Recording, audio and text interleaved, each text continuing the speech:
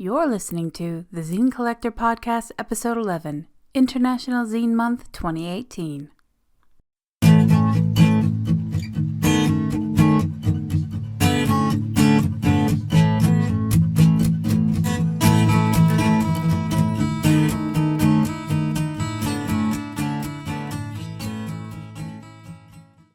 Hello, Zine friends! Welcome back to the Zine Collector, or if you're new, welcome! I am your host and resident zine enthusiast, Jamie Nyx, and this is the Zine Collector Podcast, which is finally back. This is also not usually when I post. I usually post on Wednesdays, but this is a Sunday, but this is the special International Zine Month edition of the podcast. But I will get to International Zine Month in just a moment. First up, we have notes and announcements. Oh, goodness. I am back. I am back from a month-long break, about a month. I'm not sure exactly how it worked out weeks-wise, but I think it was about 4 weeks or something like that. So yes, hello, I am back. Thank you so much for your patience. I ended on a note. Well, I didn't end. I paused the podcast on a note where I probably should have kept the momentum going and things like that from a business perspective, but from a personal perspective, it was a really good thing for me to have a little bit of a break to get a bunch of other things done on the other side of things, and other things in the works. I didn't get nearly as much done as I wanted to, but at the same time, I got some really big, good things done. I'm not sure exactly how the timing worked out on everything, but I finally got seagreenzines.com onto self-hosting, which means a whole bunch of things. There's a lot that I can do now. There's a lot I'm planning on doing, but I don't want to speak too soon because, as I have learned, all of my plans eventually happen, but they rarely happen on time. So there is that. But yes, thank you so much for your patience. I'm really excited about Sea Green Zines and building it up to what I know it can be. And yeah, I just appreciate having the time to do that, and the support from people just being okay with me taking that time. I know we live in a world of pretty much constant content, basically, and so to take a break is a very risky thing, but in the end you just have to do what's right for you. And as much as I would have liked to have been able to present you with more on the episode I come back, here I am, basically. Anyway, I didn't really have like a big plan, but I was kind of like, vaguely, I want to be back for International Zine Month. How could I miss it? That's the Zine Collector Podcast, right? And I think it was this past Thursday, I think I went, oh, wow, it is the end of the month already. How did that happen? Why didn't anybody tell me? Everything has just gone zoom, in a good way. What's the saying? Time flies when you're having fun, that sort of thing. It hasn't all been fun, but time has certainly been flying regardless. Okay, so I'll keep moving along. Just thank you and welcome back. I have one announcement to make for this episode, and that is for the Android users in the audience. And the announcement is Google has created their own podcast app, Google Podcasts. And I'm very happy to say that, boom, the Zine Collector is there already on Google Podcasts, even though the app is practically brand new. Yay! So if you are interested in that app, you can find the podcast straight away, basically. This is not a shout out by any. This is a shout out, but this is not sponsored. This is not sponsored by any means, but I do have to give a shout out to my podcast host. I mean, they're only mine, obviously, but where I host the Zine Collector, and that is pippa.io. Again, not sponsored or anything like that. No kickbacks whatsoever. Sorry, I'm getting ahead of myself. I'm really excited to be back and I have so much to say and that sort of thing. But yes, I will slow down. Pippa.io, they're not the cheapest hosting out there. If money is a big issue, and believe me, it's not exactly a non-issue for me, they're not the cheapest out there. However, for the extra, I've found it to be totally worth the extra money that I have spent extra over what I may have spent elsewhere. They have been incredibly responsive to all of my queries. Every little thing in detail I've talked to them about, they have been, like I said, very responsive, very kind, very enthusiastic. That's been what's been really great is that, I've got the Zine Collector. It's just a baby podcast, it's very small and I love it and I'm proud of how far it's come and stuff like that. But compared to other podcasts, even just on Pippa.io, it's a small podcast. But I forgot my train of thought. I'll just come out and say I forgot my train of thought. So I'll refer to my notes and just say, basically, yes, they've been really responsive to my questions. They've made it so easy for the Zine Collector to, easy for me to submit the Zine Collector to various podcast apps like Pocket Casts and Castbox and stuff like that. They made the whole process very easy. But not only that, they approached me about getting the Zine Collector considered for Spotify. It's a consideration process. You're not automatically in just because you have a podcast. So they approached me and they took care of the whole thing, and Spotify accepted the Zine Collector, and that was amazing. And yeah, they did the whole thing. They had a meeting with Spotify. They asked if I wanted to be on the list. Of course I wanted to be on the list, and away they went, and it was wonderful. And the one big thing, and I think when I was originally looking at different podcast hosts, the one thing that Pippa had that I really loved was the analytics. And just the dashboard is very clean and easy to look at and easy to read and everything. And the analytics are great. You have breakdowns by country. You have breakdowns by what people are using to listen to your podcast, all of that stuff. And I love analytics. I love numbers. I love statistics, that sort of thing. And so Pippa has been absolutely perfect for me in that regard. Like I said, they're not the cheapest, but I have found that they have been worth it to me.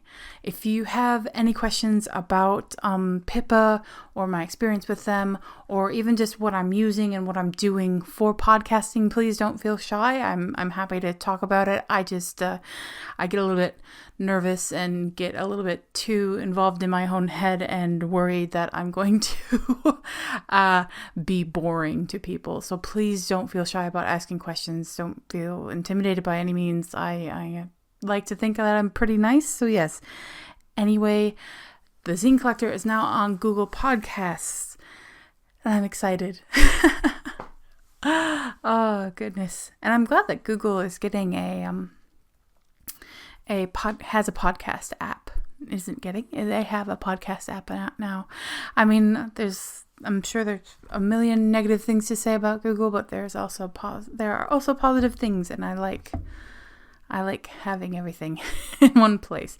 But anyway, before I get into that, let's get on to some zine events. Oh, sorry, bumped the mic. Let's get on to some zine events happening around the world. Now, if you're listening to this, you won't know that I have moved podcast spaces. If you're watching this on YouTube, if you've been watching my Happy Mail Monday videos, if you have watched my recent video in which I showed the move and everything like that, I am in a slightly different space. But yes, for the podcast, the listeners only, I'm in a new space. I've got I think I could say significantly smaller table. So apologies in advance. I'm trying to work with the space I have, but excuse me. I do have a problem with bumping the mic on occasion. I'm not quite used to the limited area that I have. So yes, Apologies in advance. Now let's get on to those zine events happening around the world. Okay, first up we have the Brum Zine Fest happening in Birmingham, UK. And that's on July 1st, as in today, as in possibly tomorrow, depending on what time zone you're in or when you're watching it. But yes, that is on July 1st, the Brum Zine Fest in Birmingham, UK. On July 4th in Bordeaux, France, we have Zine Fest 5, meetings of micro editions, fanzines, and multiples. Ooh. Wouldn't you just love to go to France for a zine fest? Oh, I'm off to France for a zine fest. Oh. Goodness. Anyway, let's see. Okay. Oh, this is interesting. Also in Birmingham, UK on July 7th, we have the Birmingham Zine Comic and DIY Art Fair. I'm just wondering if, I suppose it could be over 2 weekends, that sort of thing. But yes, also in Birmingham in the UK. Now, also on July 7th in Indianapolis, Indiana, in the US, we have the Glue Stick Festival. Oh, I love that. That's awesome. And also on July 7th in various locations, it looks like, we have Small Press Day 2018 in Erie. I'm probably saying that wrong. E-I-R-E, Erie, and the UK. On July 12th through the 14th in Minneapolis, Minnesota, we have the Zine Librarian Unconference. That's interesting. And on the 14th, we have the Cebu, C-E-B-U, Zine Fest happening in the Philippines. On July 14th in Brooklyn, New York, we have Pete's Mini Zine Fest. Well done, Pete. And on July 14th in London, UK, we have the South London Comics and Zine Fair. If you'd like a direct line to zine events around the world or would like to make sure that your zine event is listed, check out @fanzines on Twitter and Facebook. Links are in the description. Make sure your event is in the calendar or see what's happening in your neck of the woods. I do wonder where that saying came from, neck of the woods. Head of the woods, feet. Is there an area that is the feet of the woods or the knees? Rambling. I'm back. You missed the rambling. You know you did. Or maybe it was just me. I don't get out much otherwise, so maybe this is the rambling is because I don't talk to people much otherwise. Oh, this is not a confessional, Nyx. So the last episode 10 of the Zine Collector, at the end of May, was a community episode where I invited zine makers from around the world to talk about their zines as well as what zines are to them, why zines are important to them, that sort of thing. If you haven't seen that, and even if you've listened to the podcast and not seen the video, I highly recommend looking at the video on YouTube. It's not everybody was able to send in video and audio. Everybody was able to send in audio, obviously, but it's really fun to see. I think it's really fun to see people actually talking about why they love zines and why they think zines are important. I suppose that's probably why I decided to do the video portion of the podcast as well as the audio, because there's just something about seeing someone talking as well as listening to them. It's probably why I don't like phones either. I want to see the person talking. Anyway, so that was the last episode, number 10. In this episode, we're still sort of on the community line of things, the area of community, insofar as we are celebrating July International Zine Month. Ta-da! Dramatic music. No, not dramatic music. Celebratory music. It is my favorite month of the year, and it's not even my birthday month, but what can I say? Like, is anybody really surprised at this point that I would like International Zine Month more than my birthday month? That probably makes me a little bit sad, but anyway. And why else would I be doing the podcast on a Sunday rather than a Wednesday? Anyway, International Zine Month. As I've said here before, I don't want to assume anybody's level of familiarity or unfamiliarity with zines. So I'm going to talk a little bit about International Zine Month, what's happening, what you can do, how you can participate, and a little bit about how I'm participating this year.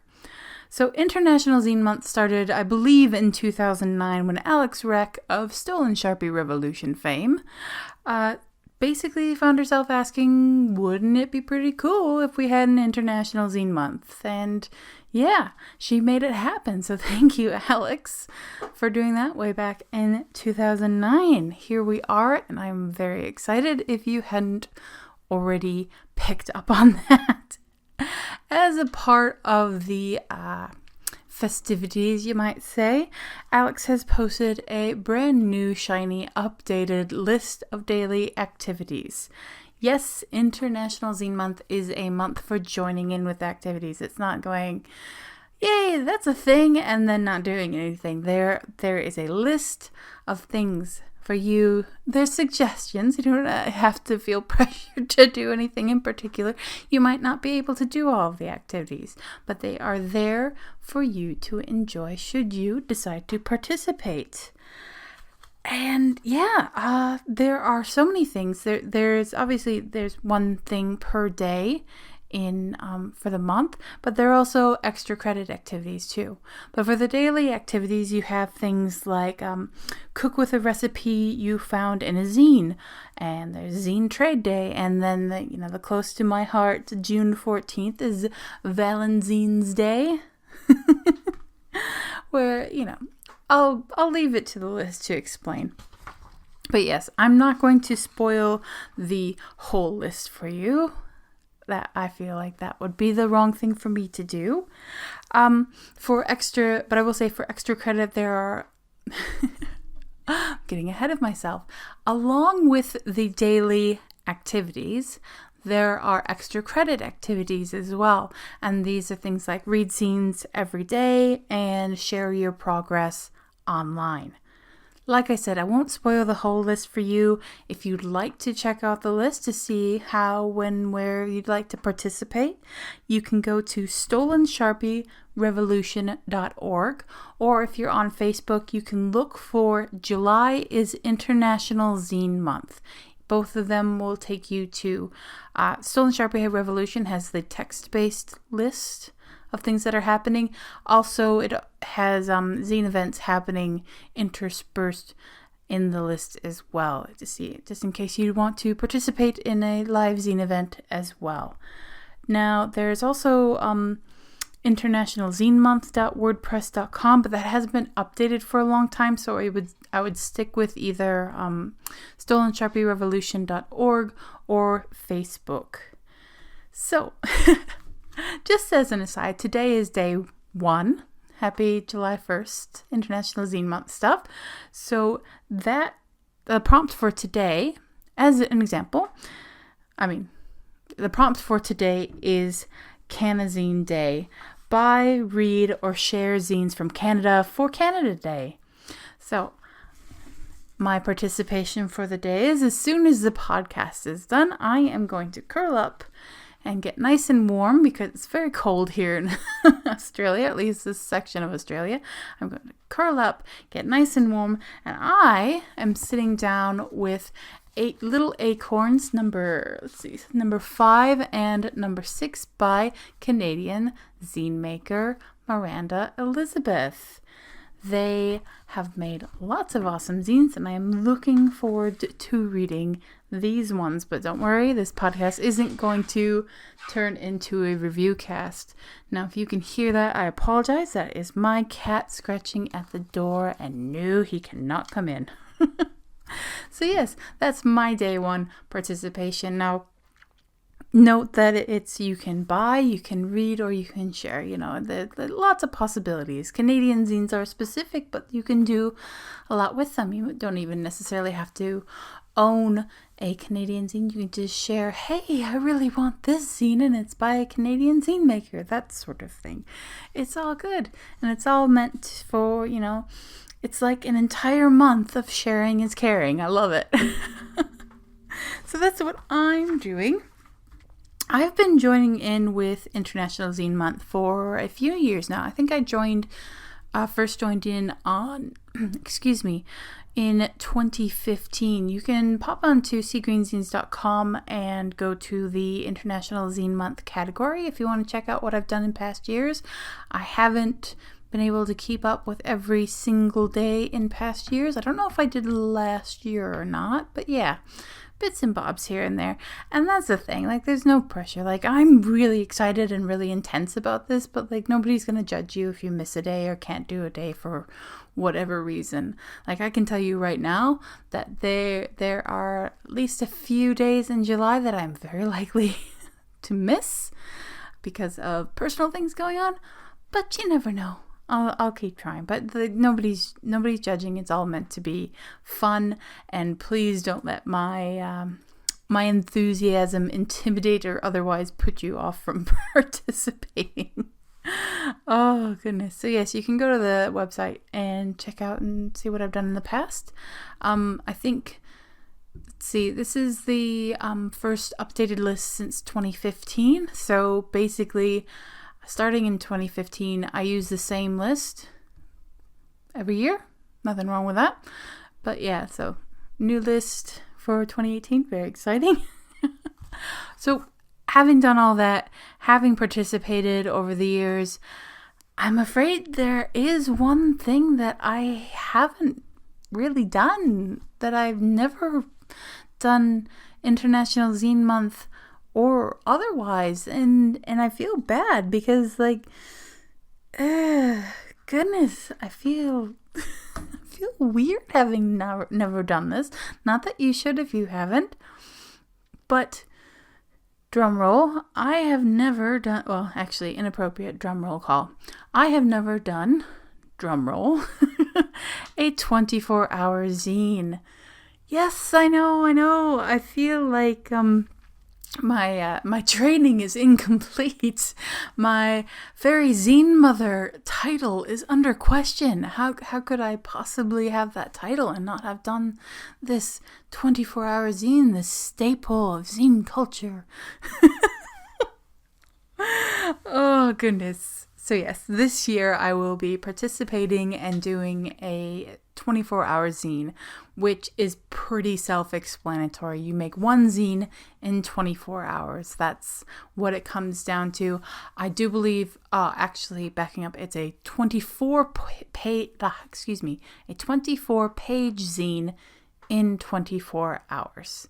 So yeah, it's not a one-page zine, that sort of thing, but I will be guaranteeing you that I am going to be trying to finish by a reasonable time, because I like my sleep. I need my sleep, and nobody likes me when I don't have sleep. Oh goodness. So yes, that's me. That's my big thing. I haven't solidified all the details or anything like that yet. I will probably be doing it in the second half of the month at some point. I think in the past there's been like a day for it. I didn't triple check the list. I'm not sure if there's a specific day for it. I know it's extra credit, but anyway, I'll probably be doing it in the second half of the month. And I was thinking of doing like short video type updates on Instagram. But if you'd like something else, I don't know how it would work exactly with YouTube. I've never streamed anything before, so I don't know how well that would go, or how badly that would go, or how that would even work. So yeah, I'm open to suggestions, that sort of thing. Like I said, I was thinking of the Instagram videos, updates, that sort of thing. But if you would like anything else, please let me know. If you want me to do something more, something different, I'm really open to suggestions at this point. This is the time to get those suggestions in, because I'm energetic, I'm happy, I'm bouncing, I'm really ready for it. So yes, ready for the month to come. I was going to say on that note, but it's actually, similar note because we're on the same topic, but yes. If you are participating in International Zine Month in any way, be it just one day or the whole month or just the 24-hour challenge, whatever you're doing, wherever you're doing it, let me know. I like to put together a list that gets bigger and bigger over the course of the month, linking out to where people are participating, doing various things. And that way it's all sharing, getting to know new zine makers, getting to catch up with zine makers you haven't caught up with for a while, that sort of thing.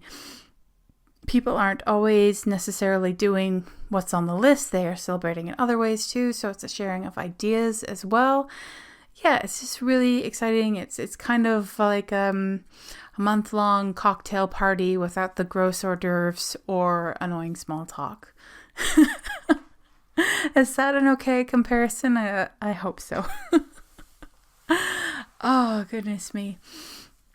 I think I usually would do the Q&A section now, but I think the Q for this episode would be, what are you doing for International Zine Month? Originally I had a few other things planned, but right now I'm just I'm trying not to overstep. I'm trying not to take a bigger bite than I can chew, that sort of thing. So I'm focusing on doing the prompts as much as I can, and then anything extra is absolutely bonus. Of course, I'll be doing the extra in the form of the 24-hour zine challenge. So yes, that would be the question I'd be answering. And the sharing is caring is basically would be all the links for the information on International Zine Month. A little bit of a cheaty sort of episode, but yes, it is a bit of a shorter and sweeter podcast this run, so I hope you'll indulge me that, given that I'm just back into the swing of things. So yes, I sort of on that note, like legitimately this time, not just out of habit for saying it, I will leave you with a question in regards to the length of podcast episodes. I am thinking about a very big topic, like covering a very big topic for the podcast, and I have only just started all the research I need to do, and there's a lot of research I need to do, and I already know that this could easily go over an hour. I don't think it would be 2 hours. That'd be a lot. But it could easily go over an hour. So my question for you, or it's probably 3 questions really, is when it comes to a big topic, is your preference to have one big podcast where you get all the information? It's big podcast, but you get all the information in one. Or would you prefer smaller podcasts, like 2 to 3, maybe even 4 podcasts, and have the information split up so that way it's easier to, deal with and process, one bit of the information at a time? That sort of thing. Do you want it in one lot and you'll do with it and listen to it as you please? Or, should I section it out so it's a bit more, digestible, as they might say? Or does it come down to the topic? Like, is it entirely dependent on the topic? Would you be listening to an hour of topic A, but if it was topic B, be like, no, I'd prefer part 1, part 2, part 3, that sort of thing. So that's what I'm wondering about today. Please let me know in the comments. This will definitely inform this episode. I don't want to get too much into what the topic is just yet. I don't know why, just because I'm me, that sort of thing. But yes, longer, shorter, depends on the topic. Let me know in the comments, on YouTube, on the blog, on the various social media sites, wherever you want to respond. It is all good by me.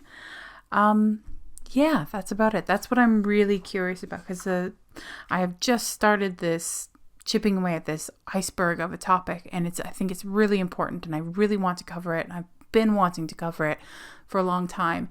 It's mostly now I'm worried about, I want to create a podcast that is the most accessible and the most desired form for you to listen to and or watch, that sort of thing. So yes, that is me for today, zine friends. Links to everything I've talked about are in the description, and sometimes there are bonus links Oh, excuse me. Might be just the time. My throat's starting to feel a little bit itchy. Excuse me.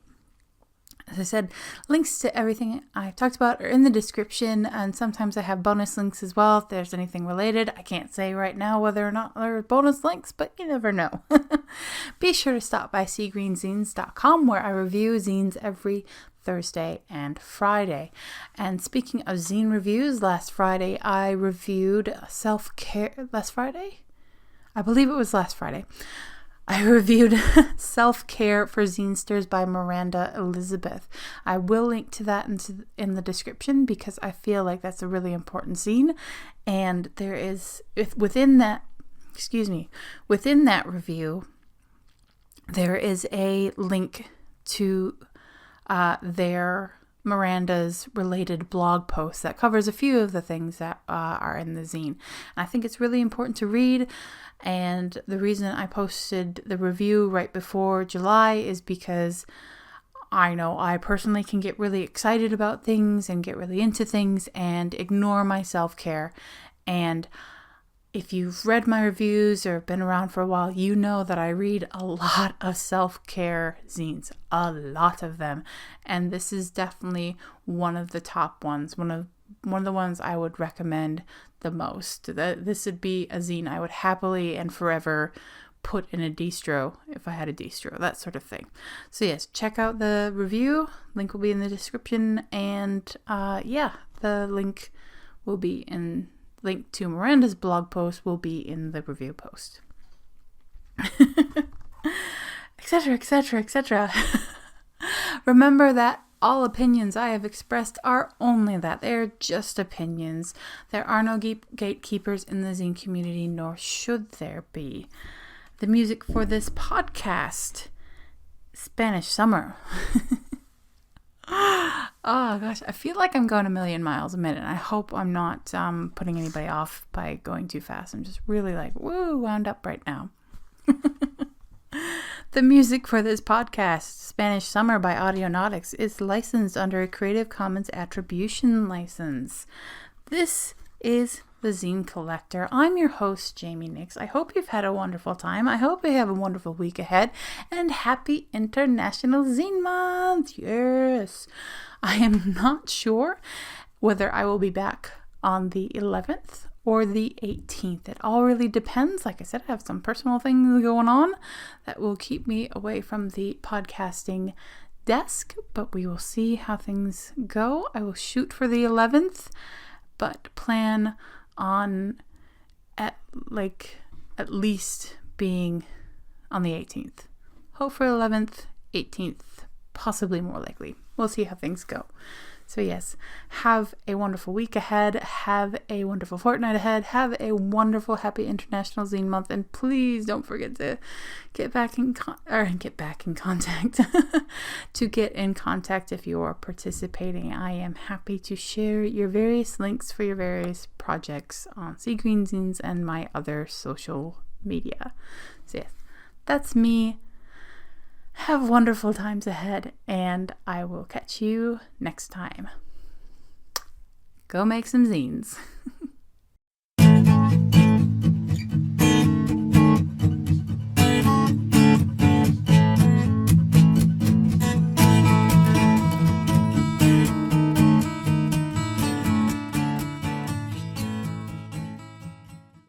So I'm recording this at, I don't know, it's 4 o'clock maybe? Could be, not sure. And I'm thinking about keeping my voice at a certain level. I'm thinking about maybe doing more late night things, evening sort of podcast, because the ceiling light and various lights around the room seem to be a little bit easier to deal with, reflection on my glasses wise, than during the day. So yeah, if you have any comments, if I look a little washed out with this lighting, I'm not sure. But yeah, let me know. Let me know what you think of the background.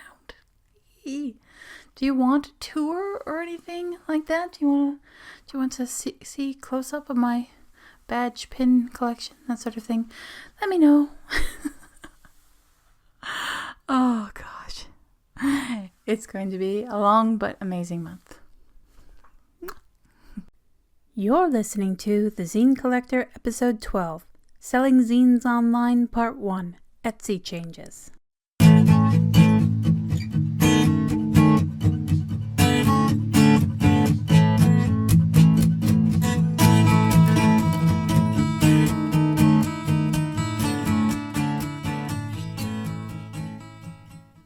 Hello zine friends, welcome back to the Zine Collector, or if you're new here, welcome. I'm your host Jamie Nyx, and this is the Zine Collector where I talk about zines and zine related topics.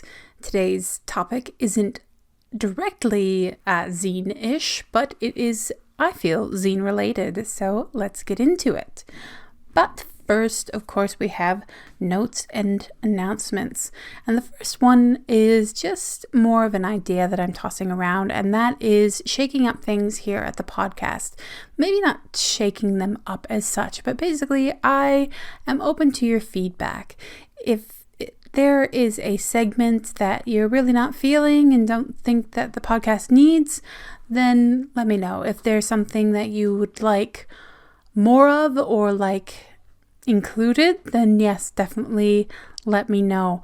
Even down to and this is what got me started thinking about this in the first place, even down to the order of things. I was thinking about how on paper it looks good to have a short segment, your main segment, and then short segments. And I sort of do it that way with zine events, and then the main topic, and then short Q&A, short sharing is caring. But I was also thinking about how maybe it would be nice to have the short stuff and then the main topic and then the show ends, because so you have the main stuff in your mind, that sort of thing. You want to write down anything, so on and so forth. I mean, maybe it's a bit egotistical of me to think that you may want to take notes or anything like that. I don't know. But yeah, that's basically what I'm thinking of, what I'm tossing around, and maybe everything will stay the same. And I definitely can't make any promises as far as suggestions go, but I am open to whatever you're thinking about the show. I want this to be as accessible as possible, as worthwhile as possible. I value your time, and I imagine you value your time too. So yes, let me know if there's any suggestions you have for making this a better podcast, or even different or more, it doesn't have to necessarily be saying that, help me make a better podcast has certain implications, whereas I just wanted to make it the best podcast for you. Rambling on and yeah. If I say basically one more time, I'm going to have to start taking shots. As in drinks, not, oh goodness. Okay, moving on. The next note I have is a simple one, and it's probably not even going to be a noticeable thing, but early next week, definitely on the 16th, perhaps on the 17th, and maybe on the 18th, I will be offline. Definitely on the 16th, as I think I just said, and yeah, 17th and 18th are a little bit fuzzy. I have a little day surgery. It's not a big deal. Everything's fine, but yeah, I just won't be able to get online. So, I will be scheduling posts and things like that. So as far as like the blog goes and even Happy Mail Monday, it won't even really be noticeable thanks to the power of scheduling things to post at a certain time. So it'll be fine. But if you did need something urgently, needed to talk to me about something urgently, it's better to get those emails in sooner rather than later. Right now, things are already quite piled up. So again, I can't make any promises in that arena, but yeah, it's better to get in contact sooner rather than later. But if you can wait until next week, I would greatly appreciate it. Everything should be fine and completely back to normal on the 17th, but I know from previous experience that I tend to not give myself enough time to recover from basically anything. So I'm trying to be better with the self-care side of things this round by anticipating the possibility that things might be a little rocky early next week. My voice is getting a little rumbly. I apologize. I have redone this podcast Not the entire thing, but like half of it, like a few times, just because I just having a very self-negative day, I guess. And yeah. Anyway, so that's why my voice is a little bit rumbly. I apologize, but I have my water here and I will try to keep it steady for you. And that is it for notes and announcements. Not very exciting whatsoever. So there we go. Let us carry on with zine events. So what's happening in zine events around the world? Now, a few of these may be a repeat from the last podcast, so I apologize for that. We only have a few on the list for this fortnight, and that they are in Minneapolis, Minnesota on the 12th through the 14th. In the US, we have the Zine Librarian Unconference. On July 14th in the Philippines, we have the Cebu, and I'm not sure if I'm saying that correctly, so it's CEBU, the Cebu Zine Fest, July 14th in the Philippines. Also on the same date in Brooklyn, New York, we have Pete's Mini Zine Fest. On the 14th in London, UK, we have the South London Comics and Zine Fair. On July 21st, in York, UK, we have the York Zine Fest.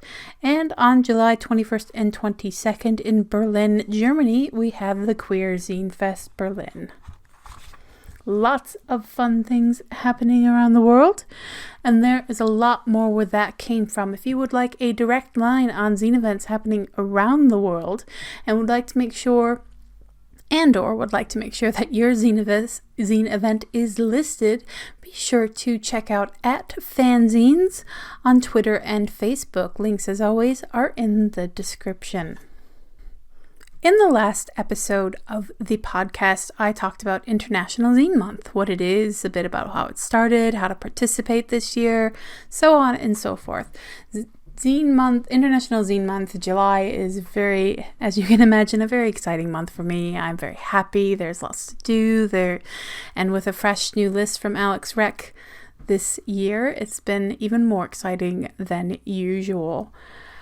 I was really hoping to, last month when I was thinking about what I wanted to do for the podcast in the coming month, I wanted to keep things fun and light and just, have a good time. It's International Zine Month. However, one little thing popped up and timing dictates that I not necessarily do a subject that wasn't on my radar. This subject has been in my ideas list since the beginning. I just wasn't planning on doing it right now. But thanks to Etsy. Does that give you a hint of what I'm going to be talking about? Yes, thanks to Etsy, I will be talking about selling your zines online. Now, as you may have noticed, this is a part 1. It's a huge subject. What can I say more than that? It's a big subject. So today I'm going to have a little bit of a rant followed by a little bit of an introduction for what I have planned in the coming episodes. So what did Etsy do? Tell us, Nyx, what did Etsy do? Last month, online marketplace Etsy announced that they would be raising their transaction fee from 3.5% to 5%. Now, this is the transaction fee just for being on Etsy, not anything else. I'll talk about the other fees later. So you might think, Etsy's a huge business. It's a huge marketplace. A 1.5% rise isn't that big of a deal. Well, it is and it isn't. For big business, this isn't exactly an unheard of move. However, it's not just a 1.5% rise, even though that alone would be enough it was enough to get people angry. It's a little bit more complicated than that. Up until now, or rather until the 16th, the way things have worked with this particular fee is that 3.5% was charged against the item itself. So if I wanted to sell you my $10 book, the fee, no matter where I sent it, whether I sent it to Queensland or the UK or the US, no matter what, the transaction fee for selling that on Etsy would be 35 cents. Easy peasy.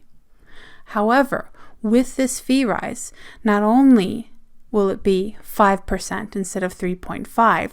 The fee will be calculated on the entirety of the sale, the item and the shipping cost. So whereas it would cost me 35 cents no matter where I sent it before, now after the 16th, to send my $10 book, it would cost 41 cents to send it to Queensland.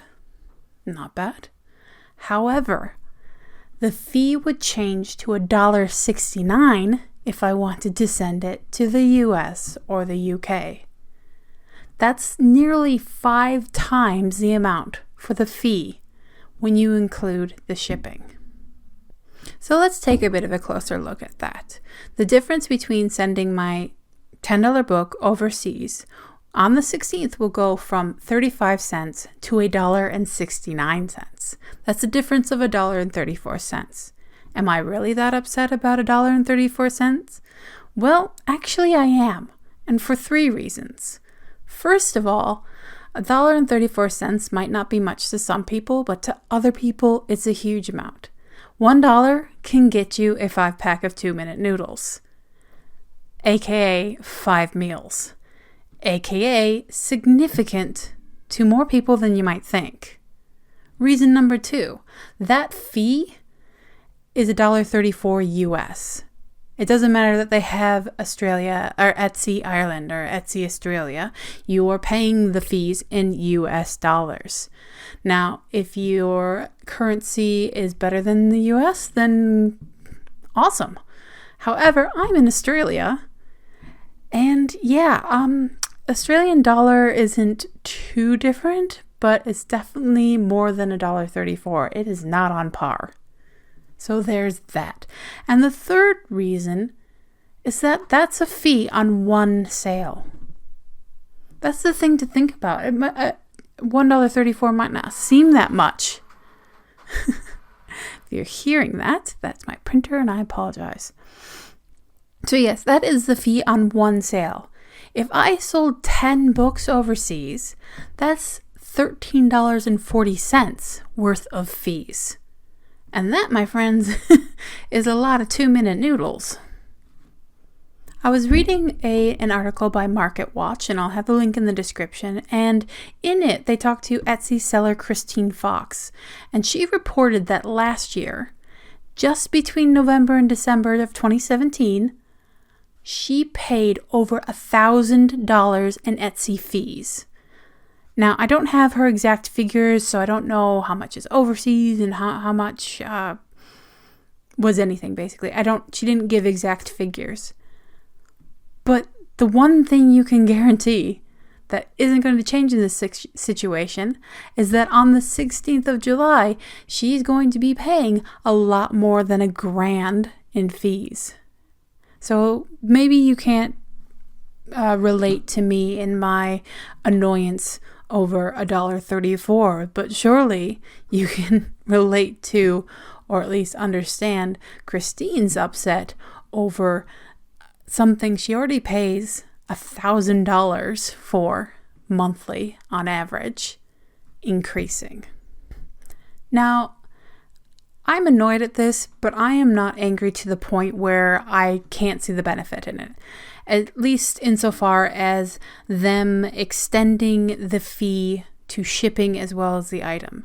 Now that's what I wish Etsy would have done. I wish they would have kept it at 3.5%, but extended it over to the shipping. If they had, I would have rather they didn't do anything as far as the fee structure goes, but if they had to do something, if they could have just stretched it over to the shipping as well as the items, then that would have gained them the extra revenue that they were after, and maybe not cause so many problems for the small shops.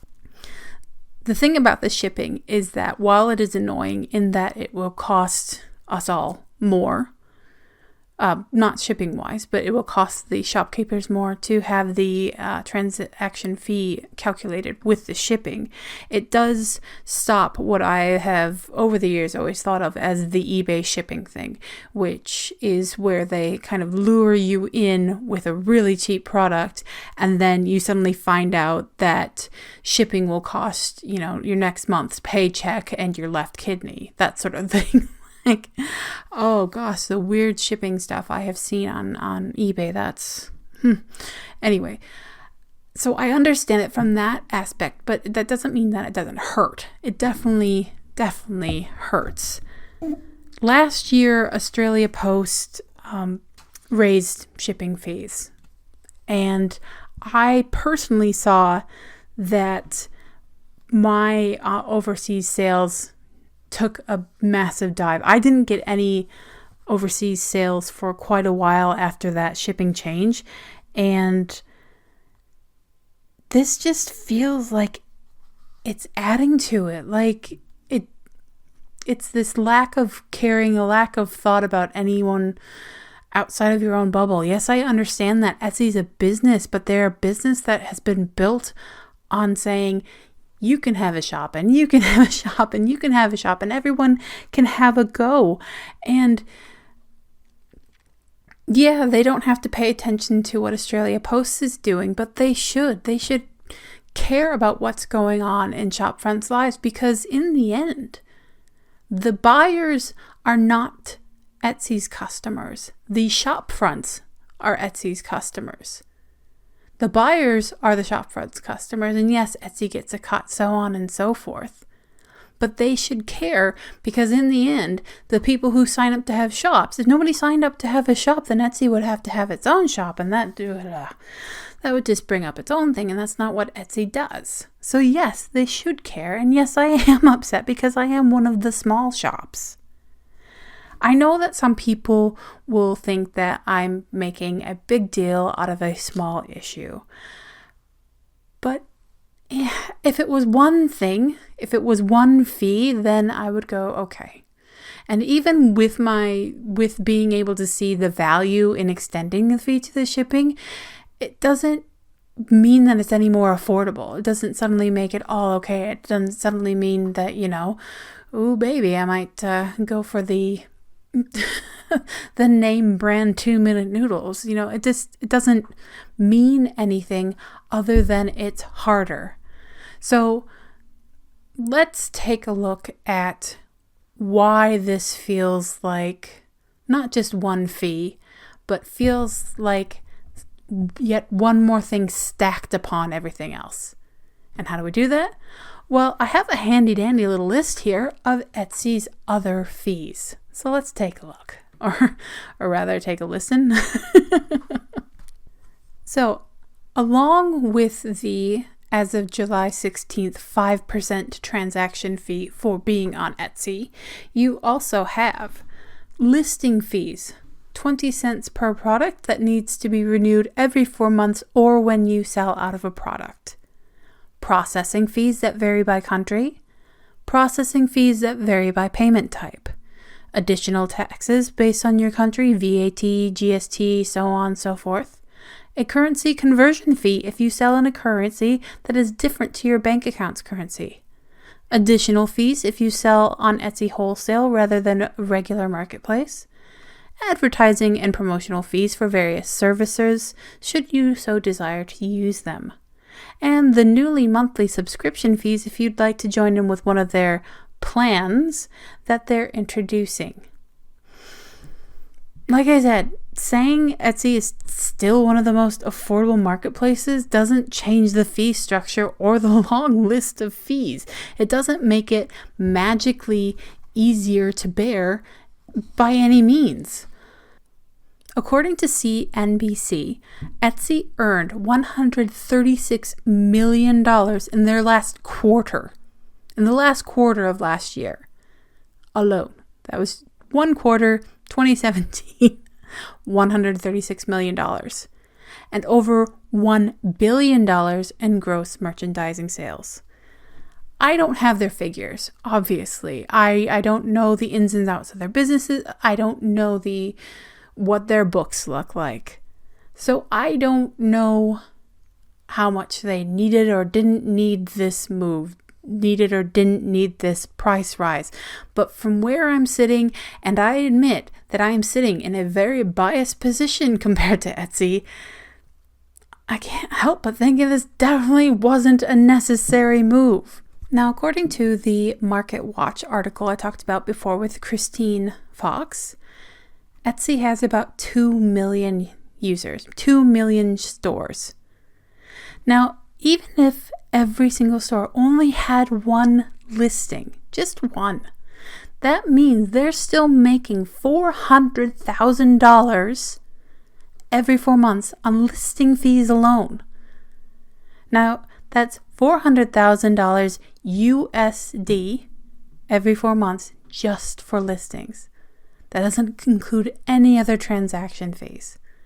And that's why I'm a little fired up. I'm a little bit sus about this fee rise when you are guaranteed at something like that. And I can almost promise you that it's more than that, because there are shops out there with literally thousands of listings. I have something like 42, I think, which isn't much. There are a lot of shops I love that have around 100 to 300, that sort of thing. So yeah, they're definitely making more than that, guaranteed every 4 months. To be realistic, I can't condemn a business for being a business. I can get angry and annoyed and things like that, but in the end, they want to make money. They're saying that the money from this transaction rise will go back towards getting more customers in and that sort of thing. I just feel like a business that makes so much shouldn't have to punish their customers to get more traffic for their customers. It just doesn't make sense to me. That being said, I can't sit here and say to you, stick it to Etsy, close your stores, tell them we're not going to take it anymore, because there are actually still advantages to having a shop on Etsy. And even beyond that, like, the market spoke. Etsy announced that they would have the fee rise, and their stock rose enormously. Like, they didn't quite break records, but they got close to some records. And even though I'm disgusted by the fee rise, like I said, I can see why extending it to the shipping could be a good thing overall. And you may have noticed that, yeah, I still have an Etsy shop link in the description. I still have my shop up. I haven't closed it over this, though I make no promises, and, probably might in the future. So yes, there are still advantages to being on Etsy. There are still reasons to have a shop front if you're willing to put up the fees. So how do you know if Etsy is worth it to you? How do you know if Etsy is better than the other choices that are out there now for having an online shop front? How do you know? Where else can you go? What else can you do?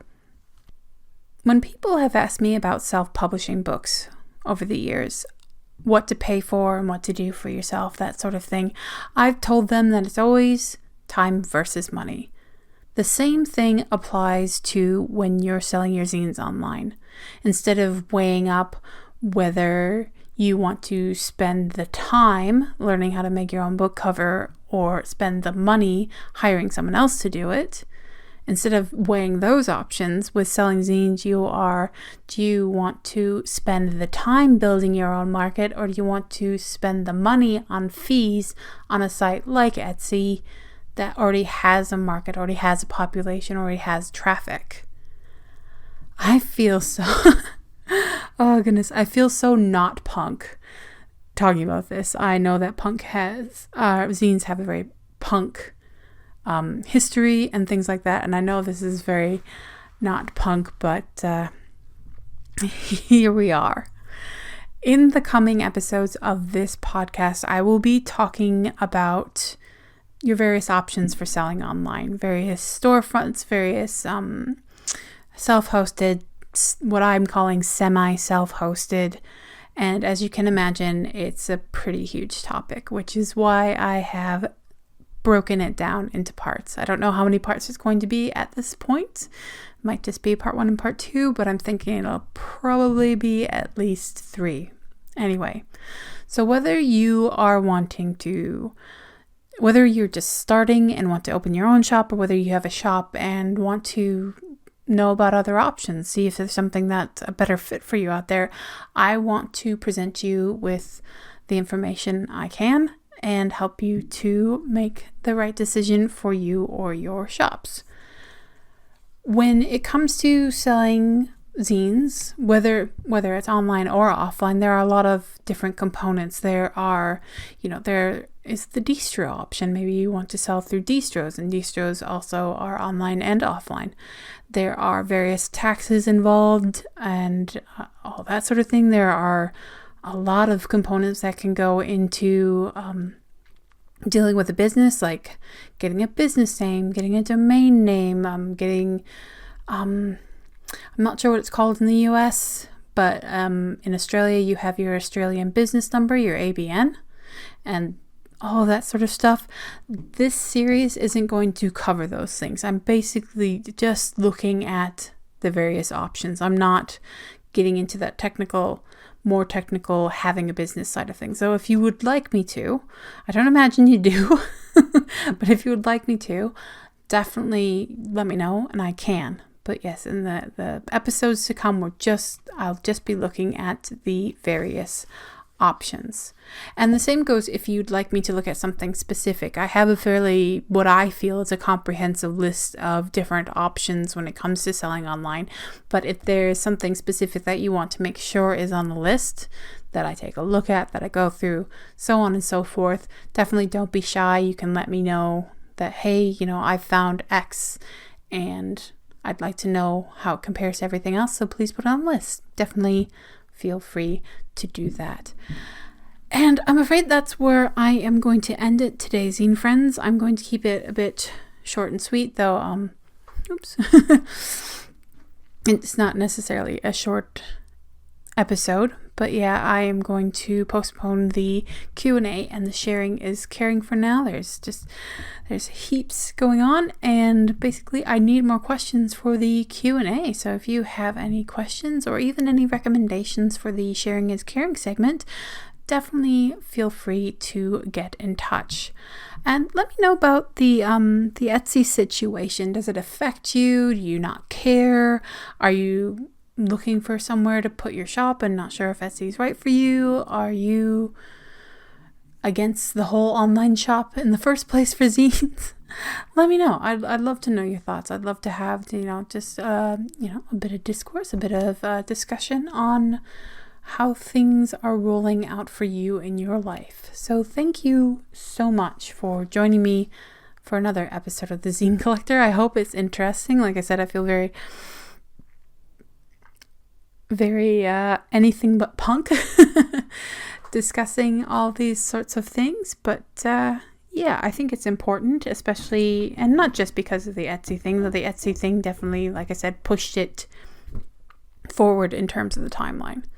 But yeah, it's it's all very serious, and I will plan on some more fun sort of topics for future episodes after this multi-part series. Remember that everything I say is just my opinion, and maths isn't my strong suit, so you can always follow up on my maths, though I did check 3 times. There are no gatekeepers in the universe, nor should there ever be. Links to what I've talked about are in the description.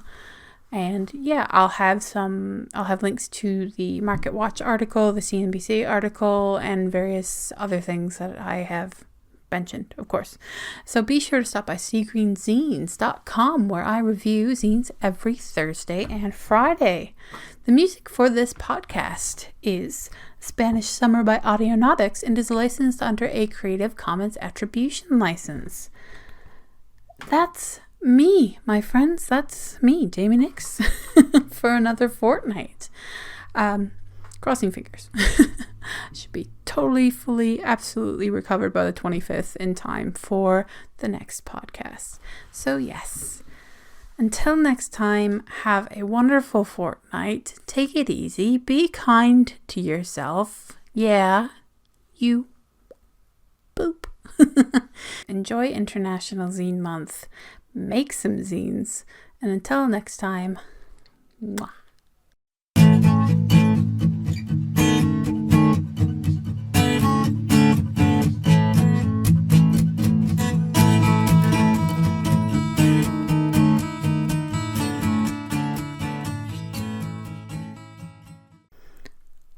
have not recorded and re-recorded an episode so much since the very first episode. Oh my gosh. I'd swear it was Monday.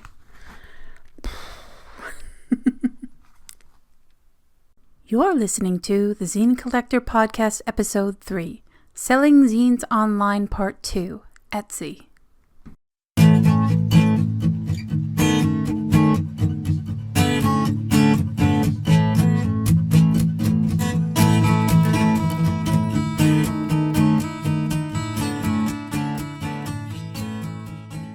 Hello zine friends, welcome back to the Zine Collector, or if you're new here, welcome. I'm your host Jamie Nyx, and the Zine Collector is where I talk about zines and zine related things. So I'd like to get right into it basically, because I'm not sure how long this episode is going to go now that I'm starting it. And I don't want it to be a monster episode. So I'll get right into notes and announcements. And first off, I'd really like to thank everyone for being really patient with me. Whoops, excuse me, while I hit my microphone arm.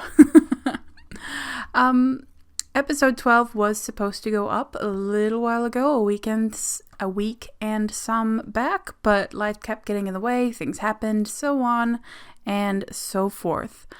Also, this topic, which I originally was going to make into one long podcast, ended up so that it made more sense to break it up into 3 podcasts. And the more research I did on the first section made me realize that the first section in and of itself should be broken up into 5 for easier listening, easier on your brain and mine, that sort of thing. So yes, it just kept getting bigger and bigger. And then with other life stuff happening, I don't like being late. If you have read the blog or have been listening to this for a while, I don't like going off schedule.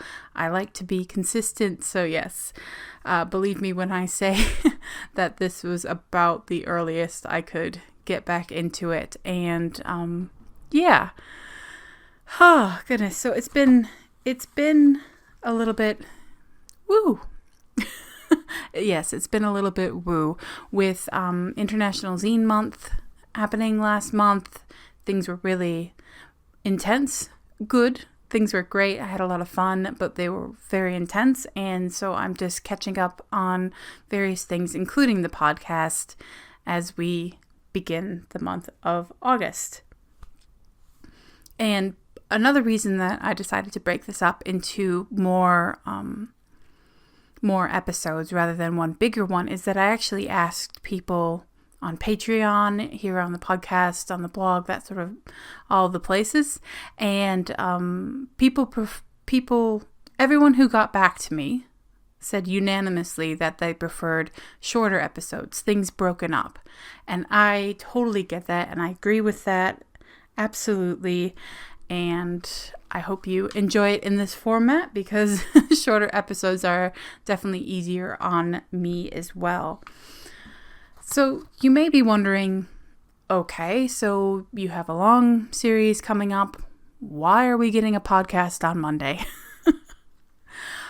Well, because I'm me. I don't really have a firm as such answer for that. But basically it ended up that usually I post every other Wednesday, and then this topic came up, and I realized that I didn't want, when I broke it down into all of its components, I didn't want to make people wait a fortnight between each episode.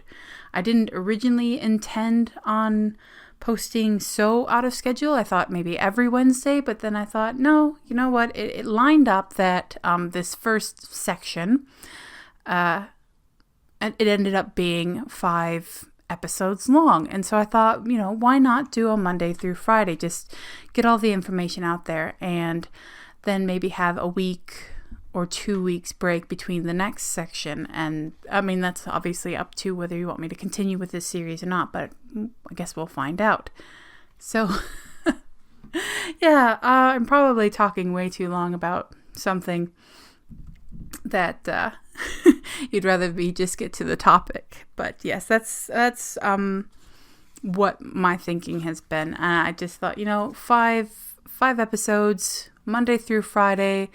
I wouldn't mind a little bit of something different, because this week is my birthday week. I feel a bit strange actually mentioning it, so I have to cut that out in the editing. So yeah, I thought something different, so on and so forth.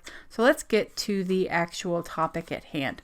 Or rather, I won't get ahead of myself, and I will talk about zine events happening around the world first.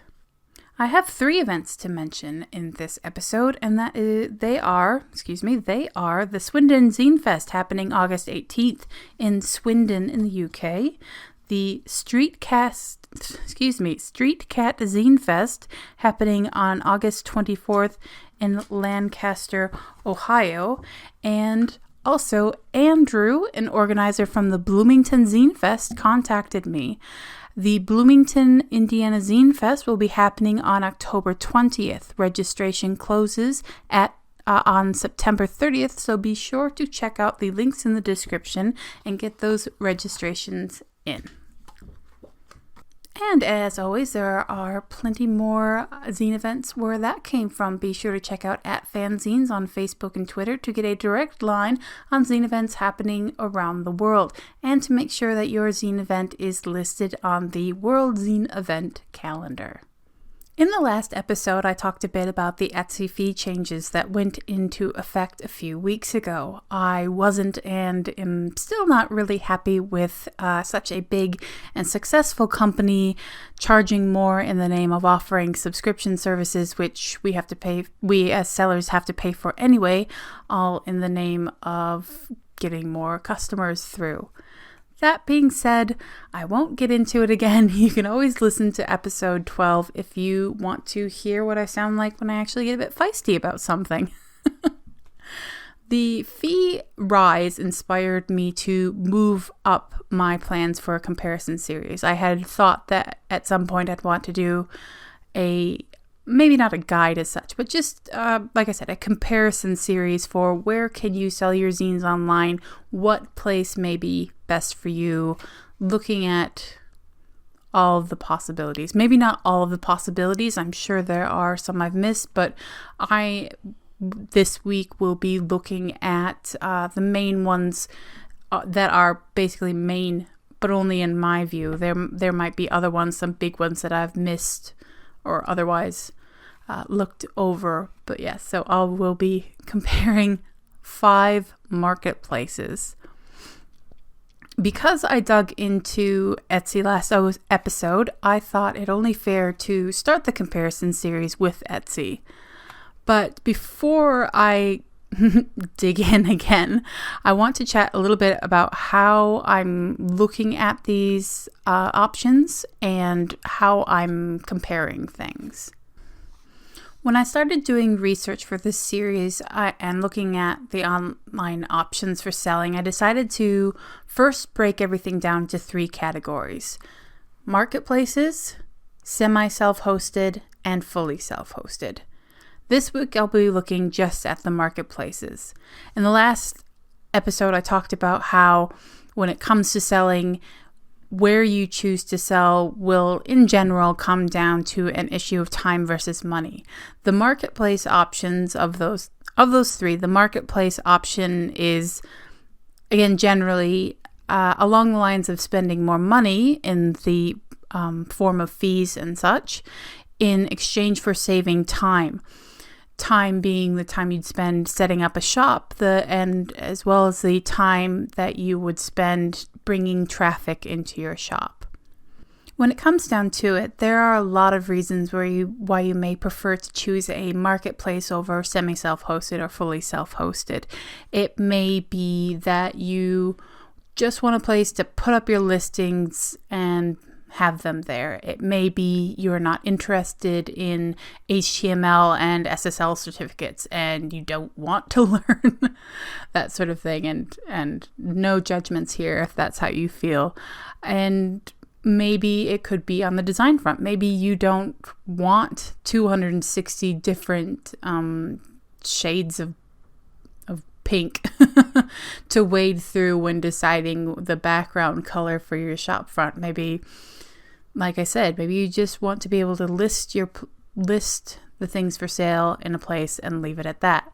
That's not to say that some of the options I'm going to be talking about this week don't have customization possibilities for your shop. That's just to say that you may want to choose a marketplace so you don't have to think about those sorts of things. When I started back in 2011, Etsy provided an easy to set up place to sell things. I didn't know anything about selling anything online. I basically just wanted to sell my journals, sell the greeting cards I was making at the time, and start selling some of my zines as well. So for the interest of full disclosure, I have the most experience with Etsy. While researching the series, I signed up to the various places and I had a look around and I, poked this and checked out that. But Etsy is actually the only shop where I have listed and sold zines. What I'm hoping to do with this series is to lay out the various options and give my thoughts for whatever they're worth on each option. With this series, I do really hope that laying it all out in the way I have will help you make your decision, whether you are looking at starting your very first shop or just wanting to look at other options from wherever you may be selling your zines right now. With each shop option, I am looking at 1, how many listings pop up when you search the word zine in the marketplace. And it is the word zine because there are some places where the number of listings that pop up change according to whether you put zine or zines in the search bar. 2, the fees, which will be in Australian dollars unless I say otherwise. 3, how much you make after the fees. On a $7 zine that costs $3 to ship. Those are just numbers I have picked out for ease of use, basically. 4, how easy is it to start a shop on the respective site? Did I call that 3 or 4? That was 4. 5, my various notes, and 6, my consensus on this site itself.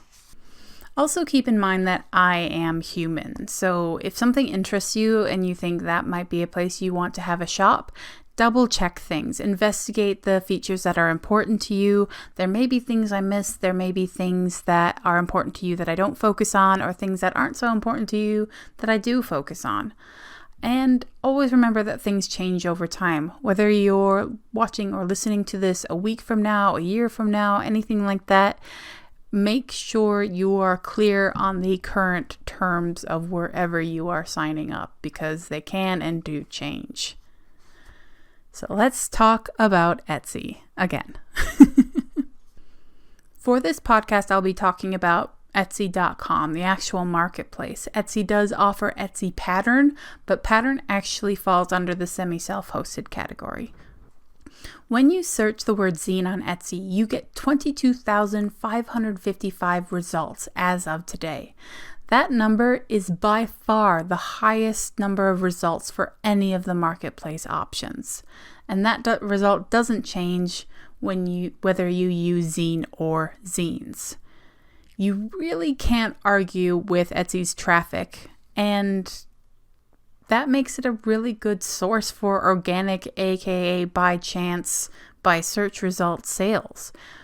Where Etsy becomes a bit contentious is when it comes to the fees.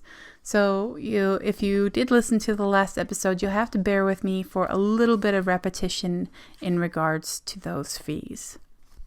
We start off with the listing fee, which is 20 cents USD or about 27 cents Australian dollars. You pay this fee whenever you list an item or whenever you relist an item that has been sold out. If your item doesn't sell, you pay to renew your item listing every 4 months.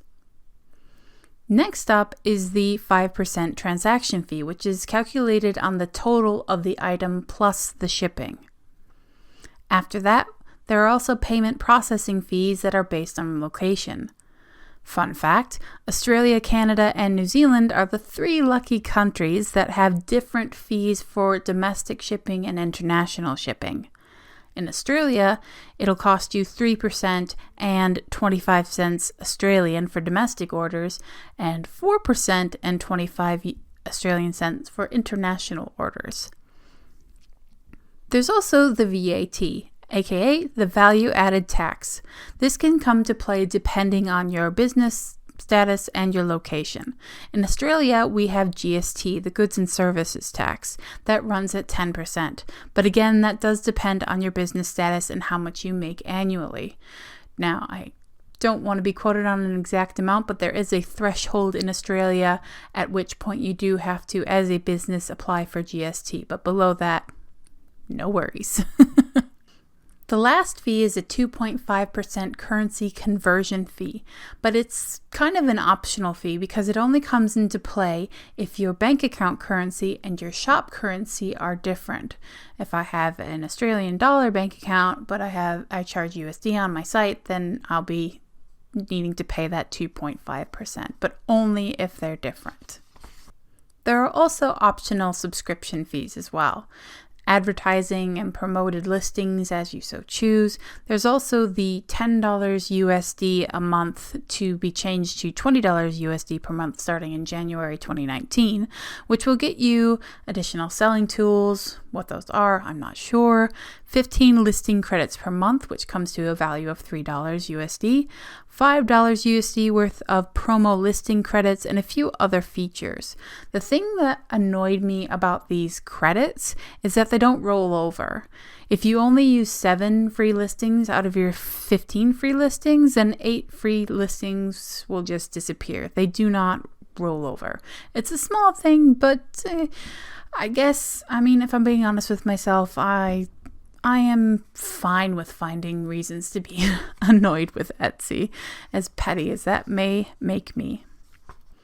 So I've just thrown quite a few figures at you. Let's work with an actual example to see what you take home after all of these fees. And this is assuming that you are working with a bank account and shop that have the same currency. So I'm not including the 2.5% currency conversion fee. And I'm also assuming that you haven't signed up for any of the subscriptions, as they are optional. So you have a $7 zine that costs $3 to ship, a total of $10 for the lot. What do you take home afterwards? Out of the $10 sale, you subtract $3 for the shipping, 27 cents for the listing fee, 50 cents for the transaction fee, and the processing fee for sending domestic orders is 55 cents, and the processing fee for sending international orders is 65 cents. After that, you are left with $5.68 if you've sent the zine domestically, or $5.58 if you've sent the zine internationally. This does change slightly if you have, say, 10 copies of your zine in one listing. Obviously, with each individual sale, because you have 10 copies on the one listing, you're not going to have that 27-cent listing fee with each and every single zine. However, one thing that I haven't included, because it can vary so much, is the cost of actually making the zine, materials, etc. Starting a shop on Etsy is actually very easy. On the main page, you click Sell on Etsy on the top right, register, and away you go. If you already have an account as a buyer, then that's one less step for you to do. All shops have a standard look, but if you want a bit of personal flair, you can take the extra time to make a shop banner and a shop icon, as well as pick out certain items from amongst your listings to feature at the top of your shop page. This can be a great way to feature, say, bundles or other buy more for less sort of deals at the top of your page, which is pretty much what I do. So what do I think about Etsy? Etsy is a very well-known name that has a very clean look to the website, and it's known for handmade, which can be very good for helping you to sell your zines. The shop manager for all the behind the scenes stuff does really well, I think, with the everything in one place aspect. Navigating it isn't always as clear cut as you might like it to be, but it's fairly easy overall to understand. But again, I do have the bias that I have been using Etsy for a long time, and so I'm not 100% sure how the small annoyances of somewhat unclear navigation might be to someone who's using it for the first time. There aren't a lot of options to make your shop front truly unique on Etsy. They all have the same basic look and setup, but the things that are available are nice. Your shop banner, your shop icon, so on and so forth. Etsy also makes it really easy. This is something they integrated a year or two back, maybe longer, I'm not sure. But they make it very easy with drag and drop to arrange your listings as you'd like them to be seen. This is something that I've really enjoyed because I've liked to keep my listings for each zine together instead of a randomly generated order of things. Like all my Don't Call Me cupcakes are featured together, all of my Dear Anonymous are featured together. It just makes it easier for people to get all of one thing should they want to. With Etsy, the massive annoyance for me, the fees are annoying, but the big one is how they calculate shipping. And I've talked/complained about this before, so apologies for any repeated information. But the thing is, I would actually be a bit more forgiving of Etsy when it comes to the fees if I was offered the option of weight-based shipping. The way they have it set up now is that the first item somebody puts in their cart from your shop has a certain shipping fee, which you set up. Our $7 zine costs $3 to ship. Easy. However, when someone adds some additional items from your shop, each additional item costs a set amount above what the first shipping amount. So, for example, it costs us $3 to send our $7 zine, and each additional item will add, say, 50 cents onto that shipping costs. Sounds easy, sounds fair and reasonable, except that it doesn't work. It goes so badly. That way of doing things is never accurate for me. Never. I'm either charging the customer too much or I am going out of pocket for shipping. No matter how it comes down, it means messaging with customers when they don't really need to be messaged if they just had weight-based shipping. And if you're wondering, if you're a little bit confused, what I'm talking about is weight-based shipping would be so much easier for me because say I have my Don't Call Me cupcake. It's $5 zine, $3 to ship. However, it is 49 grams. At 51 grams, shipping goes from $3 to $9. So you think, okay, so each additional item costs $6 more to ship. Except what if somebody wanted 3 zines?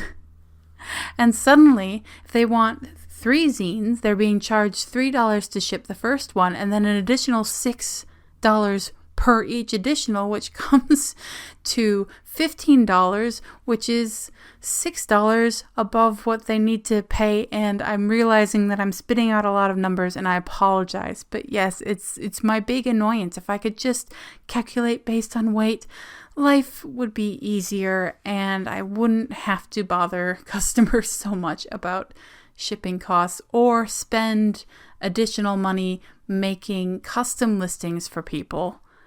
Because Etsy wins in the end, even with custom listings, because you have to pay for those still. Now that I've had my little rant, I fully admit that is my personal bugbear, and that it might not be as annoying for other people.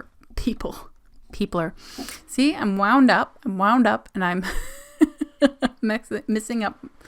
messing up my words. Woo, great example. Simply put, my consensus for Etsy is that fees stink and the shipping calculator stinks. But on the other side of the same coin, you cannot deny over 22,000 zine listings. Etsy has been a great option for people over the years, and with that kind of traffic, it's absolutely worth your consideration. Just be absolutely clear on all of the fees and how they are going to affect you. If you've made it all the way through this podcast, thank you so much for sticking with it. I've packed a lot of information in, and I know that can be a bit overwhelming. I've actually been thinking that at the end of this whole series, I might put all of the information into a PDF, because I know, for me at least, it's nice to listen and listen to things and get my mind going, but to actually see things, like I'm a visual person, seeing it on paper makes it a little bit easier. So if you would be interested in me taking all the Etsy information and all the information on all the other options to come, please let me know. Do you have an Etsy shop? Do you love it? Do you hate it? Have you considered changing since the fee rise, or have you already changed to a different shop because of the fee rise? How are things affecting you or not affecting you? I would love to read/hear your Etsy tales. Let me and others know about what's going on in your shopfront life in the comments. I'd love to get a discussion going about the positives and negatives of all the shopfronts that I am going to explore this week. This is the first episode of a week-long podcast run, if I hadn't made that clear already. So keep an eye out for the next part tomorrow, where I take a look at selling zines on eBay. Thank you again for listening, zine friends. That's where I will call it a day for today. Remember that everything I say is just my opinion. There are no gatekeepers in the zine-verse, nor should there be. Though I do believe in the last episode I said there are no gatekeepers in the universe, and that's maybe dreaming on my part. Links to everything I've talked about are in the description, so be sure to check that out. And also be sure to stop by seagreenzines.com, where I review zines every Thursday and Friday. I am very swiftly approaching my 300th zine review, so I am open to suggestions on what to do for that, how to celebrate. The music for this podcast, Spanish Summer by Audionautics, is licensed under a Creative Commons Attribution license. Wow. Tongue twisters that aren't meant to be tongue twisters. So that is it for me today, zine friends. Thank you so much for listening. Thank you so much for tuning in for this odd Monday episode. I will wish you all of the best for your day to come. Until next time, make some zines, have some fun, and have a wonderful day. Mwah!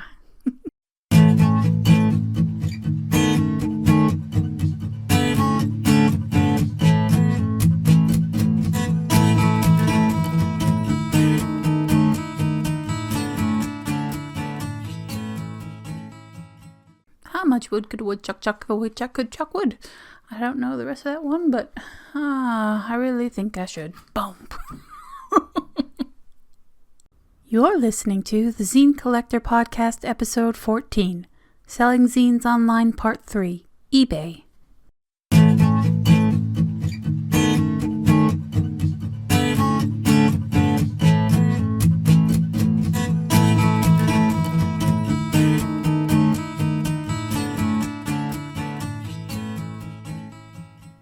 Hello, zine friends. Welcome back to the Zine Collector. Or if you're new here, welcome. I'm your host, Jamie Nyx, and the Zine Collector podcast is where I talk about zines and zine-related things.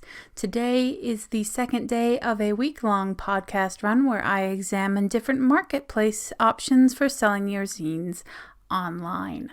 And because we are on the second day of a week-long podcast run, I don't have any new zine events happening around the world for you. So we'll just get right back into things with checking out eBay. In the last episode, I took a look at Etsy, from the fees involved to how easy is it to set up an Etsy shopfront.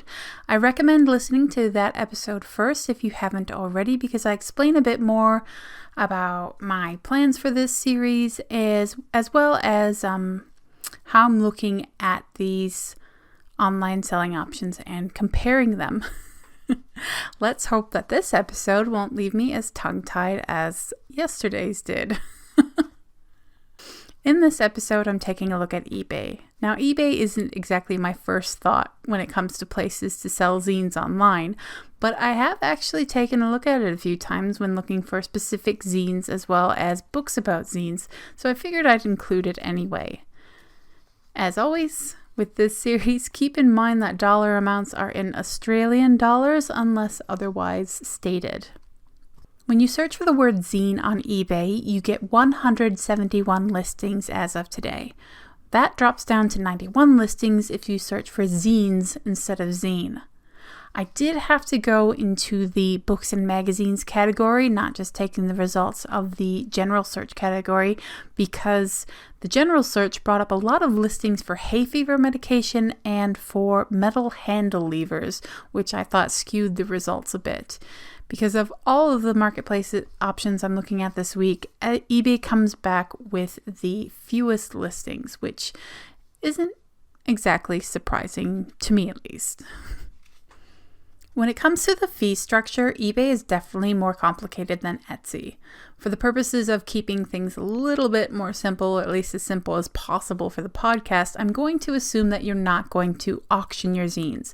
At least that you're not going to auction your zines on a regular basis. There are two options when you sell on eBay. You can choose to sell without an eBay shop as a private seller, or with an eBay shop as a business seller. And this is just the tip of the iceberg when it comes to the complicated bits. If you choose to sell in a store as a business seller, you are looking at $24.95 per month as a subscription fee. However, this fee does come with up to 600 free listings. And I'm going to make an assumption and not worry about going over that 600 free listings in 1 month. As well as the subscription, there's a 9.5% final value fee, which is basically the same as the Etsy transaction fee and is calculated on the sale price plus the price of postage. This is for listings that are fixed price, as in not an auction, and under $100. Other amounts of fees apply if it's not fixed price and it's over 100. Pretty much goes without saying, but I thought I'd say it anyway.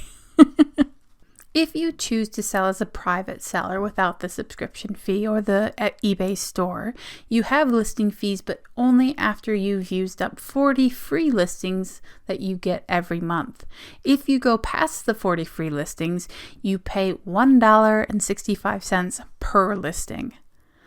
The final value fee for a private seller is 10.9%. This is also for listings that are fixed price and under $100. For anyone curious, and I was curious, so I did the maths, based on the cost of listings, the basic business seller plan becomes worth it if you go 16 listings over the 40 free listings you get as a private seller. Meaning that until you reach 56 listings, it's cheaper to stay as a private seller. Once you go over 56 listings as a private seller, then you're paying more in listing fees than you would for your monthly subscription fee. But keep in mind, that means you'd need to list at least 56 items per month for the worth to continue to be met each month. I hope that makes sense. I checked with Wanderer several times, and yes. So if you are selling a lot, it could be valuable at over 56 listings per month. There are also, as to be expected at this point, other optional fees along the lines of selling tools and the like, as well as higher level business plans that give you more free listings, so on and so forth. And that's a lot of information. So let's get to the actual example part of the podcast. You have a zine that is $7 and it costs $3 to ship, a total of $10 for the lot. What do you take home after all of the shipping and fees? If you are a private seller, Out of the $10, you subtract $3 for shipping, $1.09 for the final value fee, and if you have gone over your 40 free listings, you will be charged an additional $1.65 as a listing fee. So all up, if you are using one of your 40 free listing fees, you will be left with $5.91. If you have gone over the 40 and are paying for a listing fee, you will have, after all of that, $4.26. If you are a business seller, you subtract $3 for the shipping, 95 cents for the final value fee, and 5 cents if you've gone beyond your free listings. So if you're using a free listing, you'll have $6 after all of that. And if you are out of free listings, you will have $6 at the end of that. But keep in mind, those amounts are after you've paid $24.95 for your monthly subscription. You'll have to sell 5 zines per month to fully cover that subscription cost. Also keep in mind that this doesn't include the cost of, say, materials and such for the production of the zine itself. All of these amounts are based off the PDF table that I found on their website. They do have a fee calculator that gave slightly different figures when I tested it out, but they may have been using USD instead of Australian dollars. So maybe that accounts for the difference, but to be sure, you may want to check yourself and find out. Getting started selling on eBay is very easy. After signing up, you click Sell on the top right of the page, and the next screen takes you to a page where you can start listing things straight away. Or you can subscribe and start an Etsy store. It's really as easy as that. So what do I think of Etsy as a place to sell zines online? eBay, like Etsy, is a very well-known name, but where I feel like Etsy has associations with words like handmade, which go very well with selling zines, I feel like eBay's associated words are more secondhand and cheap imports, which don't exactly line up with being a fruitful marketplace for selling zines. When it comes to the behind-the-scenes stuff, the Seller Hub is pretty good. It's available regardless of your subscription type, so no matter where you're at or how you're listing, you get various analytics like how many people are looking at which listings, so on and so forth. You do have to go ahead and list an item to get a really good look at everything, which to me is a bit annoying. But so it goes. It encourages people. eBay is a business, and that encourages people to get going. So I understand the practice. The fact that eBay has weight-based postage calculating is a big plus for me. If you listened to yesterday's episode, you know that shipping calculators that do pretty much anything other than weight-based shipping calculating are annoying to me and cause more problems than they're worth. Along with the 40 free listings as a private seller, it's a pretty nice deal. There's obviously a focus on high volume selling with the number of free listings as a business seller and the fact that final value fees are capped at a certain amount. Those amounts, if I recall correctly, are $400 for a business seller and $440 for a private seller. So are you likely to reach that in a month? I don't know. It's really up to you and your store, of course. All up, general consensus, final thoughts. I think eBay is a good place to sell things, but more so with high volume stuff than individual sales. Unless you're selling your entire zine collection in an auction or something like that, I don't know that eBay is the best place to have a zine shop, let alone get started with selling your zines online. So that's a basic introduction to eBay for you. Do you sell on eBay? Have you sold on eBay? Do you sell zines or other things? I'm curious because I feel like eBay has potential, certainly, but it just isn't used or thought of by most zine makers. And I'm making an assumption there. I'm not sure. Let me and let others know about your experiences in the comments. As I said last episode, I'd love to get a discussion going about the best spaces, places, and other related things for selling your zines online.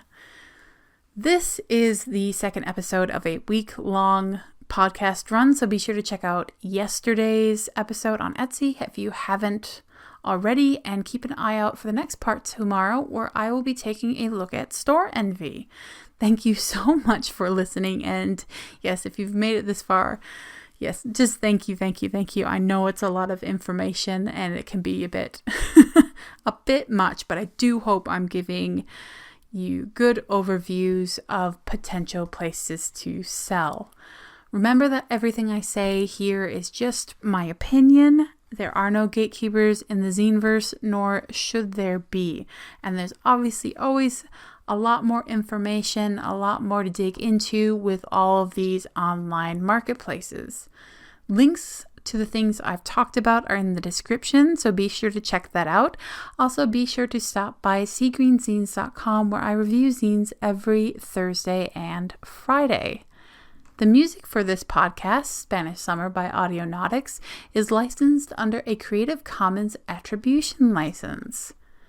So that is it today, zine friends. I am going to continue to keep the information dense but short and not add on to things, not make it too overwhelming or just too much in general. So yeah, I will be getting back to sharing is caring, and maybe Q&A or maybe a new segment after this series is over. But yes, for now, in this series within the podcast, I will just be keeping it to the information. And let me know if that's what you'd like in the future. I'm definitely still open to suggestions, even, 14 episodes in?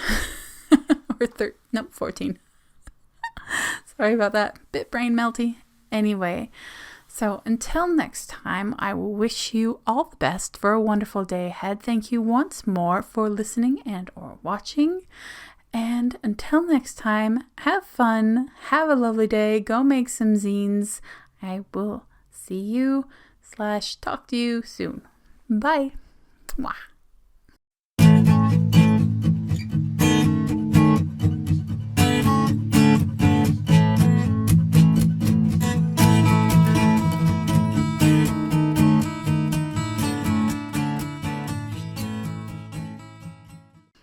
So here's a secret for you. A year, maybe more back, I thought, someday I'll make a marketplace just for selling zines and it won't have all the selling fees that Etsy has. And so yeah, if you're wondering who owns zinebay.com, that's me.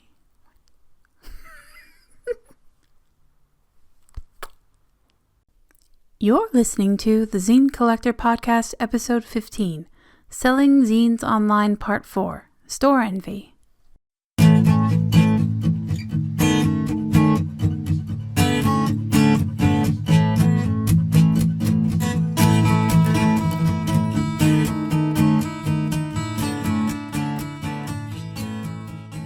Hello zine friends, welcome back to the Zine Collector, or if you're new here, welcome. I am your host Jamie Nyx. The Zine Collector podcast is where I chat about zines and zine-related things. And we are in the midst of a week-long podcast run where I am exploring the online marketplace options for selling zines online. And because we're in the middle of a week-long run, I don't have any new zine events happening around the world to share with you. And the only notes and announcements I have are, it's a rainy day. And so if you hear a little bit of a pitter-patter in the background, it's the rain on the roof. And if you're watching this on YouTube and the lighting is a little bit dark, it shouldn't be, but if it If it is, that is because it is cloudy. So yes, those are my notes and announcements, and we shall get right into the swing of things. In the last episode, I talked about the bulk selling qualities of listing things on eBay. In this episode, I'm going to chat about store envy. This is only from my view, of course, but store envy seems to be, amongst the people I know anyway, the most popular alternative to selling on Etsy. So let's dig in, shall we? Searching the word zine on store envy comes up with about 2,920 results. If you search the word zines instead of zine, this drops, but only slightly. I say about 2,920 results because it doesn't come up with an exact figure like other sites do. But I just took the listings per page, multiplied by the number of pages, and there you go. Unfortunately, that's not the only thing that's just a little bit confusing when it comes to store envy. Launching right into the fees, we'll start with the listing fees. In some places, store envy advertises that they have no listing fees, which is definitely great. But in other places, it advertises 500 product listings for free. Now, I'm not sure if it started out as 500 product listings for free and moved to no product listing fees, or if something else is going on there, but it's not clear. For the sake of this podcast and keeping things as clean and simple as possible when talking about various fee structures, I'm going to go with there are no listing fees. I'm making an assumption that people don't usually have over 500 products, which may be a big assumption on my part, but I'm going to go for it anyway. So, the fees. There are two options for selling on store envy. The first being sales that come through the marketplace, like organic searches, and sales that come directly through your shop. AKA, for example, if you had your zine shop, I'm not sure of the structure of it. I'm not sure if it's storeenvy.com/yourzineshop or yourzineshop.storeenvy.com. Etsy, you can have it both ways, but I'm sitting here and I just realized I'm not sure the structure. So yes, you have sales that come through the marketplace and sales that come directly through your shop. If someone does a search in the marketplace and buys something from you via a listing in the marketplace, then Store Envy takes 10% of that sale, and the 10% is calculated on the total, the item plus the shipping. If someone goes directly to your shop and buys something from you there, then you keep the sale minus the transaction fee from the payment method, PayPal or Stripe. That transaction fee comes to 2.9% plus 30 cents USD. There are other optional extras for things like third-party plugins and a custom domain name. As far as the custom domain name goes, it costs an extra $5 USD per month. Do not do it.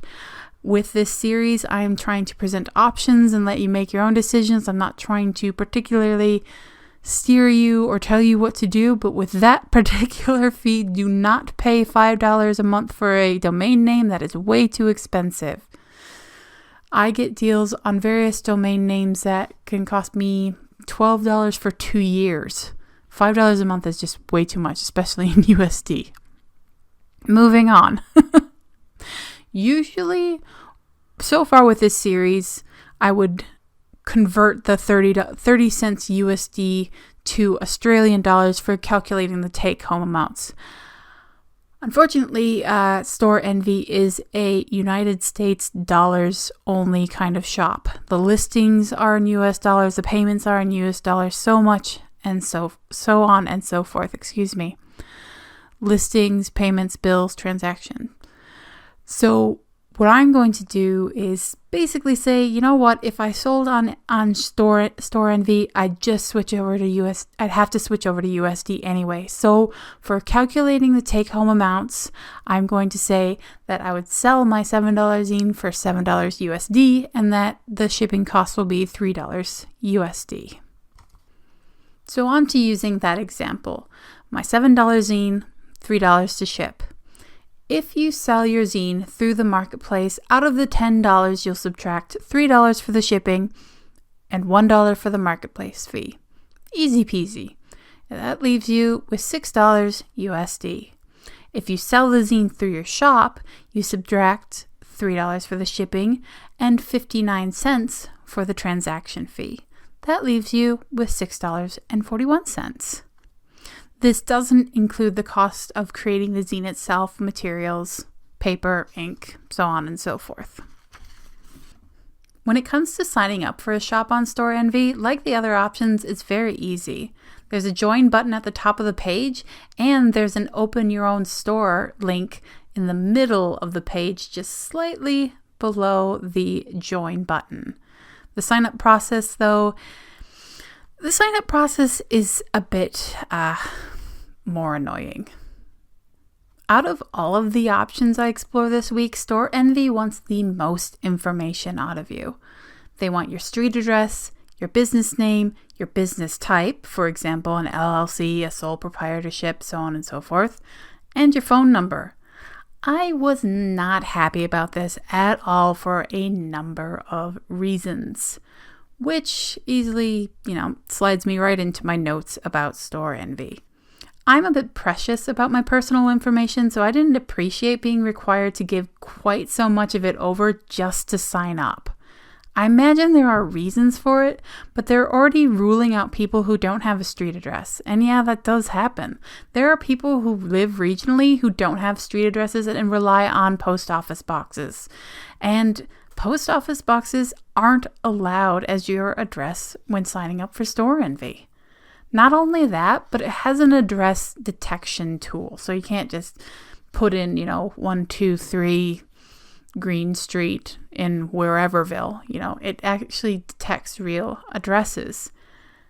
This annoyed me to no end because Wanderer and I have actually, since moving, have come up against these time and time again and have had no end of trouble with them because we had to wait months. It was definitely months before where we live now changed from a lot number to a street number. And we actually only just got over a 6-month battle with our electricity company because of the whole lot number versus street number thing. It's so annoying. And no, it's not Store Envy's fault that it took months for us to go from a lot number to getting an actual street number.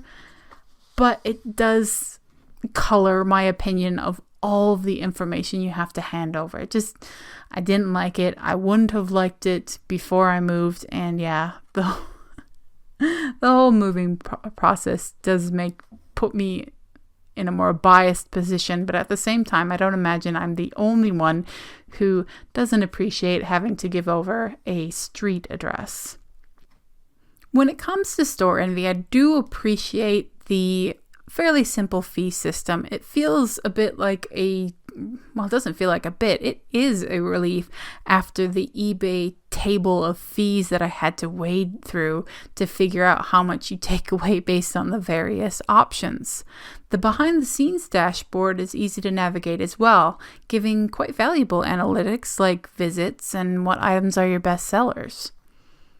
Unfortunately, as I may have indicated by the fact that I didn't do all the conversions, the currency conversions, Store Envy is a very US-centric website, which is valuable, obviously, to people in the US, but not so valuable to international people who want to have a storefront option other than Etsy. There are so many elements from everything money related to the third-party app integration, and the third-party app integration is very intriguing and adds a lot of possibilities to the marketplace, but again, they're so US-centric that any excitement I might feel at the fact that they exist is taken away by the fact that I can't use them as an Australian. It's really easy with Store Envy to feel a bit neglected if you're not located in the US. That being said, I do have a few US listeners, so definitely be sure to check it out if you are located in the US. all said and done, yeah, I definitely had a few annoyances when it comes to store envy, but I still think it has a lot going for it. Running a marketplace alongside individual shops that have a bit more customization than on places like Etsy is a big plus. It combines that option of design personality to make your store unique while also keeping the bonus of being able to be discovered through search engine. The search function in the marketplace, It's definitely worth checking out. Do you have a store envy shop? What has your experience been like? I'd really love to know. Especially, I want to know from US users as well, because I'd love to know, do you use the third-party apps? Is that something that appeals to you? I'd also love to hear the opinions from international users. Has the US-centric US currency been a problem for you, or is it largely something that's easy to deal with? I would really love to know. So be sure to start a discussion in the comments. I really like what Store Envy has going for it, but I'm really cautious about it at the same time. And so ends the third episode of our week-long series. Well, maybe not a week-long series, but it's a week-long run within this bigger series of podcasts. Be sure to check out the previous episodes on Etsy and eBay if you haven't already. I will be back tomorrow when I will be looking at selling zines on Ticktail. Thank you again for listening. Like I have been saying, I know this is a lot of information, but I hope it's been very useful for you. Remember that everything I say is just my opinion. There are no gatekeepers, in the Zineverse, nor should there be. Everything we've talked about all the links to everything I've talked about will be in the description, so be sure to check that out. And also be sure to stop by seagreenzines.com, where I review zines every Thursday and Friday and have calls for submissions on the weekend should you want to get involved with various zines. The music for this podcast, Spanish Summer by Audionautics, is licensed under a Creative Commons Attribution license. And that is it for me today, zine friends. I will be back tomorrow, as I said before. So until then, I will wish you a beautiful, beautiful day. Wish you all the best. Go make some zines, have some fun, and until next time, mwah.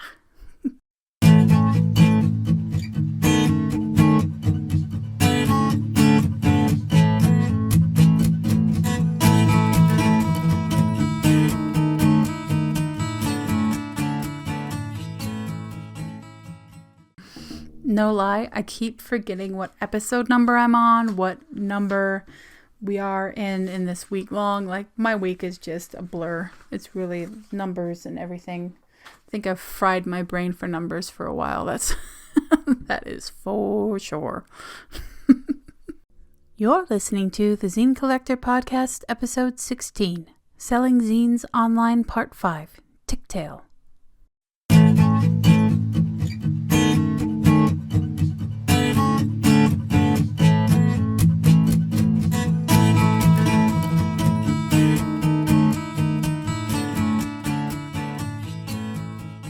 Hello, zine friends. Welcome back to the Zine Collector, or if you're new here, welcome. I'm your host, Jamie Nyx, and the Zine Collector podcast is where I talk about zines and zine-related stuff.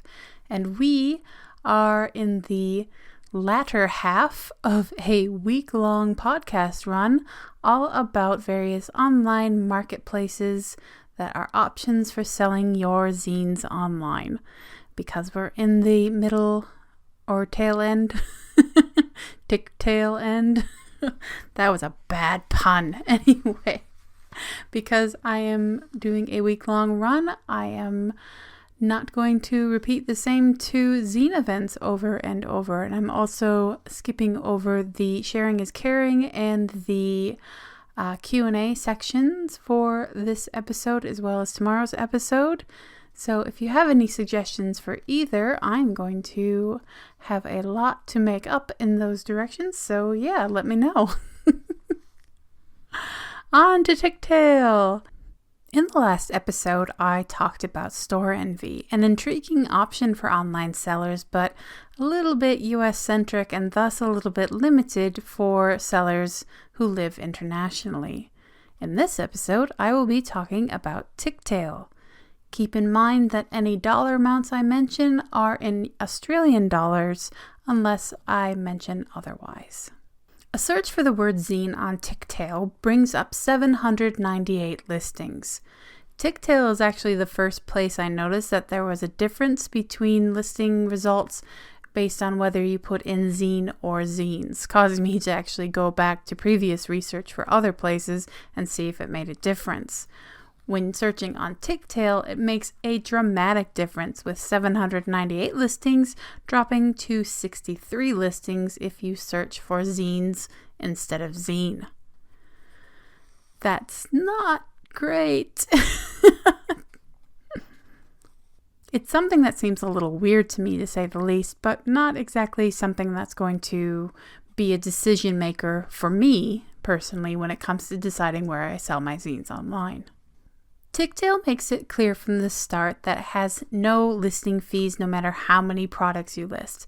This is something I doubly appreciate after researching Store Envy, which had 500 free listings in some places and unlimited free listings in other places.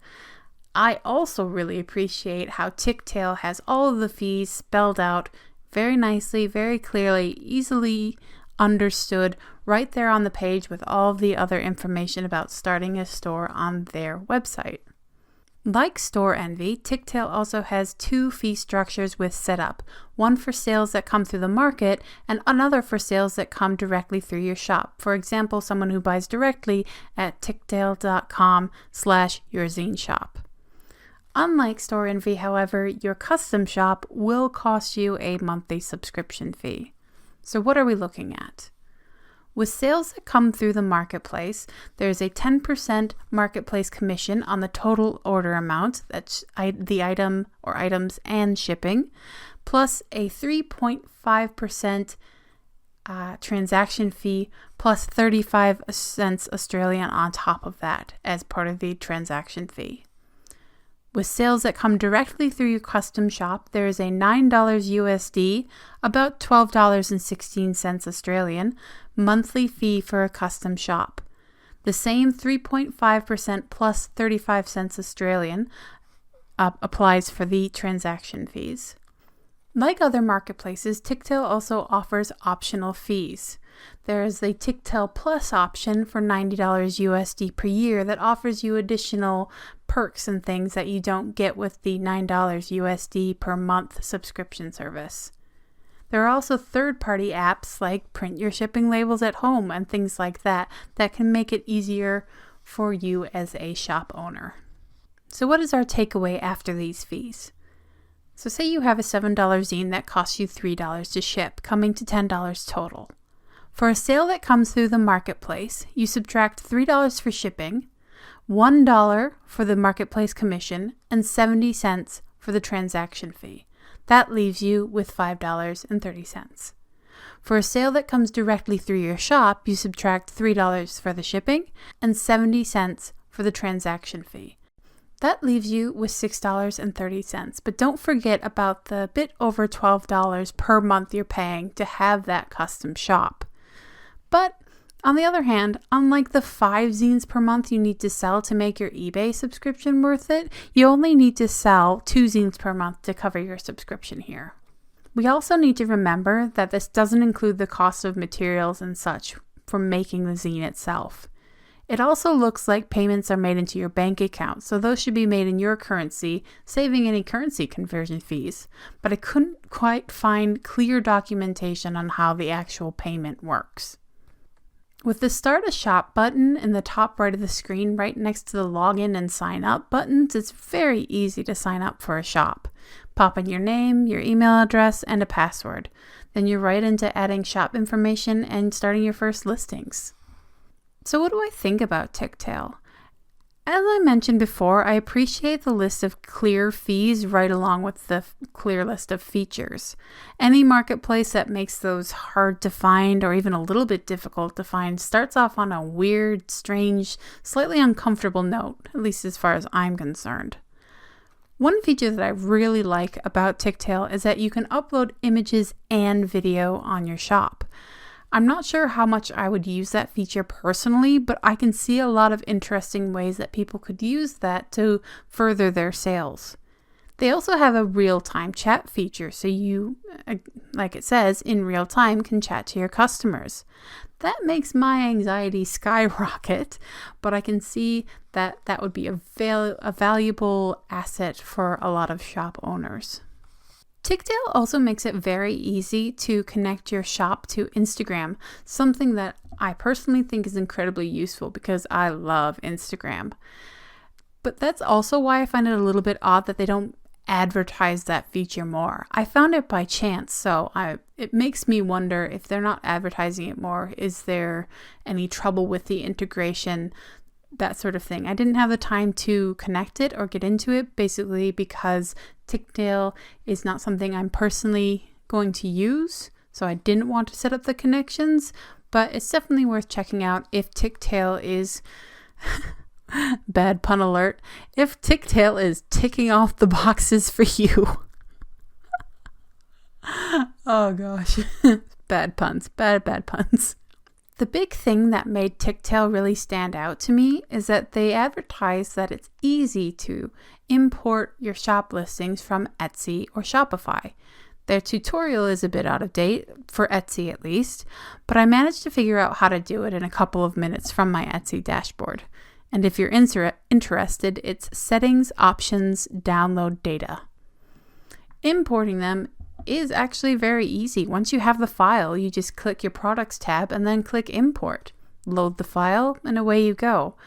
If you are looking to switch from Etsy, that could potentially save you a lot of time. All said and done, I really wish that Ticktail and Store Envy would team up. Store Envy has better traffic and, in my opinion, a better look. While Ticktail doesn't have the US-centric view and has a lot of features that I like, including and especially the ability to import your listings. Saving time is a big thing for me.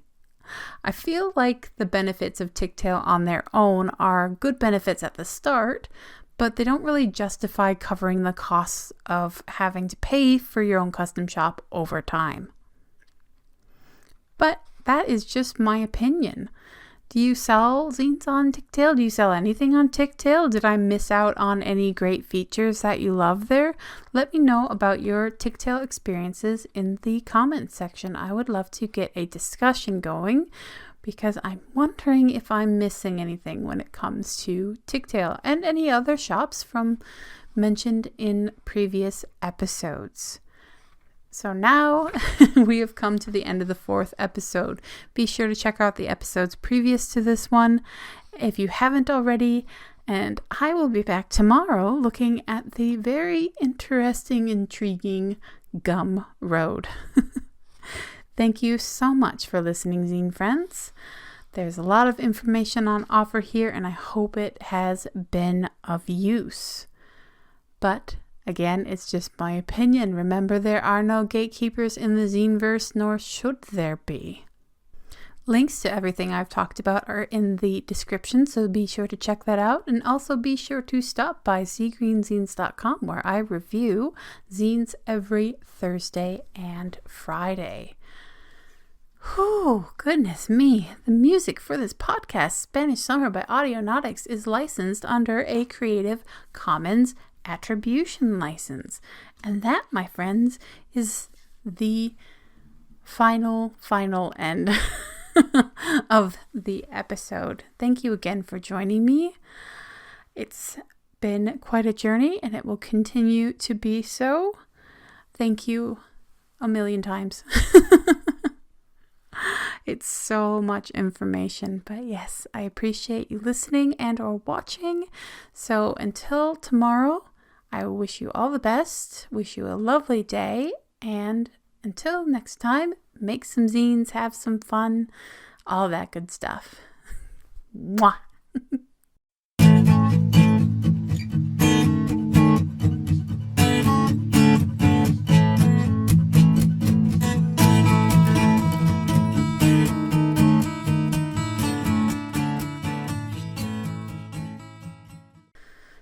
I've started typing my zine or my podcast notes. I don't know if I like it. It's better time-wise because it takes a long time for me to write. But anyway, I'm babbling. See you tomorrow. You're listening to the Zine Collector Podcast, Episode 17, Selling Zines Online, Part 6, Gum Road.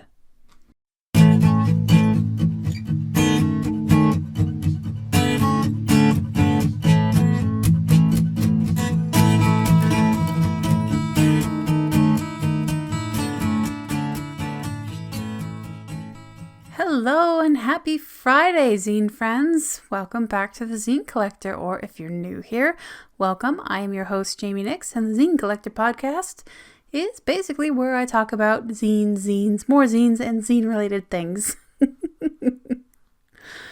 We are at the tail end of the week-long podcast run, exploring the different marketplace options for selling your zines online.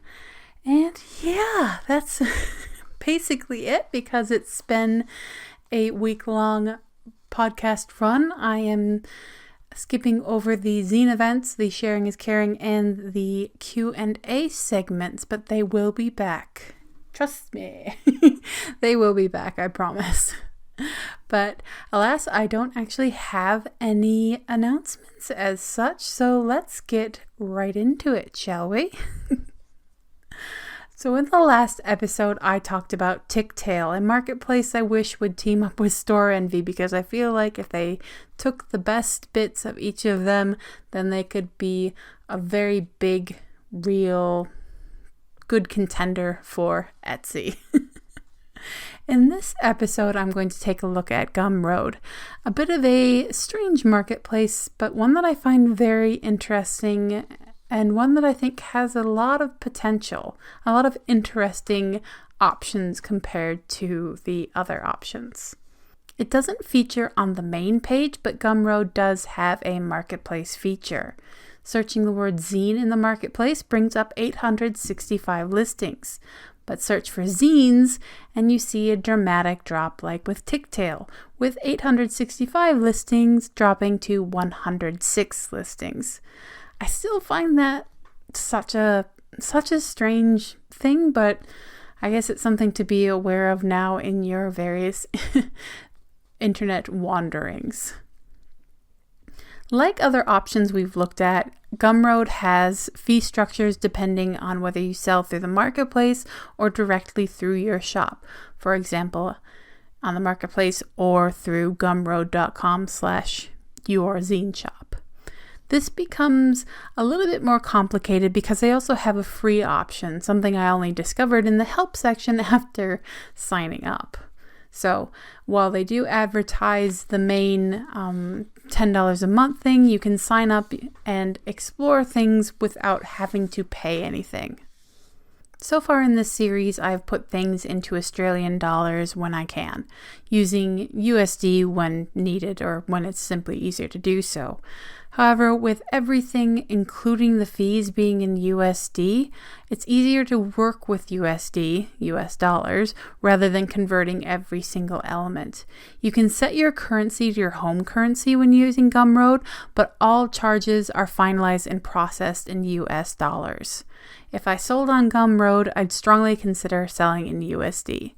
But if you are interested in a PDF with all of the information I've shared this week and will share in the rest of the series, I can do all the currency conversions into Australian dollars to make it easier to compare, take home, etc., with other shops.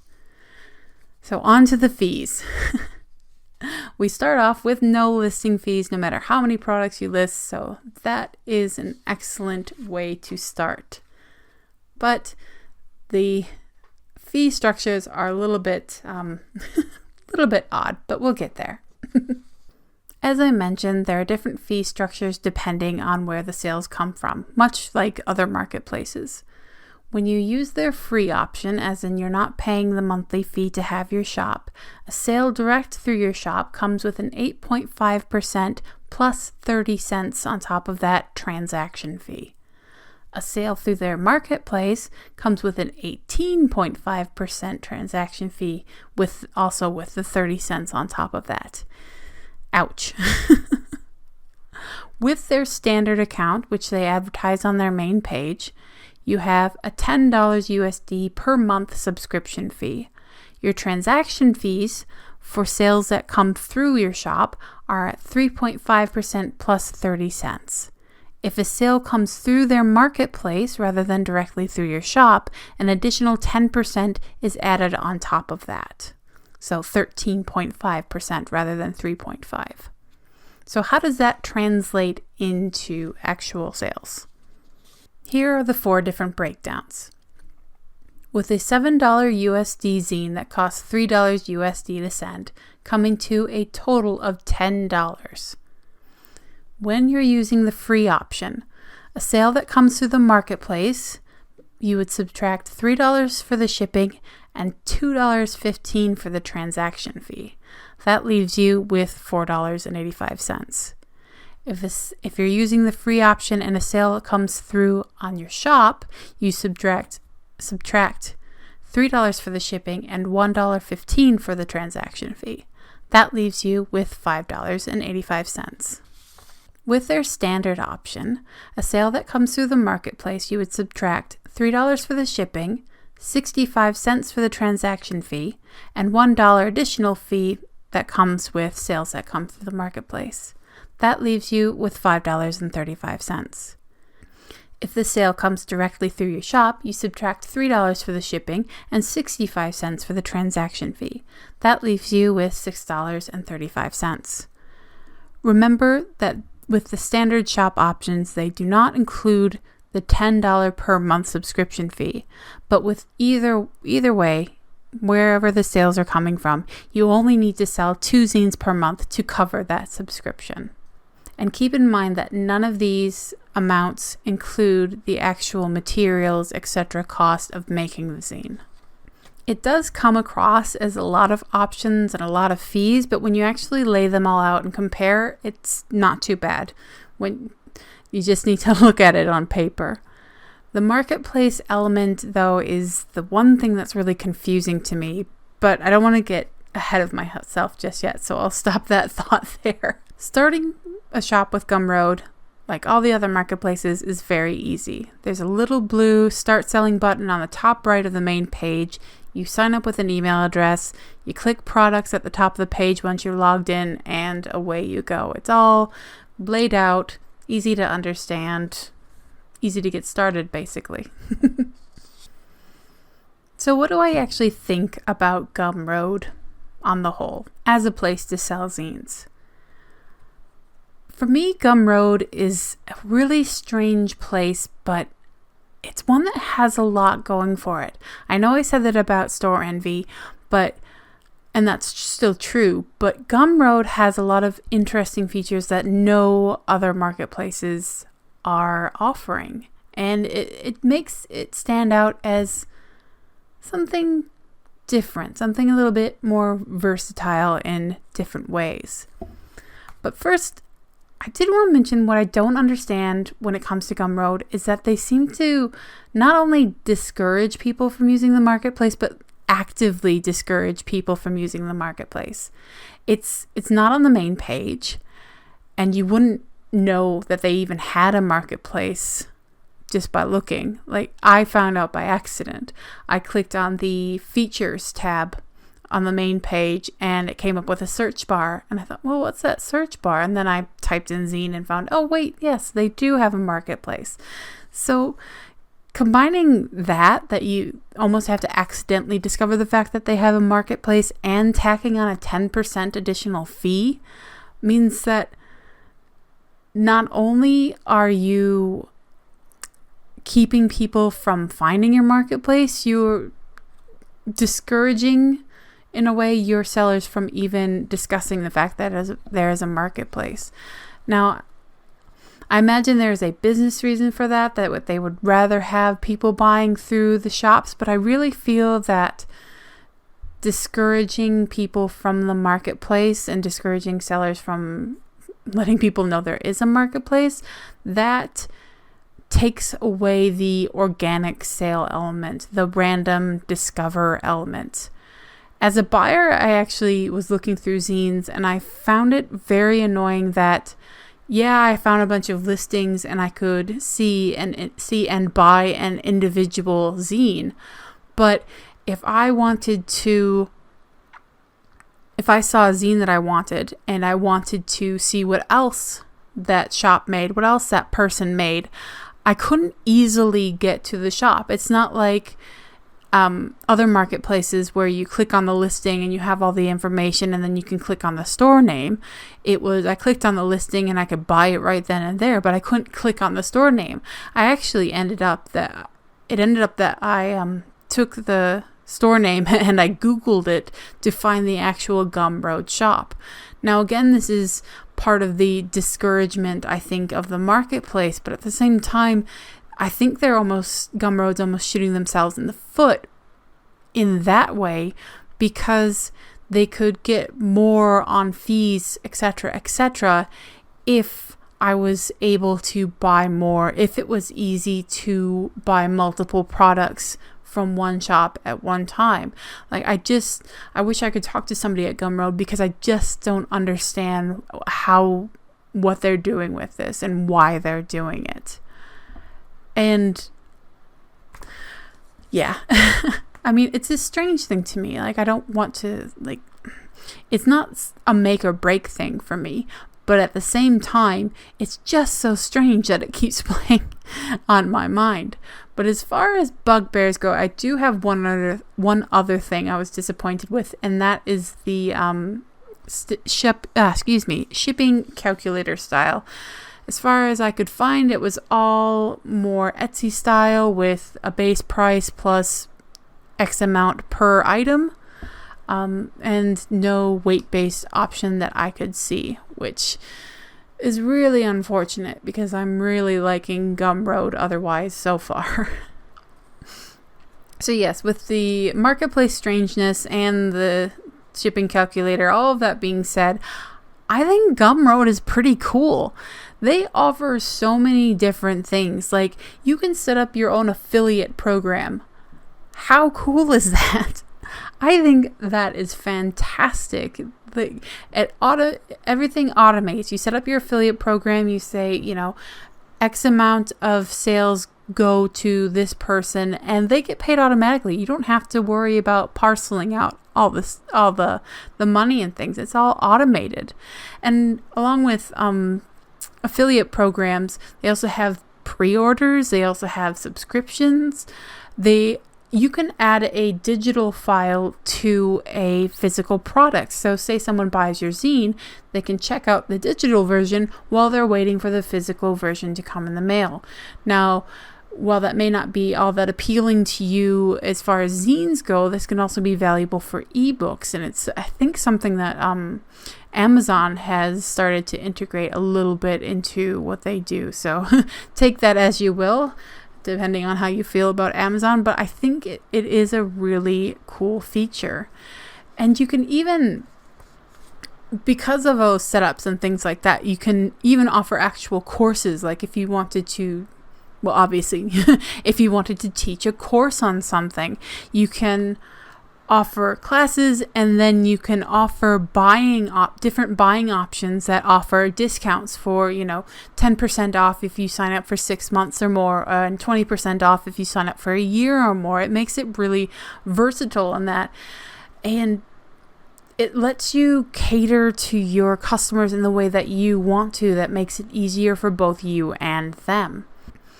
Add in the good set of analytics with various sales breakdowns and the fact that you can integrate Google Analytics into your analytics, and you really have an effective behind-the-scenes management system as well. All said and done, Gumroad is really a place I can see myself actually selling. Despite my annoyances, there are so many options and so many possibilities that, like I said, let you cater to your customers in the way that you want to. I love that you can sell courses. I love that you can sell subscriptions as well. It's hard to look past my annoyances, but at the same time, there's just, like I said, I'm repeating myself now, but there's so much going on. Yeah, the monthly subscription fee isn't great, but if you have a bit of a following and can focus people to get traffic to your shop, then you can bypass the additional 10% fee on top of marketplace sales, and you can really build something great. At selling 2 zines per month to cover your subscription fee, that's not too intimidating, not too bad. Now we come to the part where I ask, do you sell on Gumroad? Because I want to hear from you. Do you offer zines, things other than zines? I want to know about your experience, because if I haven't given this impression already, Gumroad is a strong possibility for an alternative shop for me. So I would love to know a lot more about it. I would love to know your experiences from selling to payments to everything in between. So be sure to leave your comments in the description.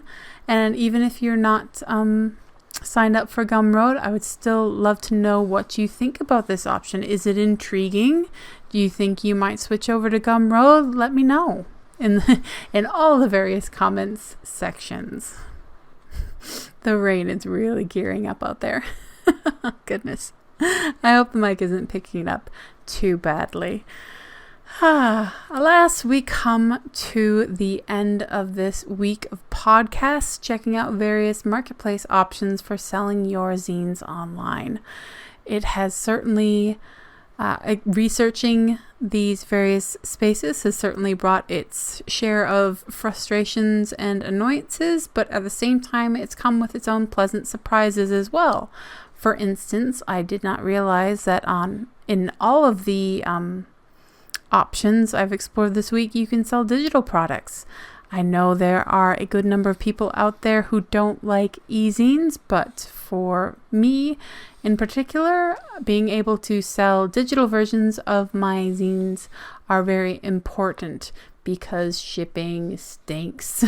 Shipping costs stink.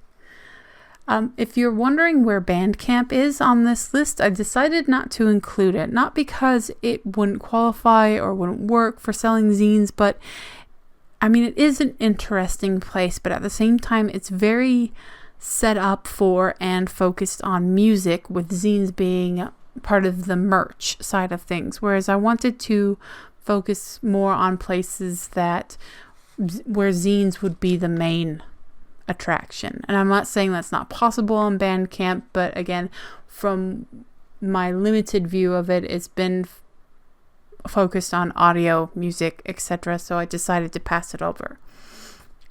Along those same lines, if you're wondering where Big Cartel is, it actually falls into the semi-self-hosted list because there isn't a main marketplace side to things. So that's why I didn't explore it in there.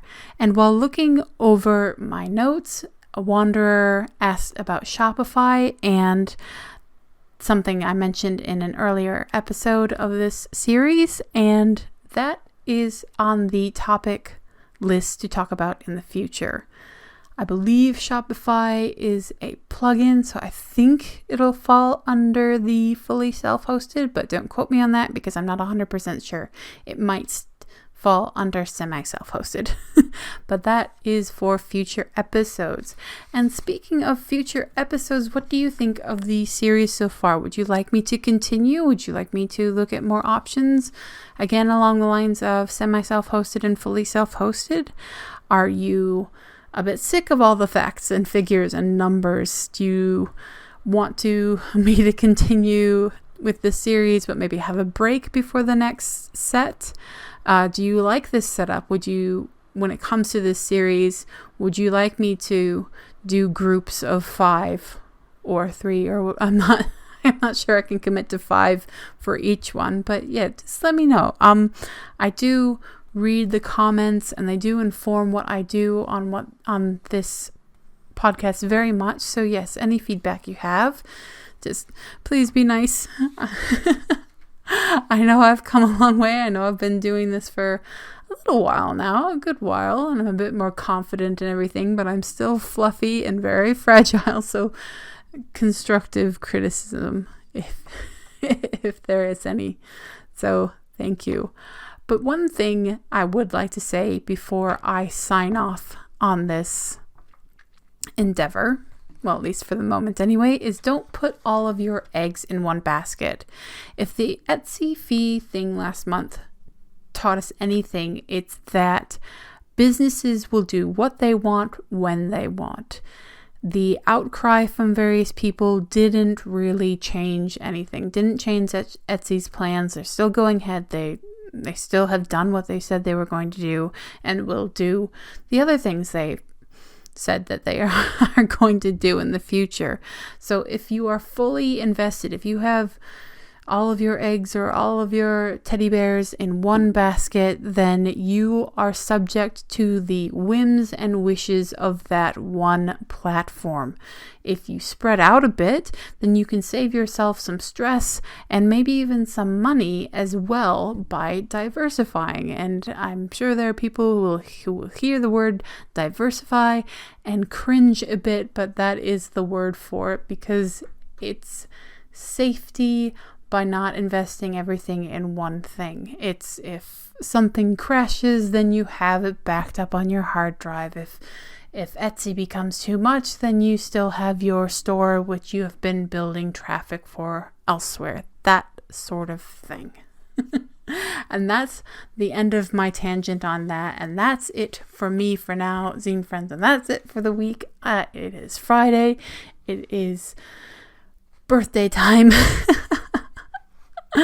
Oh goodness, this week has been filled with a lot of information, and I greatly appreciate you listening and or watching. I will be back sooner rather than later with more episodes of the Zine Collector. I'm not going to commit to a specific date just yet, but I am going to wrap this up sooner rather than later, because if you hadn't noticed, my voice is starting to go.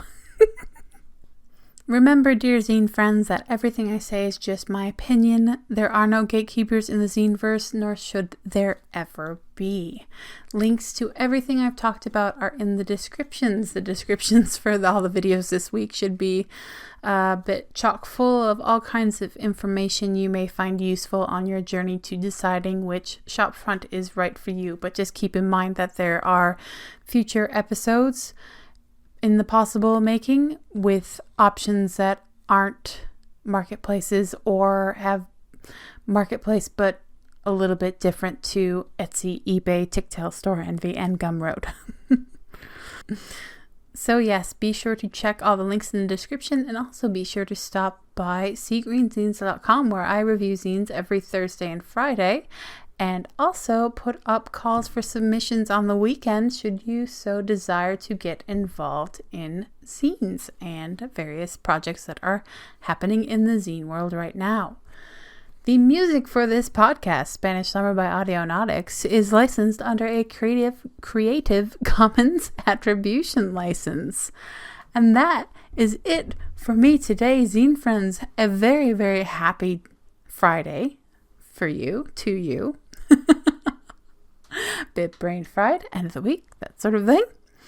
I wish you all of the best for the day to come, the weekend to come, the week to come, all that. Wonderful things to you coming your way. Until next time, go make some zines, have some fun, and spread some sunshine. Mwah.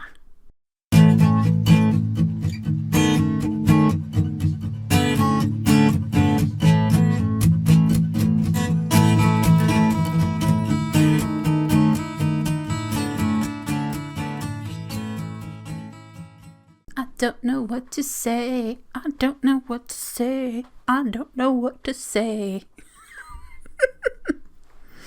It's Friday, and it's my birthday, so bye.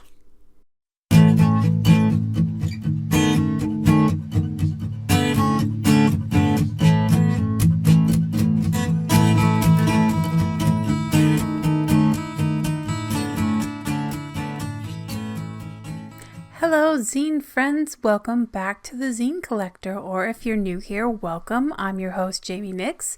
The Zine Collector is a podcast all about zines and zine-related things. And let's get right into it. First with notes and announcements. Ba-da-ba. First off, I want to say a very big thank you to everyone who has commented about the Selling Your Zines Online series. I was a little bit worried about it, about all those episodes and all the facts and figures, but everybody has been really supportive and I appreciate all of the feedback.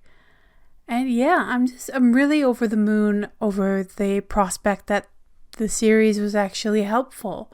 And speaking of the series, it will be back. I'm not stopping just at marketplaces, but to be honest, I'm doing this episode because I would like more time for researching the next bunch or batch of episodes, if you will, the next section.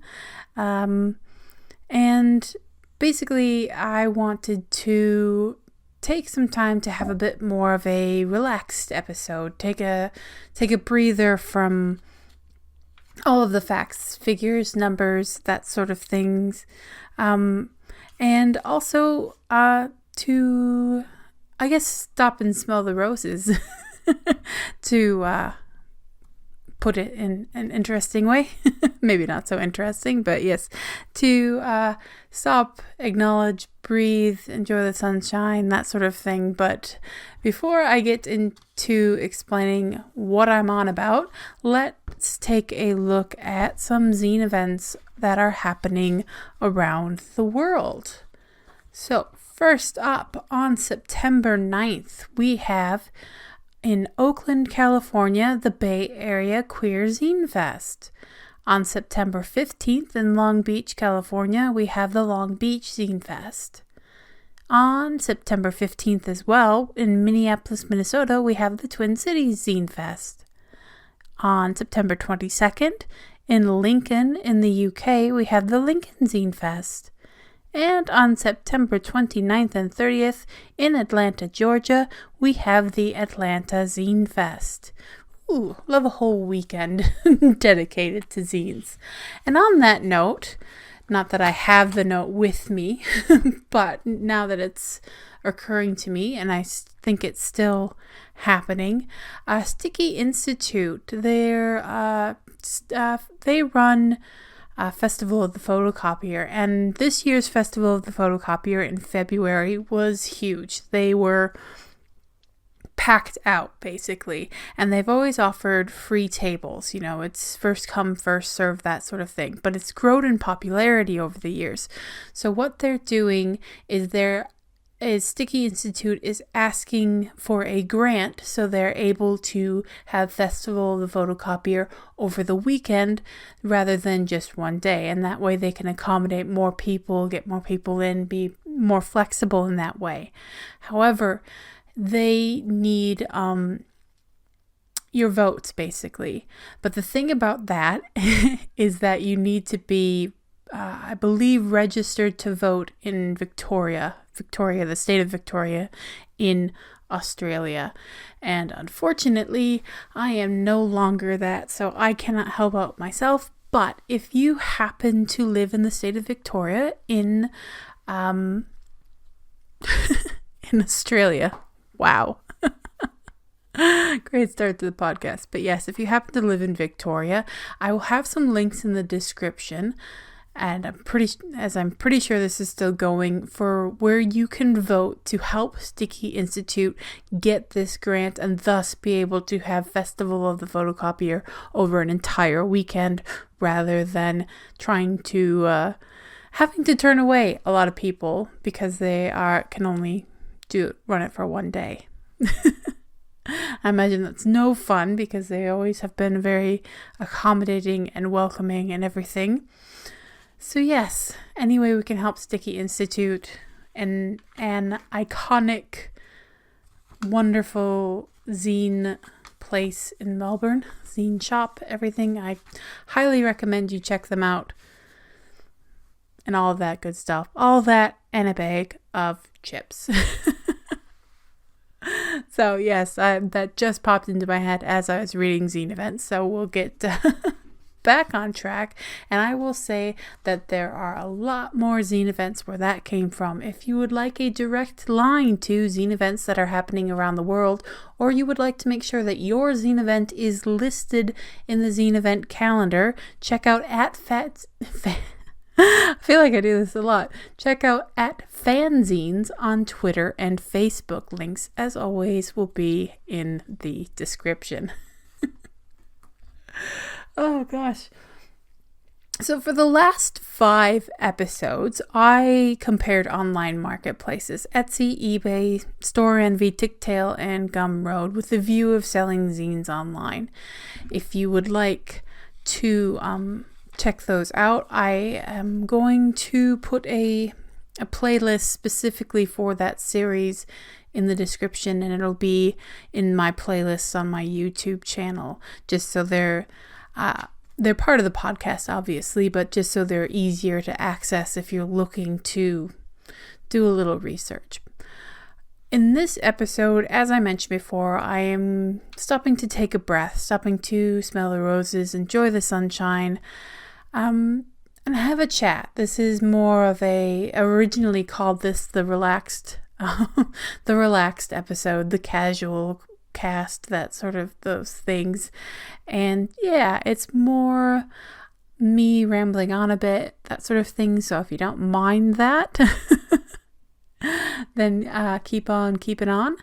If you do mind that, I will definitely be back to the rest of the Selling Online series within the next episode or 2. I'm trying to keep things a little bit loose while things are still... I say still as if it's going to stop, but let's be honest. While things are complicated, as they always are. That's life for you, isn't it? That is life for you. So the reason that I wanted to do a more relaxed episode is, yes, I needed more time for research in regards to the Selling Online series, but also on August 10th, so earlier this month, I posted my 300th zine review. Wow. Goodness. 300 reviews. I don't know, it's a weird thing for me in that 300 is obviously a lot. I mean, it is, but at the same time, it feels like just the beginning for me, like the beginning step. Maybe not the beginning of the beginning, but as far as Act 1 goes, I'm still probably on the tail end of Act 1, but we're still in Act 1. if that translates well. I posted my first zine review in 2013 and started reviewing with decent consistency the year after that. And by the way, speaking of 2013, the 2013 reviews, they are linked at the bottom of my zine review index on Sea Green Zines, but I don't count them as part of the 300. Like, I count from when I started reviewing with the intention of consistency, with the intention of doing this long term, so on and so forth. So it's a difference of 18 zines, and you can find them, but yeah, they're not. I don't exactly count them as such in the grand scheme of things. Anyway, so yes, 300, started reviewing 2013, 2014. At the time, zine reviewing really seemed like a natural step for me. I quit my job. I quit the soul-crushing job of being an online publicist.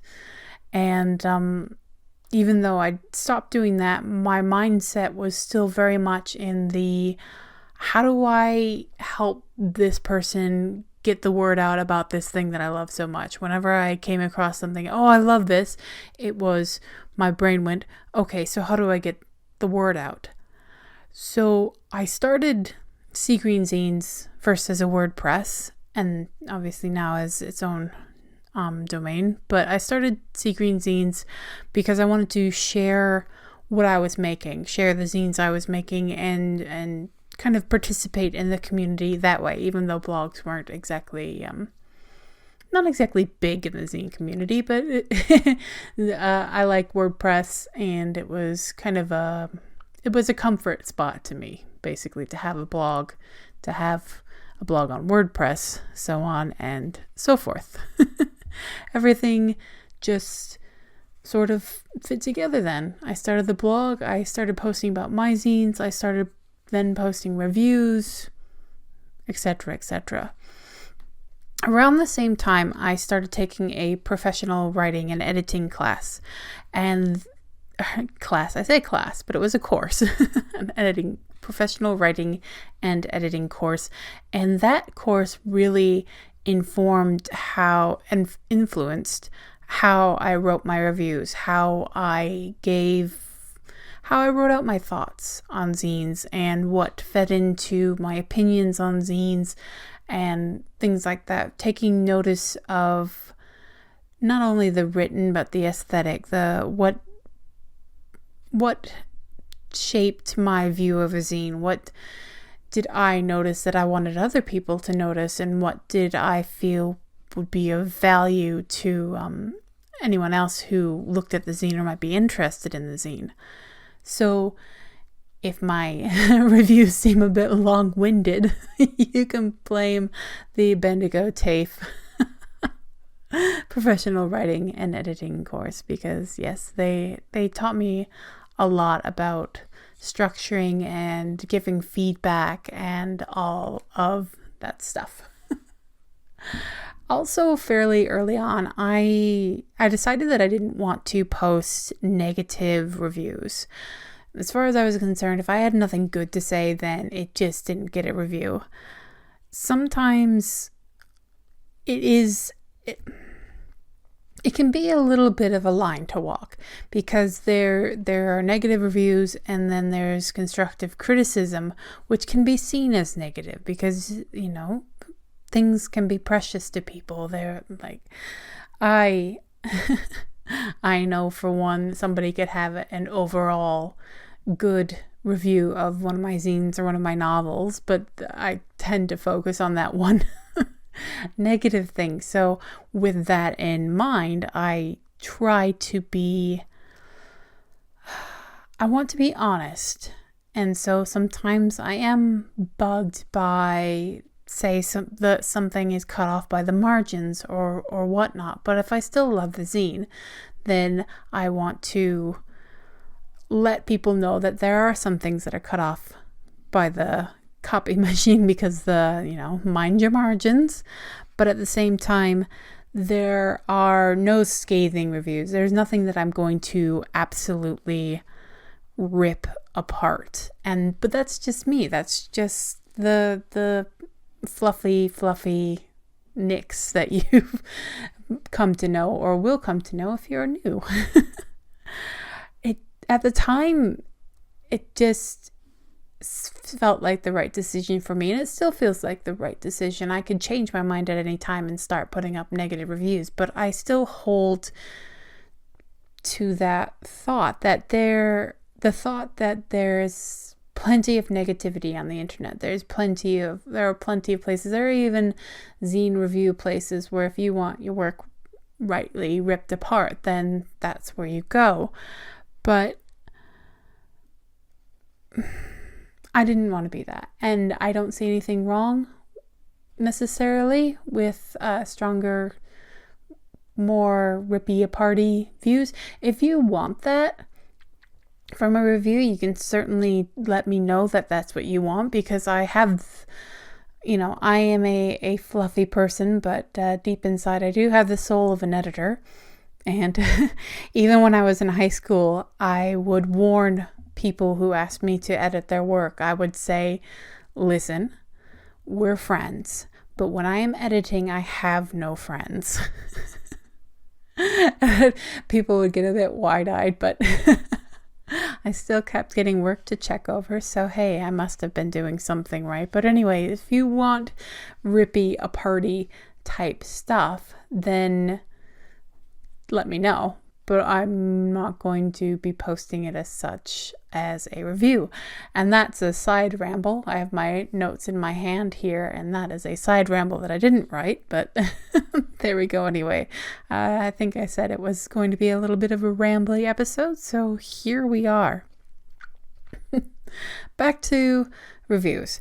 So over the years, I have worked on consistency with reviewing. It took me quite a while to be able to review consistently just once a week, but once I had one a week down for the most part, I went on to 2 a week, and that's worked out really well over the past I want to say 2 years, maybe a bit longer, maybe a bit shorter. I don't know exactly when I made the switch over. I would like to review more zines per week, just because more coming in, and I cannot thank everybody enough for that. I don't even know the word for it right off the top of my head, but my heart is filled with joy and gratitude and pleasant surprise for all the zines that are coming in. So I want to be able to review zines in a reasonable time frame, but I do need to figure out how to juggle everything else between the podcast and Happy Mail Mondays and blogging and editing and everything else. And I'm not complaining. Please don't take it that way. I'm not complaining whatsoever. So 3 reviews a week are on my mind, just not on the plate as of yet. So, oh, goodness me. By and large, I still struggle with the idea that my thoughts and opinions are actually worthwhile, that they have value to other people. But I am getting there. My negative self-voice can't convince me so easily anymore that my opinions and thoughts don't have value when people are sending in their zines. For quite a while, I relied on trades and purchases solely for having zines to review. But as I mentioned, slowly that has built up. Slowly, people have started sending me zines just for review with no expectation of trade, though I do try to send something back to everybody who sends something in. Doesn't always work out that way, but I try. But yeah, believe me when I say that really no one was more surprised than me when people started sending zines for review. I began posting pictures of the mail that came in, trades, purchases, everything, and as well as taking better quality pictures of zine review or zine covers to go along with the zine reviews. And earlier this year, I started the Happy Mail Monday videos, and it's really just built up from there. So while I have hit the 300th zine review mark, that's why I feel like it's very much a beginning, like that I'm now just gaining traction, just getting into motion, not a routine as of yet, despite my best efforts. But yeah, I feel like I'm finally finding my groove, and I'm really looking forward to what's coming next, what can come next, now that I feel like the house move really contributed to a lot of this, because being in a quieter neighborhood, and I really can't tell you how much feeling safe has influenced how much I'm able to do, my energy levels, everything.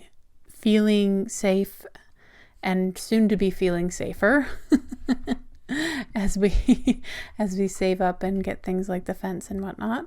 But yeah, anyway, so why am I telling you all this? I'm rambling on. I've given you a bit of my zine/reviewing history. So why? Well, when the 300th review came around, I posted on Instagram, I posted on Instagram asking people, if I did a 300th review podcast of sorts, what would you like to know? What would you like me to talk about? Craig of 5 o'clock zine reviews, 5 o'clock reviews is the actual Instagram handle, wanted to hear about, what led up to 300 reviews, excuse me. I'm not sure if that's what you had in mind, Craig, when you suggested that, but I hope I've covered things well enough. That's my zine review sort of story, ramble thing.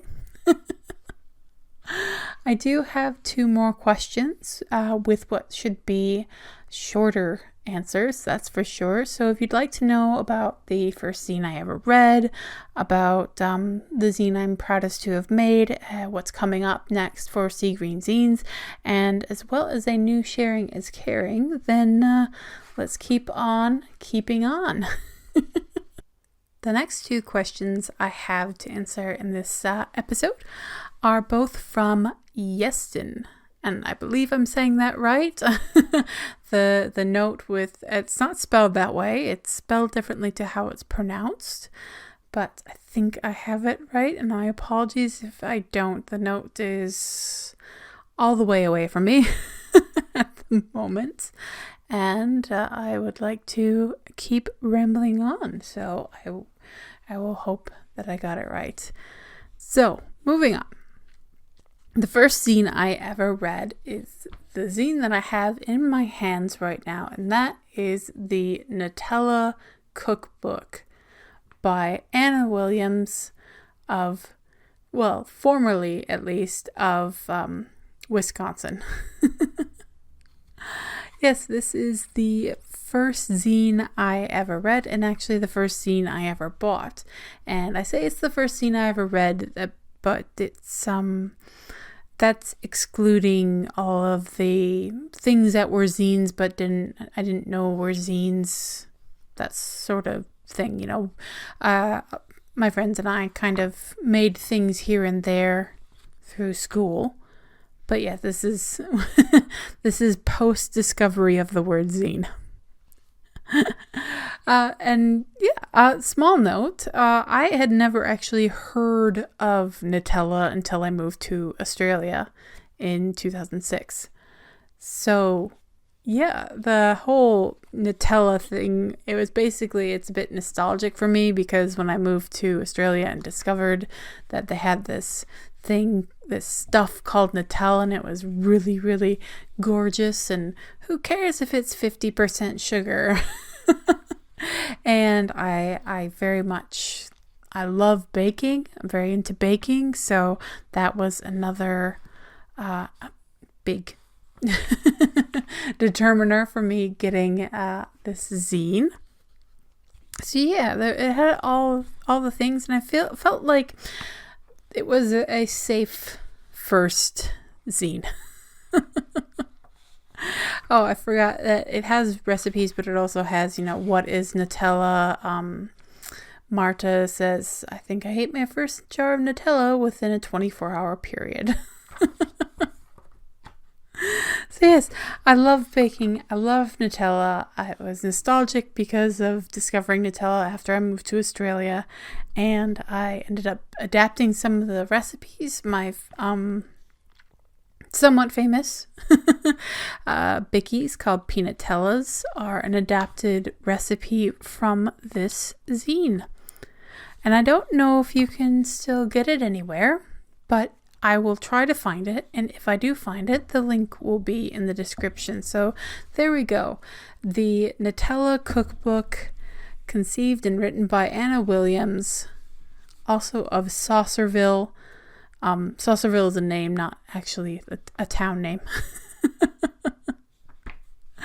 But yeah, I'll see if I can find some links because it was good. There's a lot of recipes and I loved, it really was a great place to start for zines for me because it had not just the recipes, but it had a bit of history on Nutella and the cut and paste. There's some pictures as well. It just, it was a great place to start. See, I told you it'd be a shorter answer. Goodness. This one might be a little bit longer because the second question is, what zine am I the most proud to have made? This was a bit of a tricky one because, now I won't tell you the long story, but me and taking pride in any of my accomplishments or creations. Anyway, so I'm skipping over that story though. So I had a thought and I was like, okay, so what am I most proud to have made? And the first thing that came to mind was my bullet journal zine. With the bullet journal zine, I guess it was that I thought, okay, so I made, let's see, what is it? It's 40 pages. I made each page into, excuse me, sorry for bumping the mic there. I'm holding, for the listeners, I'm holding the bullet journal zine in my hand. So it's, I didn't sew it either, so it's a bit jumbly. Anyway, so it's full color. It's on nice paper. I made all of the 40 pages individually. I did all my own drawing. I don't usually do my own drawing. And, well, if there's, sorry, that's not very clear. When it comes to art, I don't consider myself in any way an artist. So to have actually just let loose and made something where I actually drew some things in there was a big step for me. So I guess I am pretty proud of this. I mean, it ended up as a project. I was just trying to make something nice to explain bullet journaling to a friend. And it turned into something even bigger. And I'm really happy to have made it into a zine. But is it what I'm most proud of? Not quite. So I thought about Paper Currency, my zine about zines, and while I do absolutely love this, it's the first time I've actually hired someone to do cover art, and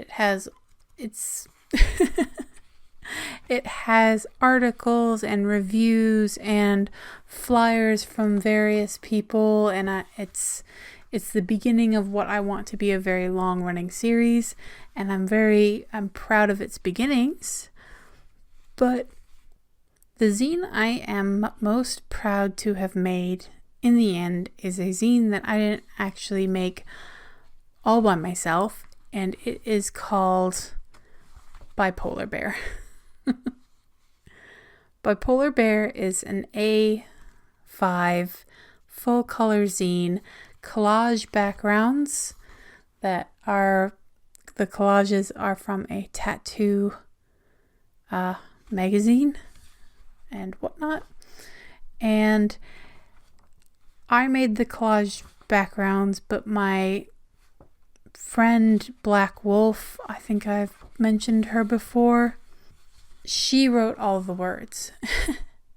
I'm sorry for speaking so slowly, but it's Bipolar Bear is the zine I am most proud of making because it was not only a project between me and my best friend in the whole world, my sister from another mister. It was that I introduced her to zines, and zines gave her a way to express herself that she didn't have before. Express herself about something that is very about being bipolar, about getting diagnosed, about the trauma surrounding that, and that's always what I want from zines. I want people to be able to express themselves, to have an outlet where they felt they may not have had an outlet before. So for me, Bipolar Bear, they are not my words, but I did the backgrounds, I did the formatting and stuff like that, but they are her words. And for her to basically give me her words and let me express that visually through choosing everything from a typeface to the backgrounds was a huge honor. That she could have that outlet, that she chose to have that outlet and share with me these deep thoughts and share with me the experience of co-making her very first zine.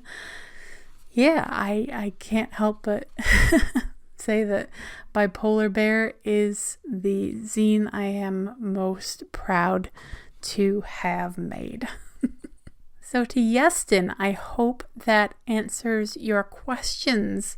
It was fun to, even though I got a bit tumbled up in my thoughts, it was fun to think back on the very first zine I ever read, and it was interesting to actually think about and really take account of the zines I've made and what actually makes me proud about what I've made and how far I've come, that sort of thing. So thank you very much for those questions, and thank you, Craig, for your suggestion as well about the the ramble through the past of my zine reviewing.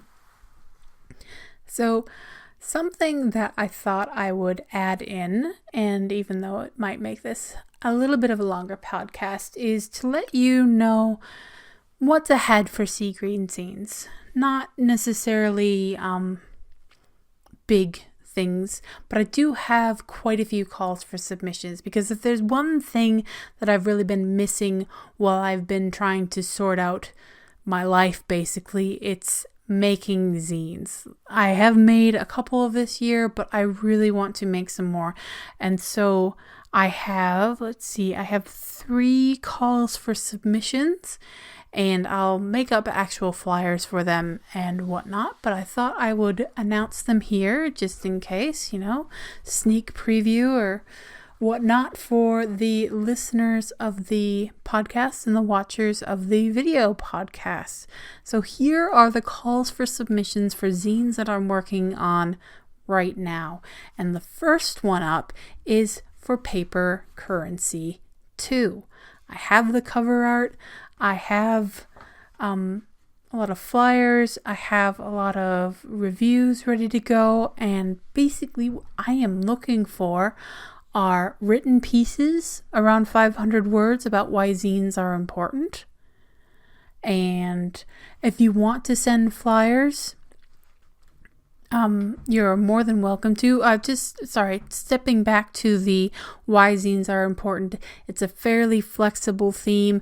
500 words is more of a guideline, a suggestion. If you want to go a little more or less, that's absolutely fine. Try not to go too much further. 3 A5 pages would be a good amount, a good judgment there. But yeah, that's what I'm looking for as far as written pieces. If you would like, you could turn it into a comic or a poem if you want it. That could be interesting. The same word count doesn't apply, obviously. In the first issue of Paper Currency, the theme was my first zine, and Bodhi, I'll have links in the description, actually made it into a written but also partly an art piece as well, with some drawing in there. Very cool. Very interesting stuff. So yes, I'm looking for those kind of written pieces. Flyers can be A5, A6, that sort of thing. They can be a little bit smaller too. They could be A7 if you'd like. Just I'll try to get more A7 as well. I prefer black and white because color ink is expensive, and I prefer flyers that go easy on the ink, because these are already big zines. Let's see, the first issue was 36 pages, and the next issue is definitely going to be longer than that. So yes, if you have flyers, if you want examples, you can always email me and I can send you some example flyers. Or if you are listening, you can hop over to, hop over to YouTube and check out the video for this podcast, because I'm currently showing the flyers that are in Paper Currency #1. In addition to that, Paper Currency has an up for trades section. Basically, you can list your name, your address, or other point of contact, likes, dislikes, and other zine trades that other trade items that are not necessarily zines. And I want this to be a sort of classifieds, if you will, so people can get in contact with each other easily and in a way that's not necessarily online. So that's the Paper Currency 2 call out. I will be making flyers just in case all my rambling doesn't quite make sense or whatnot. Next up, I am looking for submissions to Umbrella #2. Umbrella is an A5 zine, black and white, about polycystic ovarian syndrome. Now, it's called Umbrella because polycystic ovarian syndrome is an umbrella diagnosis for a lot of different things that can go wrong. But the first issue of Umbrella had stories. It has stories, it has comics. It's still available if you want to check it out. I was actually really surprised, pleasantly surprised that quite a few comics came in for Umbrella, the first one. But there's lots of stories to be read, and everything, and so you don't feel so alone. I even have my own PCOS story in there as well. So yes, if you have polycystic ovarian syndrome or polycystic ovaries, if you've been recently diagnosed or been diagnosed for a long time, want to have a rant, a rave, write a poem, make a picture, make some art, etc., for Umbrella, please let me know. I am looking for submissions for that. And finally, I am working on a zine that I joked about making this zine last year, and now it's really hit. It's a reality. I want this to happen, and that is Workaholic, the Workaholic zine. And this zine is going to examine all kinds of facets around working. The mindset that you have to produce things to have your existence justified. If you're not making something, then you're not worthy. Working ourselves sick. Why leaving the house to go to work is still such a facet to some people of work being valid work. The whole working from home thing not being valid to some people. Jobs that aren't viewed as real jobs, or jobs that are viewed as lesser or not worthy, or, oh, you're only working to doing this until you can get a real job somewhere else, that sort of thing. Like in retail and fast food, a lot of times they get a lot of abuse for in the realm of not having a real job. The list goes on and on and on. So I'm really excited about this. I'm really excited to see where people take it. There are so many ways to look at work and being a workaholic or stress addicted or all kinds of facets. So like I said, I'm really excited. I'm looking for written pieces, art, poetry, comics, preferably black and white. I would love to make this in color, but I don't know if the ink money will be there. Basically, this will be an A5 zine. So yeah, if you want to get involved, that sort of thing, I'm looking. It's very, very wide open right now. I'm in the beginnings of things. the beginning of things. So yes, whatever interpretations, for Workaholic, for Umbrella 2, for Paper Currency 2. If you have any questions or anything, please feel free to get in contact. I'm at seagreenzines@gmail.com. seagreenzines@gmail.com.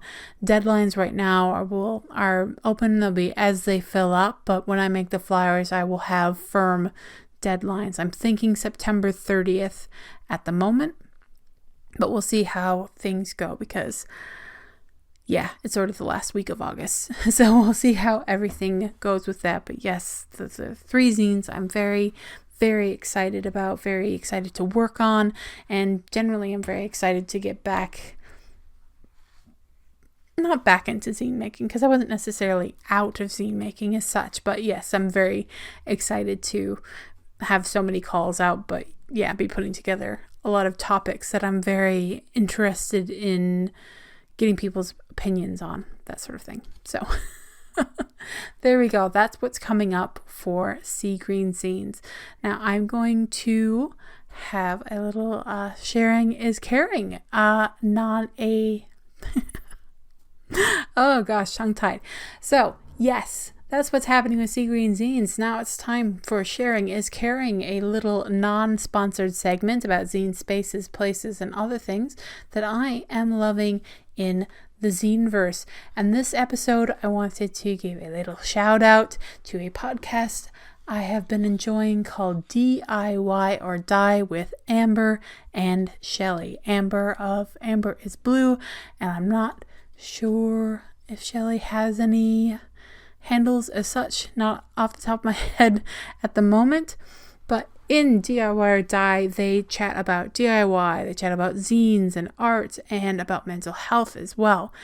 I've been enjoying it because I am a little late to the game, but I am learning to cultivate my voice, to value my own opinion, that sort of thing. So it's really good for me and enjoyable for me to hear such strong voices on things that are relevant to me, like living with mental illness, charging for what things are worth, what your time is worth, what your work is worth as an artist, and lots more than that. The dynamic between Amber and Shelly is really enjoyable and fun, and in episode 4 they did an interview as well, which was also fun. I think DIY or Die is a podcast worth checking out, so please do so. I listen on my favorite podcast app, which is Pocket Cast, but I'm sure it is available in other places as well. Oh, goodness me. That is it for today's Zine Friends. I think it should be. This for a relaxed kind of chatty podcast. This has ended up being longer than I thought it would be. Even after the editing, it's going to be longer than I thought it would be, but here we are anyway. I hope you enjoyed the chat, enjoyed the slightly more relaxed nature of this episode. I'm not sure exactly how much more relaxed it came across, but I enjoyed it. So yes, thank you. I hope you did too. Thank you so much. So much for joining me. I appreciate it as always. I appreciate everyone who watches, everyone who listens, everyone who subscribes, and everyone who contributed questions or ideas to today's podcast. Yeah, I can't thank you enough. Remember that everything I say is just my opinion. There are no gatekeepers in the Zineverse, nor should there be. Links to everything I've talked about will be in the description, and be sure to stop by seagreenzines.com, where I review zines every Thursday and Friday. And now for a little bit of the admin stuff. The music for this podcast, Spanish Summer by Audionautics, is licensed under a Creative Commons Attribution license. This is the Zine Collector. I am your host, Jamie Nyx. I am wishing you all the best for the week to come, the month to come, the year to come. I'm wishing you all the best in all the things. So until next time, go make some zines, have some fun, and make some more zines. Bye-bye. Mwah.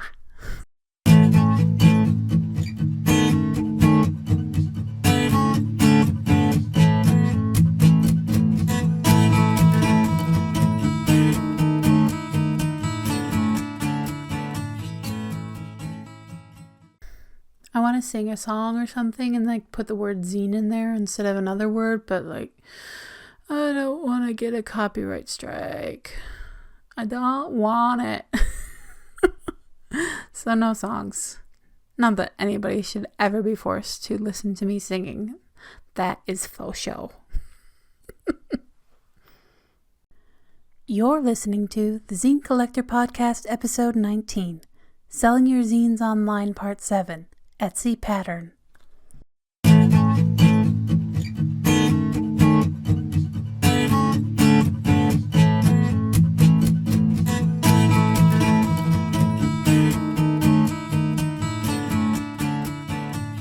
Hello, zine friends. Welcome back to the Zine Collector, or if you're new here, welcome. I'm your host, Jamie Nyx, and the Zine Collector Podcast is where I talk about all sorts of things zine related, zine tangential. I'm not exactly sure if I know the correct definition of tangential, but it seemed appropriate at the moment. So I'm just going to wear my embarrassment if it happens to be completely wrong for how I used it in the sentence. Have you missed me? Have you missed all of this rambling, this weirdness, this whatnot? It has been, a month, hasn't it? Oh, I meant to get back to things last week and ended up losing my voice. So I am the most ridiculous human being when it comes to non-fatal injuries and illness. You wouldn't believe it unless you knew me. You wouldn't believe all the nonsense that happens in my life, in my body, because of my body, that sort of thing. I do want to make one note for anyone who happens to be watching the podcast instead of listening. If you can see me now, you may have noticed a small red mark on my cheek. It is not a cut or anything like that. It happens to be a tiny tattoo. It is one of Natalie Michelle Watson's tiny tats. It is a small red colored pencil, and I'll try to remember to put a closer picture of it in the video so you can see if you're watching. And yes, this is not in any way a sponsored video. I opened my mail and I got so excited that I put one of the tiny tats on before I thought about it. I just got excited. Not sponsored, just a big fan. And I didn't want to take it off just because of the podcast. So that, yes, that's what that is. That is a red colored pencil. Now back to the things that apply to the listeners only, as well as viewers and listeners. So yes, we are back. Yes, as I mentioned, it's been about a month, and I didn't realize it had been a month until yesterday, was it? Something like that, very recently. If you haven't been reading my blog, which is perfectly fine, of course, but that's where I do most of the updates for if I'm not posting, if I'm not doing something, usually the reasoning will be on my blog.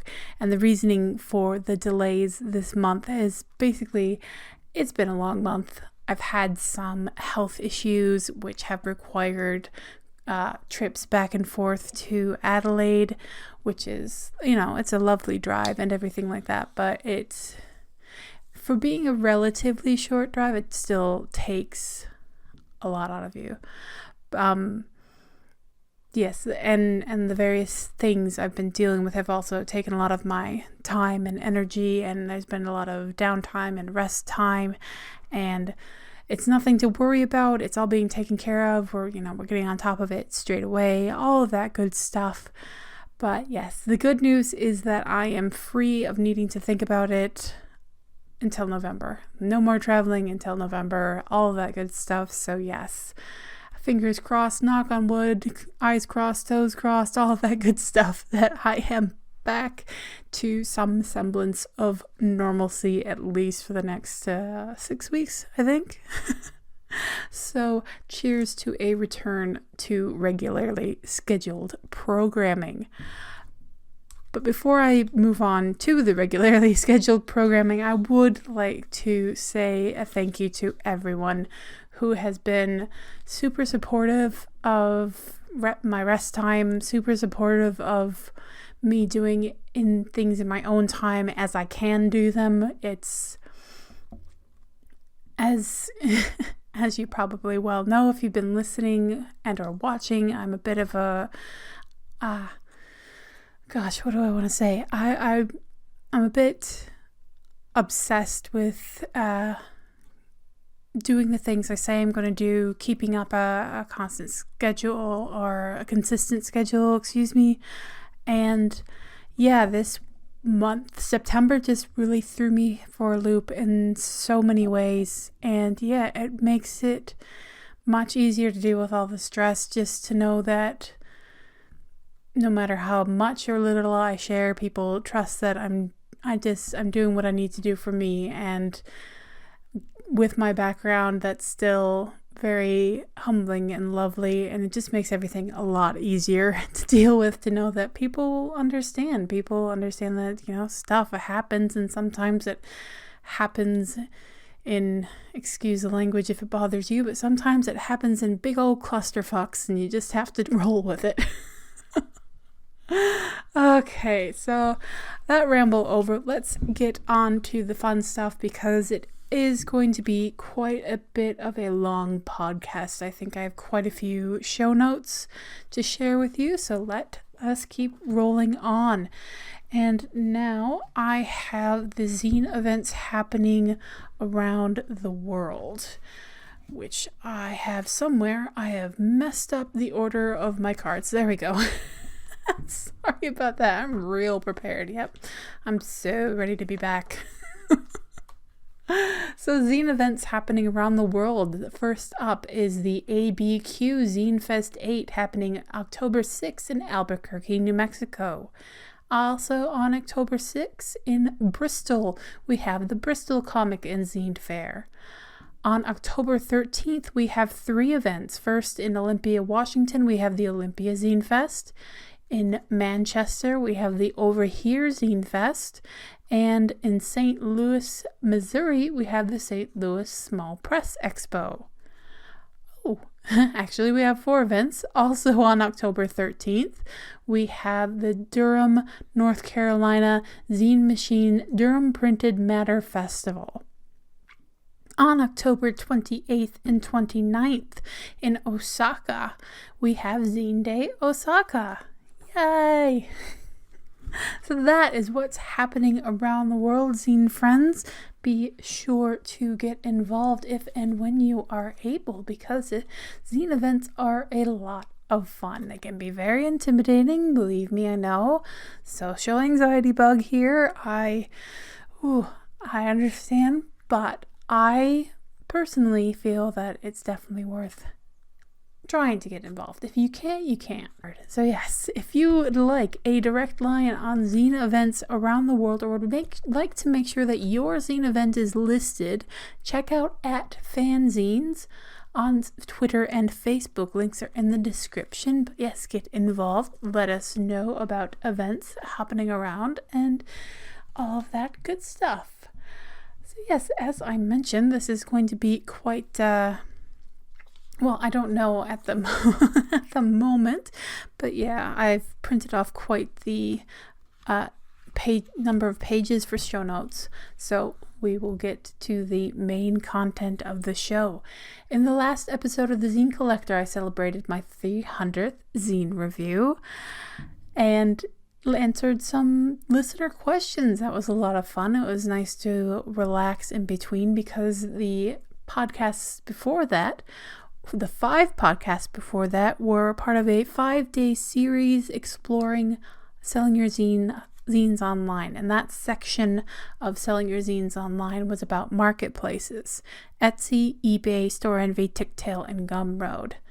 Now, while I think you can jump in right here and keep up fairly well, if you'd like to catch up on the series from the beginning, I will have a link in the description to the playlist that is just this series. I've made a separate playlist just for selling your zines online, so you don't have to go to the Zine Collector podcast playlist if you don't want to.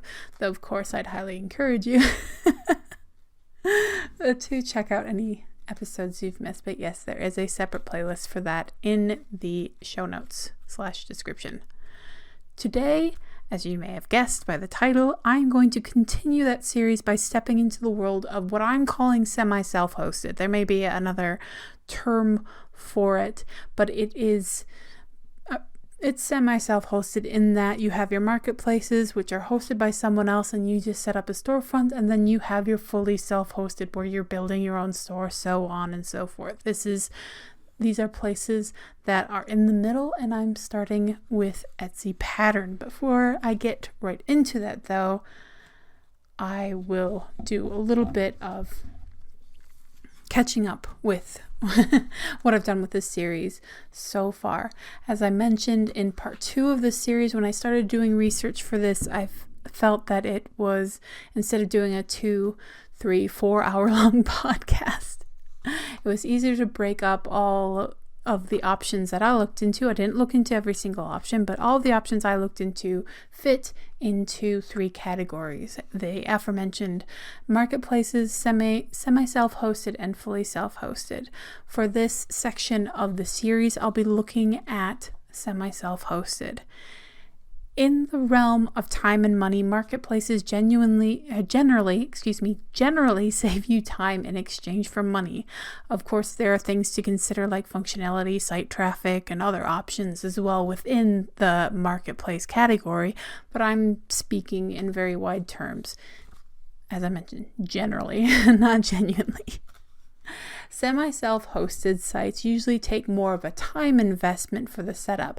However, these sites take a step away from the marketplace, often in ways that help you express yourself and make it easier to establish a brand with colors and graphics and that sort of thing, and sometimes can save you money as well. It's not a true thing across the board, but it can often save you money depending on your traffic and sales and whatnot. These kind of sites have a lot to offer the person who doesn't want to be tied to things like a long list or table of fees, or get into the realm of HTML and SSL certificates. These kind of shop fronts can be good for the person who enjoys spending an afternoon looking through dozens of templates, picking out the perfect font, but not needing to know the hex code for your for the color, the specific color you want. I think it's called a hex code. I've thrown that in there, and now I may have to regret my decision because I cannot remember if color codes are hex codes or if I'm just rambling about something I have no knowledge about. Welcome back. To be clear, I'm exploring all of these options for the first time. Even in the case of Etsy Pattern, which I'll be talking about today, I'm familiar with the Etsy marketplace, but I haven't gone anywhere near Pattern. So all of the impressions you will get, all of the information you will get are the things that I looked at as a new user. So I'm hoping that what I do with this series is give you an overview of first impressions, but also information that I think is important, and as well as letting you know my thoughts for whatever they're worth. It's meant to be an overview, but also if my opinion helps or anything like that, that'll be thrown in as well. With any luck, this series as a whole, or just this show itself, if you're looking at Etsy Pattern specifically, will help you to make a decision or help you just to get a feel of what you might like to do in terms of marketplace, semi-self-hosted, so on and so forth. Which, with each site, I've looked at site fees, your take home on a $7 zine that has $3 shipping, getting started. Is it easy? How do you do it? That sort of thing. Site options. What do you get for the money you pay? Other notes and my thoughts, my conclusion, if you will. Things to keep in mind before we really get the ball rolling is that I'm only human. I may have missed something or failed to investigate a feature that's really important to you. Also note that things change over time. Whether you're watching or listening to this a day from now, a week from now, a year from now, things change. It's always good to make sure that you are clear about what you are signing up for when you sign up for it. This series will give you an overview, a general gist and feel, but as Etsy established back in July, things change, and things can change in ways that really affect you. So if you find something that really interests you, do your additional research. And finally, I've put all the figures into Australian dollars unless otherwise noted. I think I've mentioned that quite a few times, and I may mention it more times than is appropriate. But yes, I just want to be absolutely clear on the figures that I'm using when I do calculate things. Okay, let's talk about Etsy Pattern. Pattern is Etsy's answer to sites like Wix and Squarespace, trying to offer users the ability to branch off from Etsy and the limitations of the storefront while also still keeping you under the Etsy umbrella. With Pattern, Etsy wants to offer you more functionality, more flexibility with various options that you can't do or get with your marketplace shopfront.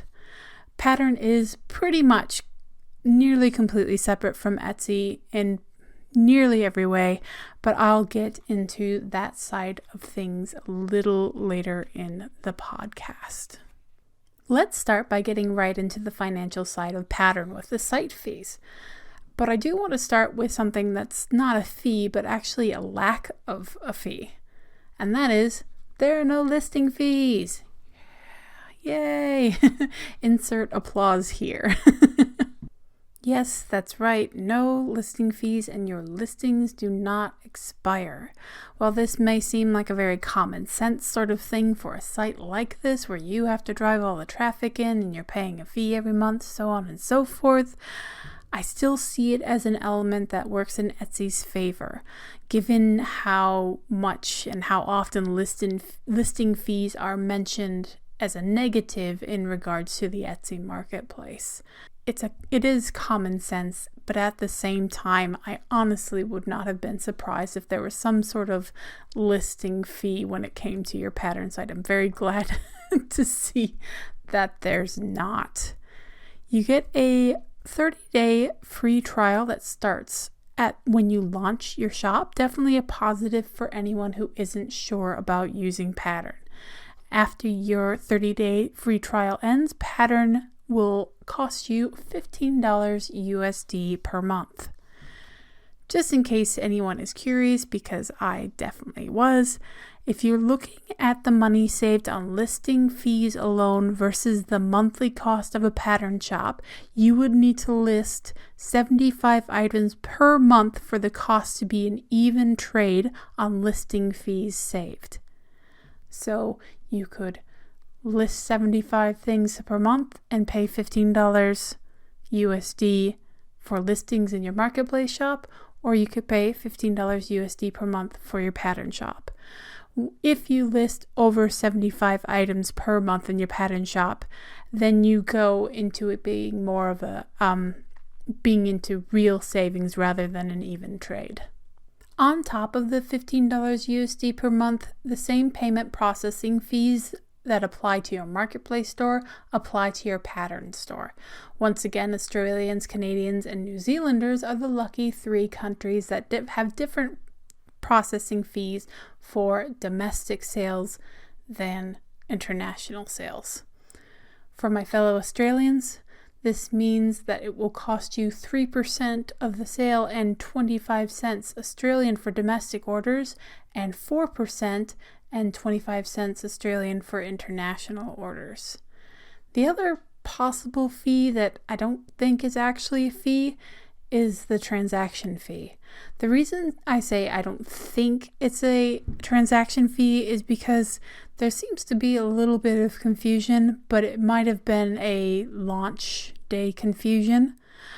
In Etsy's article introducing Pattern, it clearly states that you will be charged the same transaction and processing fees that you do have with your marketplace store.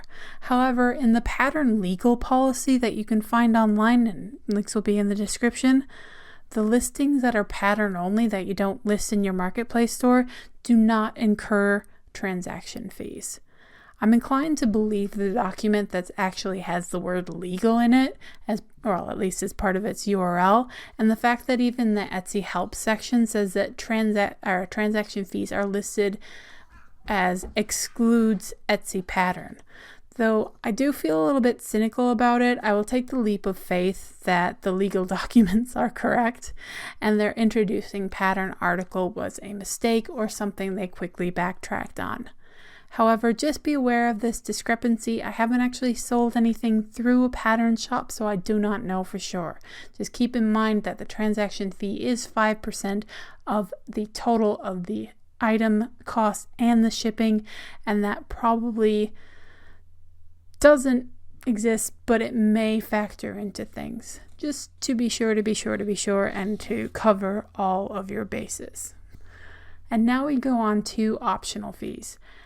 With Pattern, you have the option of having your own custom domain, which can go a long way to help you branding your shop, creating a unique shop.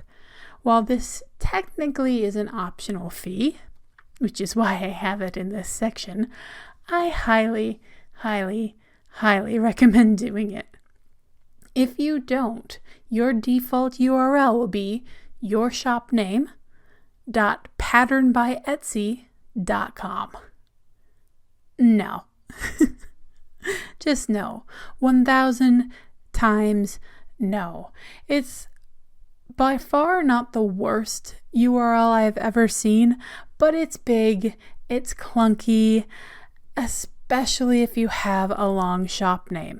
Imagine that your shop is the distro at the end of the universe, which, hat tip to to that reference. But so your shop would be the distro at the end of the universe .patternbyetsy.com. To be honest, you probably don't have a shop name that long or wouldn't want a URL that long, but either way, the .patternbyetsy.com just isn't great in my opinion. Even with my shop it would be seagreenzines.patternbyetsy.com. If you're paying for a Pattern shop, I feel like you're paying to, at least in part, to step away from Etsy. So why would you leave Etsy in your URL? I mean, if you're going to go through the time and expense of setting up a shop, why would you load it down with an anything but catchy URL? So yes, as I said, it is optional, but personally speaking, please do it. If you're going to go with Pattern, please do it. You can purchase a URL very easily through the Pattern dashboard for $13 USD per year, or about $1.08 USD per month. Some domain names may be more expensive, especially if you go with a .biz or something like that instead of a .com. All the domains I tested were .coms, and they all came back at $13 USD per year. You usually pay the full amount for that up front, but I'm breaking it down to per month for the purpose of what you would take home each month with the aforementioned $7 zine. The ease with which you can get a URL certainly does work in Pattern's favor. It's very easy. You just plug in a possible domain and away you go. But I still recommend looking around to make sure you're getting the best price for what you want for your URL. I tested out other sites looking for the URL totallyzines.com, and I yielded a few spots that were cheaper. For instance, where I get my domains, I would pay $12.49 Australian per year, otherwise known as $9.08 USD, or about 76 cents USD per month. And that again is for the totallzines.com. Perhaps not significant enough of a savings for you, but definitely worth consideration, especially if you're looking to have your shop for a long time. These things add up, and pretty quickly. So how does this all come together as far as selling your zines? Using the figure I mentioned, the $7 zine that costs $3 to ship, a total of $10 for the lot, we'll go through and see what we have. I would have had to convert currency either way, so I'm going to put it all in Australian dollars. $15 USD per month thus turns into $20.63 Australian per month. I'm using the currency conversion figures as of October, the beginning of October. They fluctuate daily, that sort of thing, but yeah, it'll be fairly accurate. Out of the $10 sale, you will subtract $3 for shipping, a processing fee of 55 cents for domestic orders, or of 65 cents for international orders. After that, you have $6.45 if you sent the zine domestically, or $6.35 if you sent the zine internationally. Not too bad. To cover the cost of hosting a pattern shop, you would need to sell at least 4 zines per month. The good news is that if you decide to use a custom URL for your shop, whether you go through Pattern or you go through someone else, selling 4 zines a month will also cover the monthly cost of your URL as well. Though again, technically, you wouldn't be paying that monthly. It would be an upfront cost. This could change if you, as I mentioned, go for a .biz or something like that, a more expensive URL. In that case, you might have to sell 5 zines per month, 6 zines per month, that sort of thing. And do keep in mind that these figures don't take into account the cost of making the zine itself. Getting started with Pattern is fairly easy, though maybe not as obvious as I would have thought. Otherwise, if you don't already have an Etsy shop, you can Google Etsy Pattern and sign up that way. If you do already have a shop, you can navigate to your marketplace dashboard, your shop dashboard, and then on the left side of the screen, if you scroll all the way down, you can click on Want Your Own Website and go from there. Once you've clicked on the Want Your Own Website, Etsy will take you through an introduction to Pattern and a list of prompts to fill in to get you started. You'll name your shop, a name that apparently you can change at any time, and put in a few other details. Then you're ready to start playing with Pattern itself.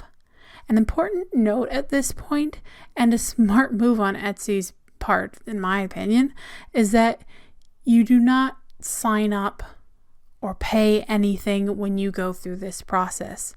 You haven't signed up for your free trial. You haven't handed over any financial information or anything like that. With no commitments whatsoever, you can play with Pattern, set up a site, see what it looks like, figure out all the details, and really check out everything Pattern has to offer without even starting the free trial. I really appreciated this, especially as someone who didn't really fancy handing over her details for researching for the podcast. No offense, podcast, no offense, listeners, but yeah, I was not looking forward to that, and lo and behold, I got to play and find out all sorts of things without even signing up for the free trial, so that was very much appreciated. It is when you launch your site, and there'll be a button for that, it's the launching of the site that actually gets your free trial started. I haven't been able to clearly establish whether you have to have an Etsy shop to use Pattern. It's clearly noted in their Pattern legal section that Your content, including your shop images, about sections, shop policies, and listings, will be populated automatically from your existing Etsy shop and profile. As you can sell things on Etsy pattern that you can't sell in the marketplace, I think it's safe to assume that the process wouldn't work vice versa. So the bottom line is that you may end up with an Etsy shop if you sign up for pattern, but that doesn't mean you have to use it. You're not going to have automatic population from pattern to the marketplace, only from the marketplace to pattern. On that note, however, if you would like to run an Etsy shop and a pattern shop at the same time, you can manage both shops in the one manager that Etsy provides for anyone who has a shop in the marketplace. Next up, what are you getting for your money? Once you're inside pattern and you want to design your shop, you are given 8 theme options to choose from. I found that to be a little bit disappointing considering the $15 USD per month price tag, but that being said, there's still a decent amount of layout variety for 8 themes. They're all Etsy-esque in a way, but a good way. They're clean designs that help the focus stay on the products without an Etsy logo to be seen. So it's everything you may have loved about the layout of Etsy without the logo. But on that note, if you're looking for something that's truly separate from Etsy, or at least as separate as possible, the illusion of being separate will be ruined at checkout when your customers take into the standard Etsy checkout when they're ready to buy a product. As a side note, for anyone curious, I went with the theme called Pearl for testing things out. There may be some variation from theme to theme. There are 23 header fonts to choose from and 18 body fonts. Again, I thought there would be more choice for the cost, but this does make it easier for people who feel overwhelmed by a large number of options. And believe you me, there is no judgment about that from me whatsoever. Just last week I went to the chemist to try to find some soap-free body wash, and I ended up just walking out because there were entirely too many choices. Who would have thought? Moving on, as for your backgrounds and your accents, you have a choice of any color on the board, as what seems to be becoming a normal thing is you have the color spectrum and you can click within and choose the color of your desire. In my case, mint green. The website designer itself is very easy to use. There's a little pencil icon right next to everything that you can customize, and navigation is so easy. I'm a WordPress user. I've been a WordPress user for many years, and it's similar to that, but easier. You understand everything that's going on in this website designer. I appreciate excuse me. My voice left me as I tried to move up an octave. I really appreciated the little touches that Pattern provides in terms of you can choose how the customer's cart appears on the screen, or you can turn on or turn off item reviews. Another big bonus that Pattern provides is the ability to add pages to your shop. You can have a gallery, an about page, and even an events page. You can add a blog to your site as well, which I found to be an interesting option that could be a good sell for some people, but personally I regard it as a so-so add-on. It's pure bias though. I tend to find that a lot of people have the blog before the shop, whereas perhaps that's just not the way of things these days. Maybe people are starting with shops. So I could be completely wrong, but yeah, either way, I would not be moving Sea Green Zines onto a pattern shop just for the sake of having the blog there. But I do appreciate the thought of Etsy expanding to that to make a more full, well-rounded site, should you so choose. Back to the actual dashboard and out of the shop editor, you will find more things that you can use on the left-hand side menu. Marketing options aren't exactly that impressive, to be quite honest. You can connect to MailChimp, which is an email marketing platform. You can connect to Pinterest, and you can connect to Facebook Tracking Pixel. Facebook Tracking Pixel is a code that you can put on your website to track how many people are coming to your site via your Facebook ads. Of course, that's only applicable if you're actually using Facebook ads, but potentially a very valuable thing. Marketing is hardly my forte and not something I enjoy whatsoever, so these features may be very exciting for other people, but would probably be more useful to most of the population than they would be to me. Also, in that left-hand side menu, you have the Success Center. However, clicking on the Success Center brings you to the pattern section of the overarching Etsy help site. So it's not exactly giving you access to anything that you don't already have access to anyway. So I hesitate even to include it as a feature as such, because it's not really a feature, at least not anything that you should have to pay for anyway, because it's already out there. As for the shop manager itself, it appears to be the same shop manager that you have with your marketplace shop. You have some basic statistics on your pattern dashboard, but clicking on any of the figures will automatically bring you back to your marketplace dashboard. If you do have pattern, you will have a marketplace dashboard, and you'll have a button at the top that you can click and then switch over to your pattern specific statistics. It's a bit of a mouthful there, but in the end, it's all the same information provided: views, visits, revenue, so on and so forth. As far as improved or expanded analytics, they just don't seem to be there. With your shop, an SSL certificate is included, which is pretty handy. Put simply, because I am not an IT person, an SSL certificate is used to make a site secure when the site collects important sensitive data, like, for example, credit cards.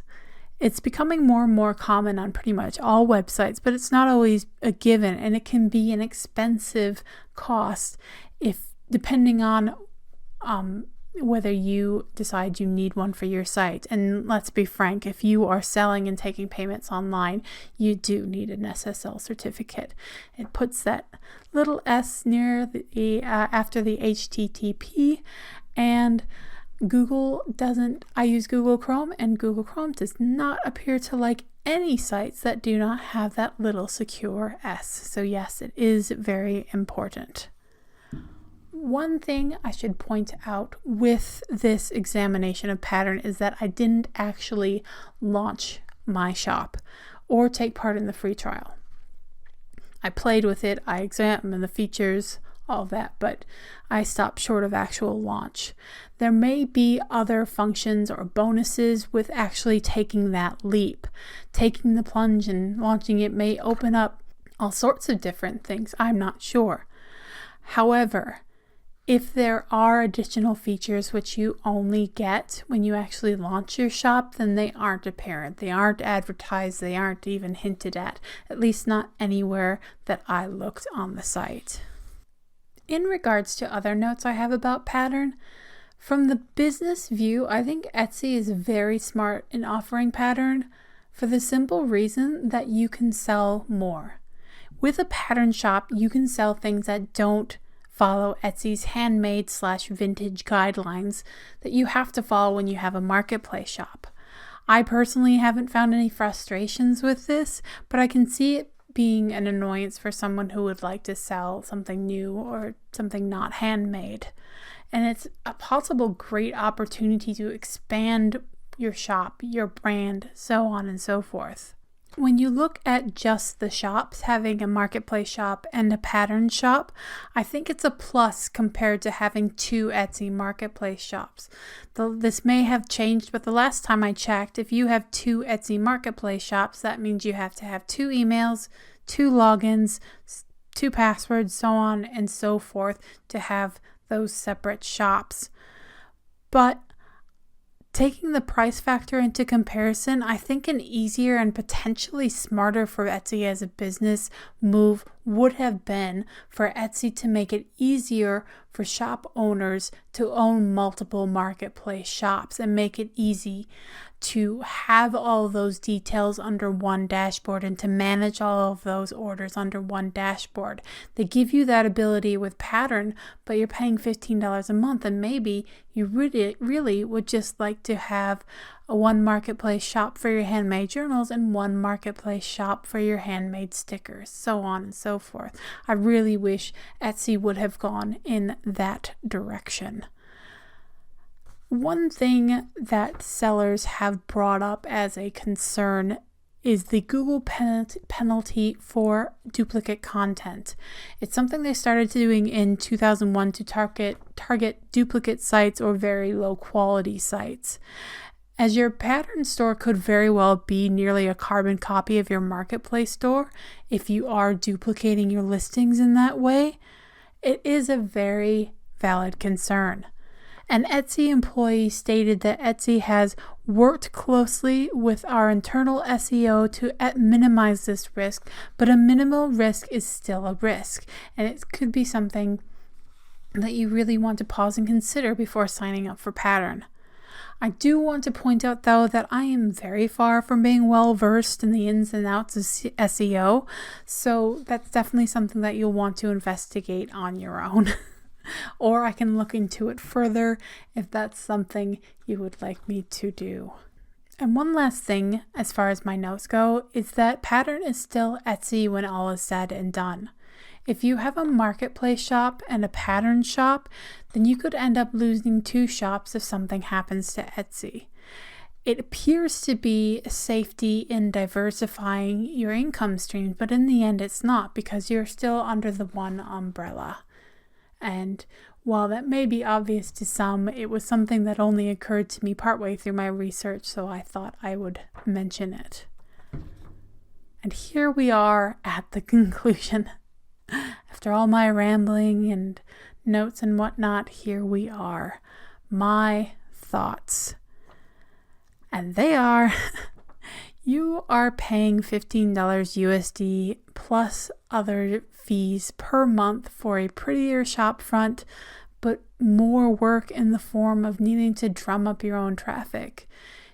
Pattern shops are in no way a part of the marketplace, so gone are the organic finds from marketplace searches, which is a big deal because, in my view, the marketplace searches, those chance sales, those chance finds, is a big part to using Etsy. It's a big part of what makes Etsy great because of the traffic they get in the marketplace. Taking that out and charging you for it just for the sake of being able to add a blog or have your own template, for me it's too high a cost without enough return to make it worth it. However, that is just my opinion, and it may be worth it to you. Do you have an Etsy Pattern shop? Do you have any opinions on the matter? Did you have a shop? Do you love it? Do you hate it? Are you intrigued by the idea?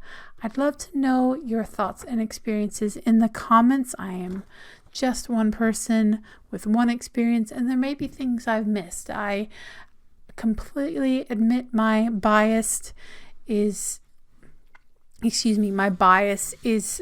one that leans against Etsy a little bit, if you hadn't noticed.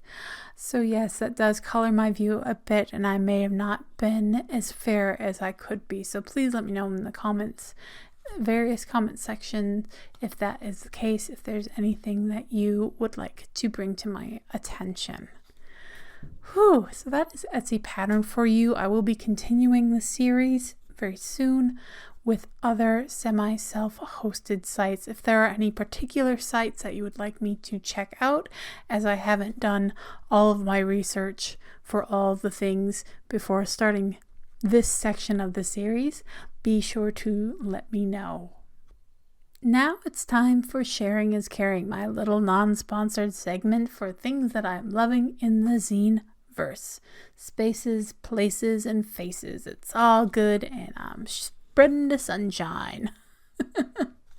For this episode, I would like to tell you about a new zine tuber, War Glitter Zines. Welcome to ZineTube. And yes, I'm making ZineTube a thing. BookTube is a thing, so ZineTube can be a thing.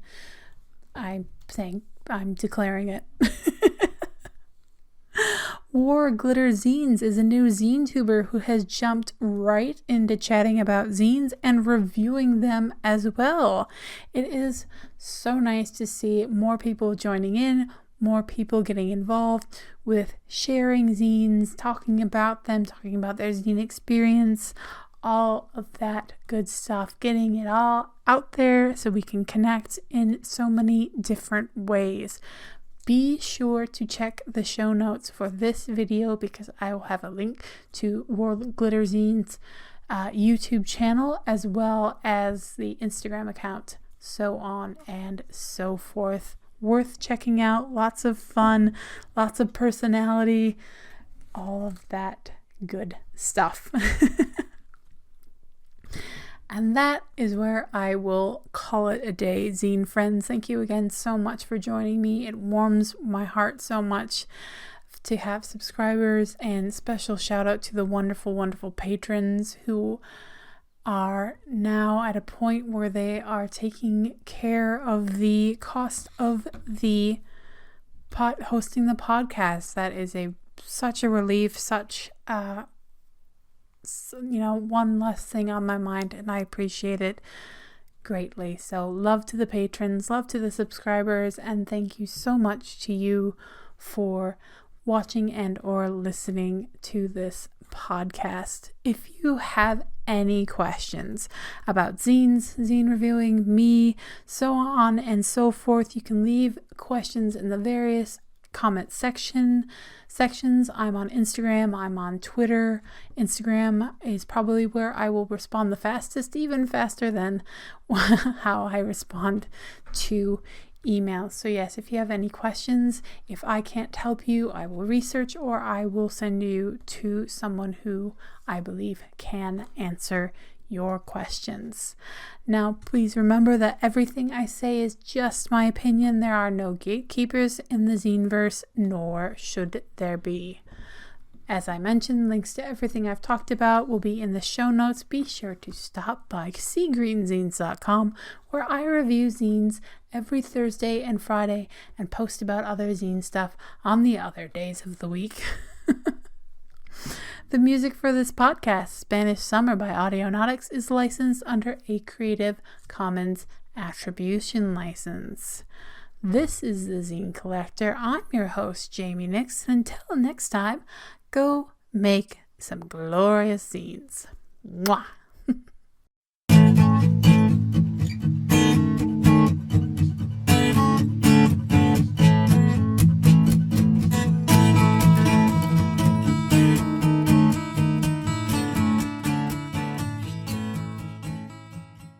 To be honest, I'm just glad my voice held out.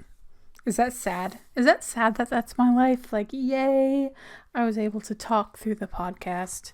Yay, I didn't lose my voice. These are the things that excite me in my 30s.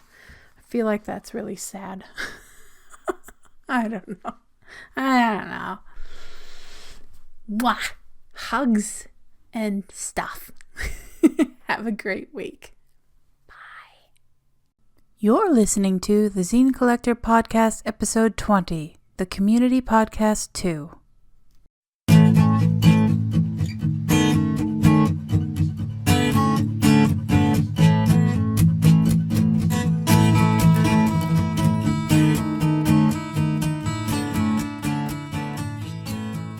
Hello, zine friends, and welcome back to the Zine Collector Podcast. Or if you're new here, welcome. I am your host, Jamie Nyx, and the Zine Collector Podcast is where I talk about zines, and zine-related things.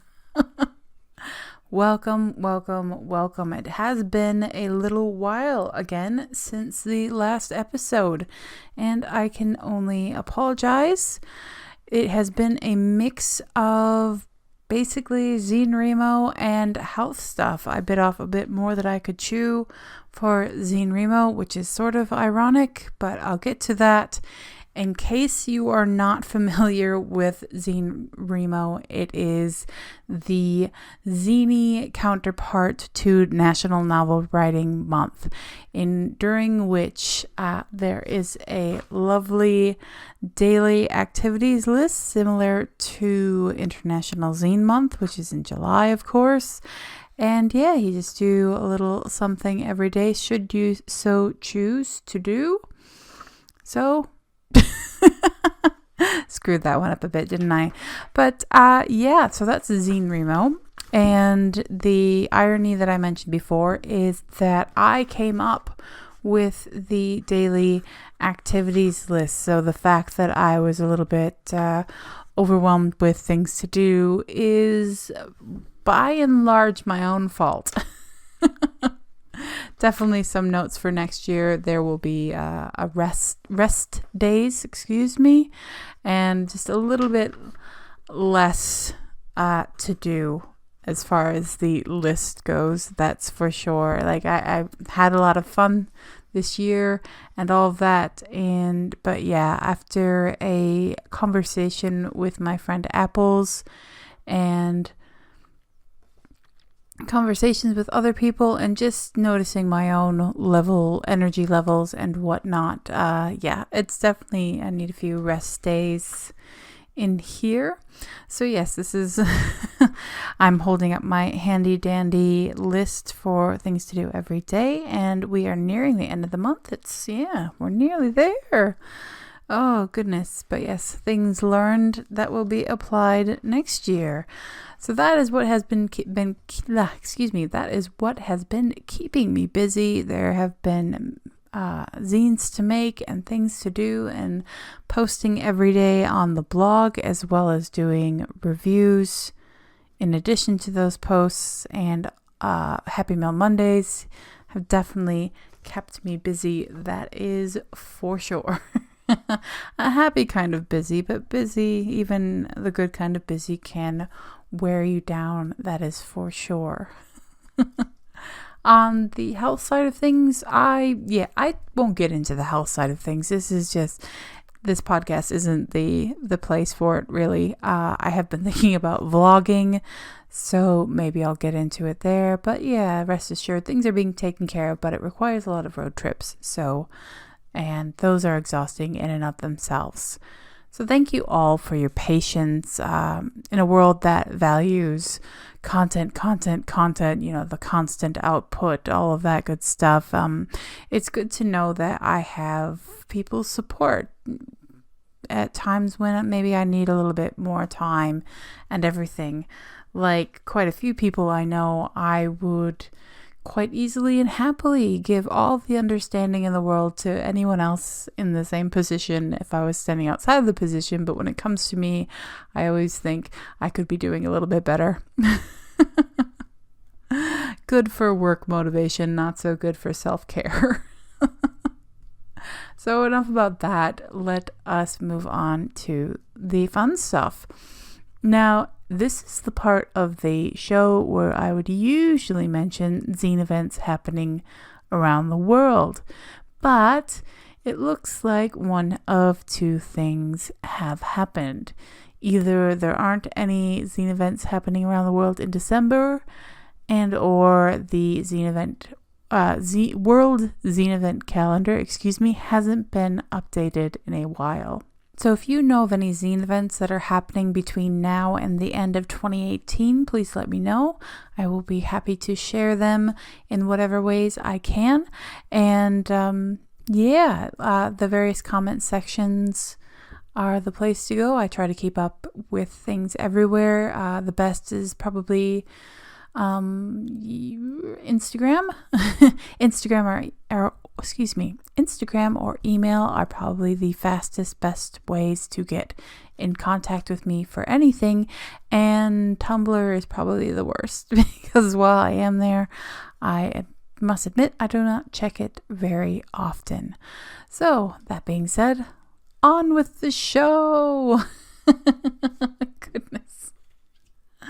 In the last episode of the Zine Collector podcast, I talked about Etsy Pattern. I broke down how it works, how much it costs, whether I think it's worth it, that sort of thing. And that episode was part of the longer series, the Selling Your Zines Online sub-series or something, subtopic within the Zine Collector podcast. I'm not sure what to call it. But the part of my brain that really likes patterns and alliteration and things like that decided that, okay, I had the first community podcast episode on episode 10, and I'll link that below in the show notes. And I'd always planned to do community episodes fairly regularly. One, because I had so much fun and it was awesome the first time. And it was lovely the first time. And so, yes, it's always been in my mind to, sorry, I'm getting ahead of myself and brain foggy at the same time. It's great. So, yes, I'd always planned to do it regularly. I just didn't know how regularly, and my brain has gone, listen, you had the first one at 10, you got to have the second one at 20. That's just the way it's going to work. So here we are. I will continue and finish the Selling Your Zines Online series. But yeah, there may be no shows that pop in between, or there may be shows that pop in between. That's just, the way things are working here at the Zine Cave at the moment. All that aside, okay, let's get to the actual fun stuff. And it is my absolute wonderful, glorious, awesome, all those adjectives. It is my pleasure to welcome the wonderful, amazing zine makers from around the world who decided to join in with the community podcast episode today. Each is here to talk a little about who they are, the zines they make, what zines mean to them, and maybe even a little advice if you are new to zine making. So thank you and enjoy the rest of the podcast. I will be back afterwards, but yeah, yay. Let's get this show on the road. Welcome to the guest zine makers. Hey, I'm Sober Bob, and I've been making comics and zines in Brisbane for a few years now. A lot of my zines are very traditional in style. I often just cut out and paste actual things that I draw from a sketchbook and put it in a zine to photocopy. They're often about my disability or my politics, with a few concentrating on my art exclusively. I also do a free series called $50 Minimum, and I've been working with the Copy Industry Library, and now I'm an organizer with the Paper Snack Zine Hub in West End. When I first began, I was lucky enough to be introduced to zines through Visible Ink in Fortitude Valley, where the printing is free for those between age 12 and 25. This allowed me to dive really deep into zines very quickly. However, it's given me more of a perspective of the purposes of the zines themselves and whether one could get into it without this free resource. So for any new zine makers, don't go ahead and spend heaps of money on printing if you have to spend money. There are alternatives. You can go to Officeworks, or if you're in Melbourne, you can go to the Sticky Institute and get, cheap printing.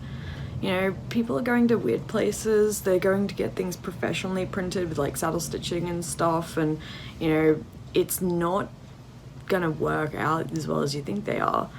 Quite often these people are doing these zines with their university groups or as an assignment, and I can understand that you need a high quality printing for that one, but for the purposes of actually selling it at a zine event, it isn't necessary.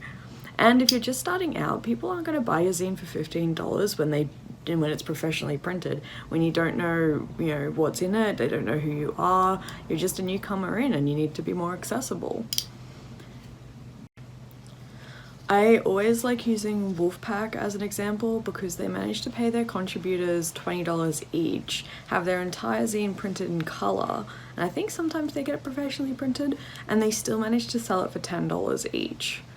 There's always ways to do it. You can always get out there as like a more cheaper and accessible zine. The main way to do this is to never go into zines thinking that you're going to be making a profit. If you want to do that, you totally can, but go make an art book. Go make something where people are expecting to pay that little bit extra amount of money. In addition, don't feel like your work has to be 100% perfect, especially if it's just like rants or other small things like that, because perfectionism is the enemy of creativity, and you'll be crying yourself to sleep over 2 lines when instead you should be out there enjoying making this work. And lastly, I would say do try and make your zine legible. As much as handwritten zines and stuff can be quite interesting, I've easily read zines entirely in handwriting and made with typewriters, but at some level, some people just maybe not have that neatness of handwriting or that consistency. Like I certainly don't, and I refuse to do it because I want people to actually read my stuff. So if you have a particular message you're trying to get across to as many people as possible, consider a simple typeface. Consider just like something everyone can read. Make it accessible to everyone who might have eye conditions or other perspective disorders or things like that. You want to be able to get out there, and you don't want your writing style to be an impediment to your entire purpose of making the zine. Hi, my name's Yestin Pettigrew. I am online on Instagram, and that is yes or no, IES or no, as my handle. I do different kinds of zines. I do drawn zines, I do photo zines. I am generally branching out into something which I've never done in normal life before, which is I am talking about how I feel about things and how I think about things and my mental health around that kind of thing. Those are the main types of zines that I've created so far, and they're the main topic that I've been dealing with so far. The other work that I do is taking other people's images and transforming them into something abstract and comic-like. Both of which, that kind of work you can find on my Instagram. My other zines are very much sent out to individuals that I choose. Final thread that I do is that I do secret zines, where I reach out to people whose work I admire and ask them if they'd like to be involved in collaborative zines. This is my advice to you, is that and why I'm standing out here in the dark, in the rain and in the cold, because that's kind of what the internet can feel like, and sometimes that's kind of what life can feel like. My advice is that the world of zines is very open, and there are very amazing people out there. When I first went on Instagram, I hoped to be able to get a few people to like what I was doing. And what I found was that I found a community of people who are open and who are sharing and who are amazing and creative. And the way I found those people was by just reaching out to these strangers in the hope that they would share with me. And I've yet to find someone who wasn't open to sharing. So I think my advice for new zinesters is don't be intimidated by who that person is, or what skills you think they are, or how better than you think they are, or how much longer they've been doing things. Zines are about community, they're about sharing, they're about being part of something, they're about learning from other people, so take it from there. That's my main advice. Hi, I'm Ladabule. I'm an 18-year-old artist from Perth, Western Australia. I make zines about my brain and my life and various other things. So some advice I would give to newer zine enthusiasts or just anyone in the zine community looking for advice. I have written down 2 points that I'll bring up. The first one is, if you're starved for inspiration, 2 things you can do from personal experience. One, definitely go online. There are many zine prompt lists, plus a look on Instagram or Pinterest will have lots of creative zine ideas for you. And 2, This is the way that I personally get inspiration, and is I carry a small notebook with me when I go out on adventures or whatever. I tend to have words, phrases, themes, or just ideas in general show up when I'm like at a park or at a friend's house or I'm in the city. This is all from experience as well. Like the majority of my best zine ideas have come when I'm outside, I guess. So I definitely recommend either having a notebook or having like a note thing on your phone that you can write things down. But I feel like notebooks work better because it's more tactile, but that's just my opinion. You can do what you want, of course. And my last piece of advice is to definitely connect with everyone. Zines are very community based, at least from what I know. So definitely message and follow zine social media accounts. Like there's some on Twitter, there's some on Instagram. I know there's a few on Facebook as well. There's a few groups. Definitely message people if you want to. So like if you want to do trades or you're asking for advice, you can definitely, I'm pretty sure the majority of zine accounts will be willing to answer questions. I know I would, so if you have any zine questions, I can do my best to answer them. My Twitter and Instagram are just Ladabule Art. So my advice is open to the public, I guess. And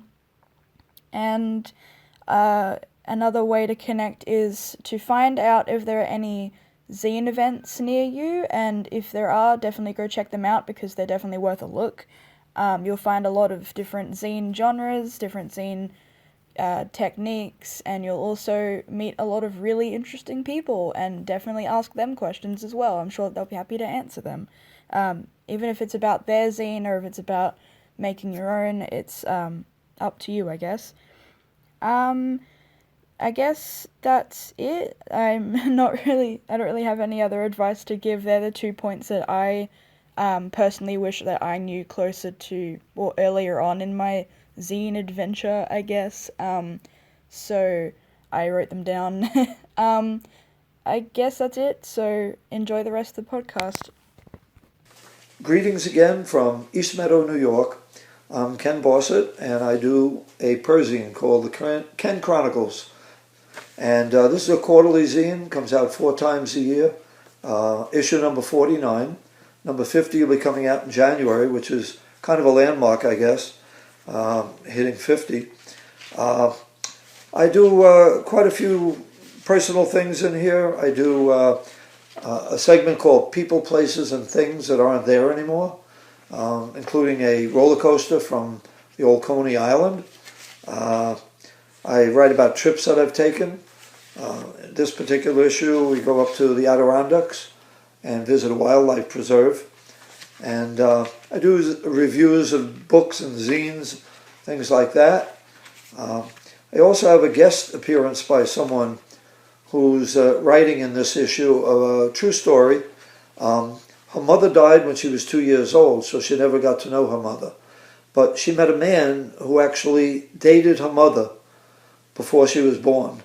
So all about that story in here. And yeah, I'm always looking to trade, so if anybody wants to trade, I'm up for trades.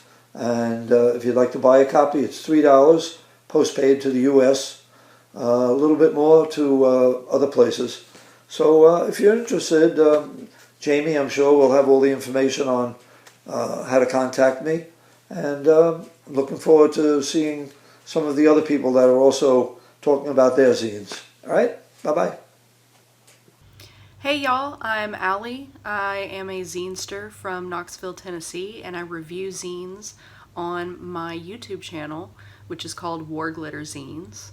I first started making zines back in 2014, and it was kind of a false start.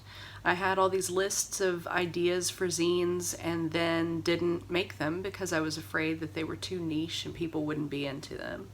I made a zine A couple months ago. It was based on my love for Carly Rae Jepsen. I am obsessed with her, and I needed a zine that I could use in my classroom as a model because I wanted my students to start making zines.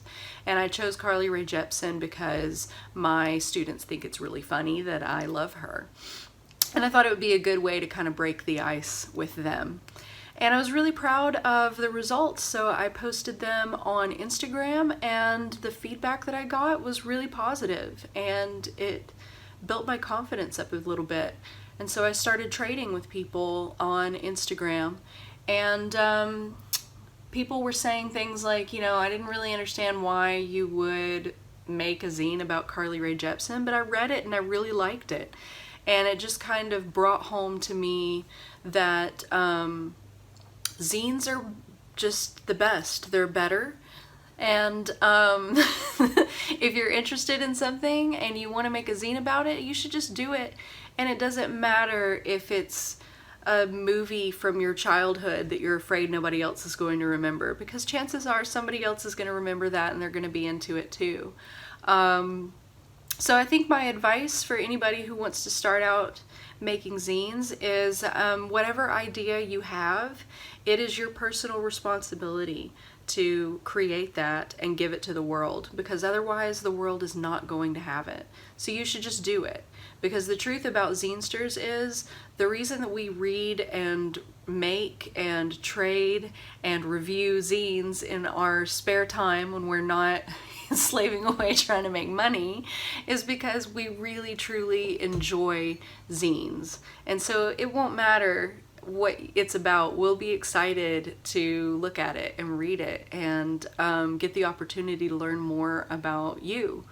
The world right now, it seems like the way it works is that you get attention from being really obnoxious and terrible to other people. And so being able to come home and focus my attention on something positive, like people who are trying to make our world better or prettier, by sharing their thoughts and their dreams and the things that they love and the things that they see that need to change, that is really good for my mental health, and and it gives me hope for the world that there are so many amazing, talented people out there who are willing to share themselves. And I've definitely met people where I'm like, God, I wish you didn't live in Australia because we could totally hang out. So I think that, the best advice for somebody who's starting out is just start doing it. I started reviewing zines because I got on YouTube expecting to see a lot of channels that were actually devoted to zine making. And what I found was a lot of videos that have thousands of views, but it's the only video on their channel about zines. There weren't a lot of channels that were devoted to zines, and that was really surprising to me. And I felt like if I wanted to see more of that, then I needed to do something to contribute to the community. So that would be my advice, is just to jump in and assume that everybody's going to love it, because we will. My next zine is issue 1 of War Glitter Zines. It will be out this month, November of 2018. So let me know if you want to trade for a copy of it. Just start making, man. Just start making. It'll be great. Like, whatever it is, it's going to be awesome because you made it. So, in the meantime, keep making and do it yourself. And there we have it, the second, I want to say annual, but the second ever community episode for the Zine Collector. Thank you so much again to everyone who joined in. It's a lot of work to put together audio. It's a lot of work to put together audio and video, and I appreciate it so much to everyone who joined in there. If you missed out this time for whatever reason, I know a few people contacted me, I personally completely forgot the fact that it's Thanksgiving, or was Thanksgiving in the States. a little bit before the deadline I set. So yes, I apologize for that. So yes, there will be another one if you'd like to join in the future. But if you were able to join in this time, thank you. I'm so happy to be able to do this. I'm so happy to not only be able to hear a lot of other zine makers' voices and opinions, because of various reasons, you don't get to hear a lot of different voices on the Zine Collector very often. So it's very nice to not only hear from them, but be able to include them in this little podcast being produced in my little zine cave out in regional Australia. Oh my goodness. It's just, I'm already looking forward to the next one. I really am. So if you'd like to join in with the next one, I will be contacting people directly. Obviously, it won't be for a while because it'll be episode 30.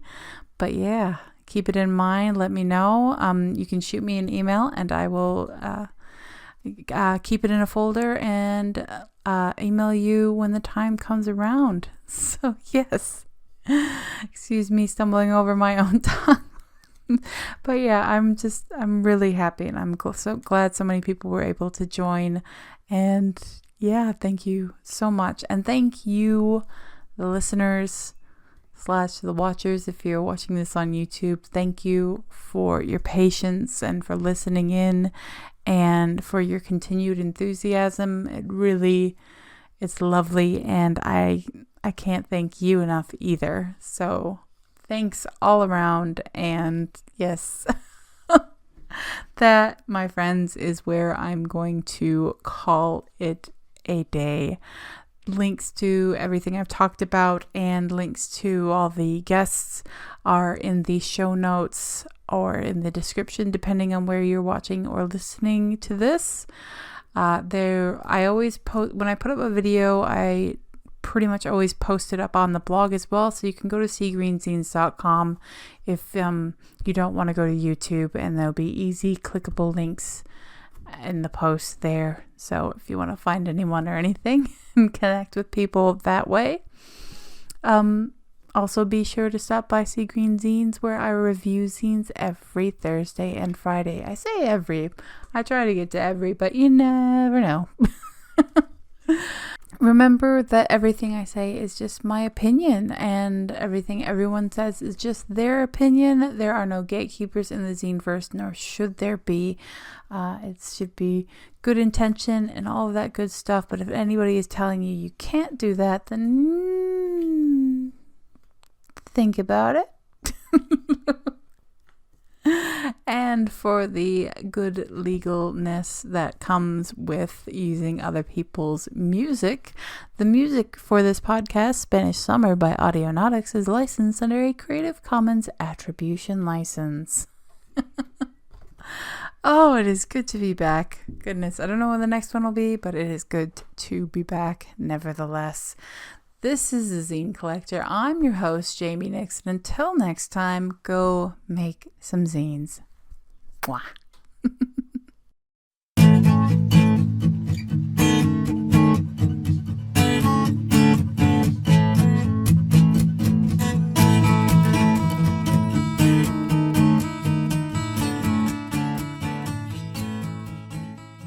Messy hair and I just don't care. Messy hair and I just don't care. Messy hair and I just don't care. It's messy hair and I just don't care. Boop.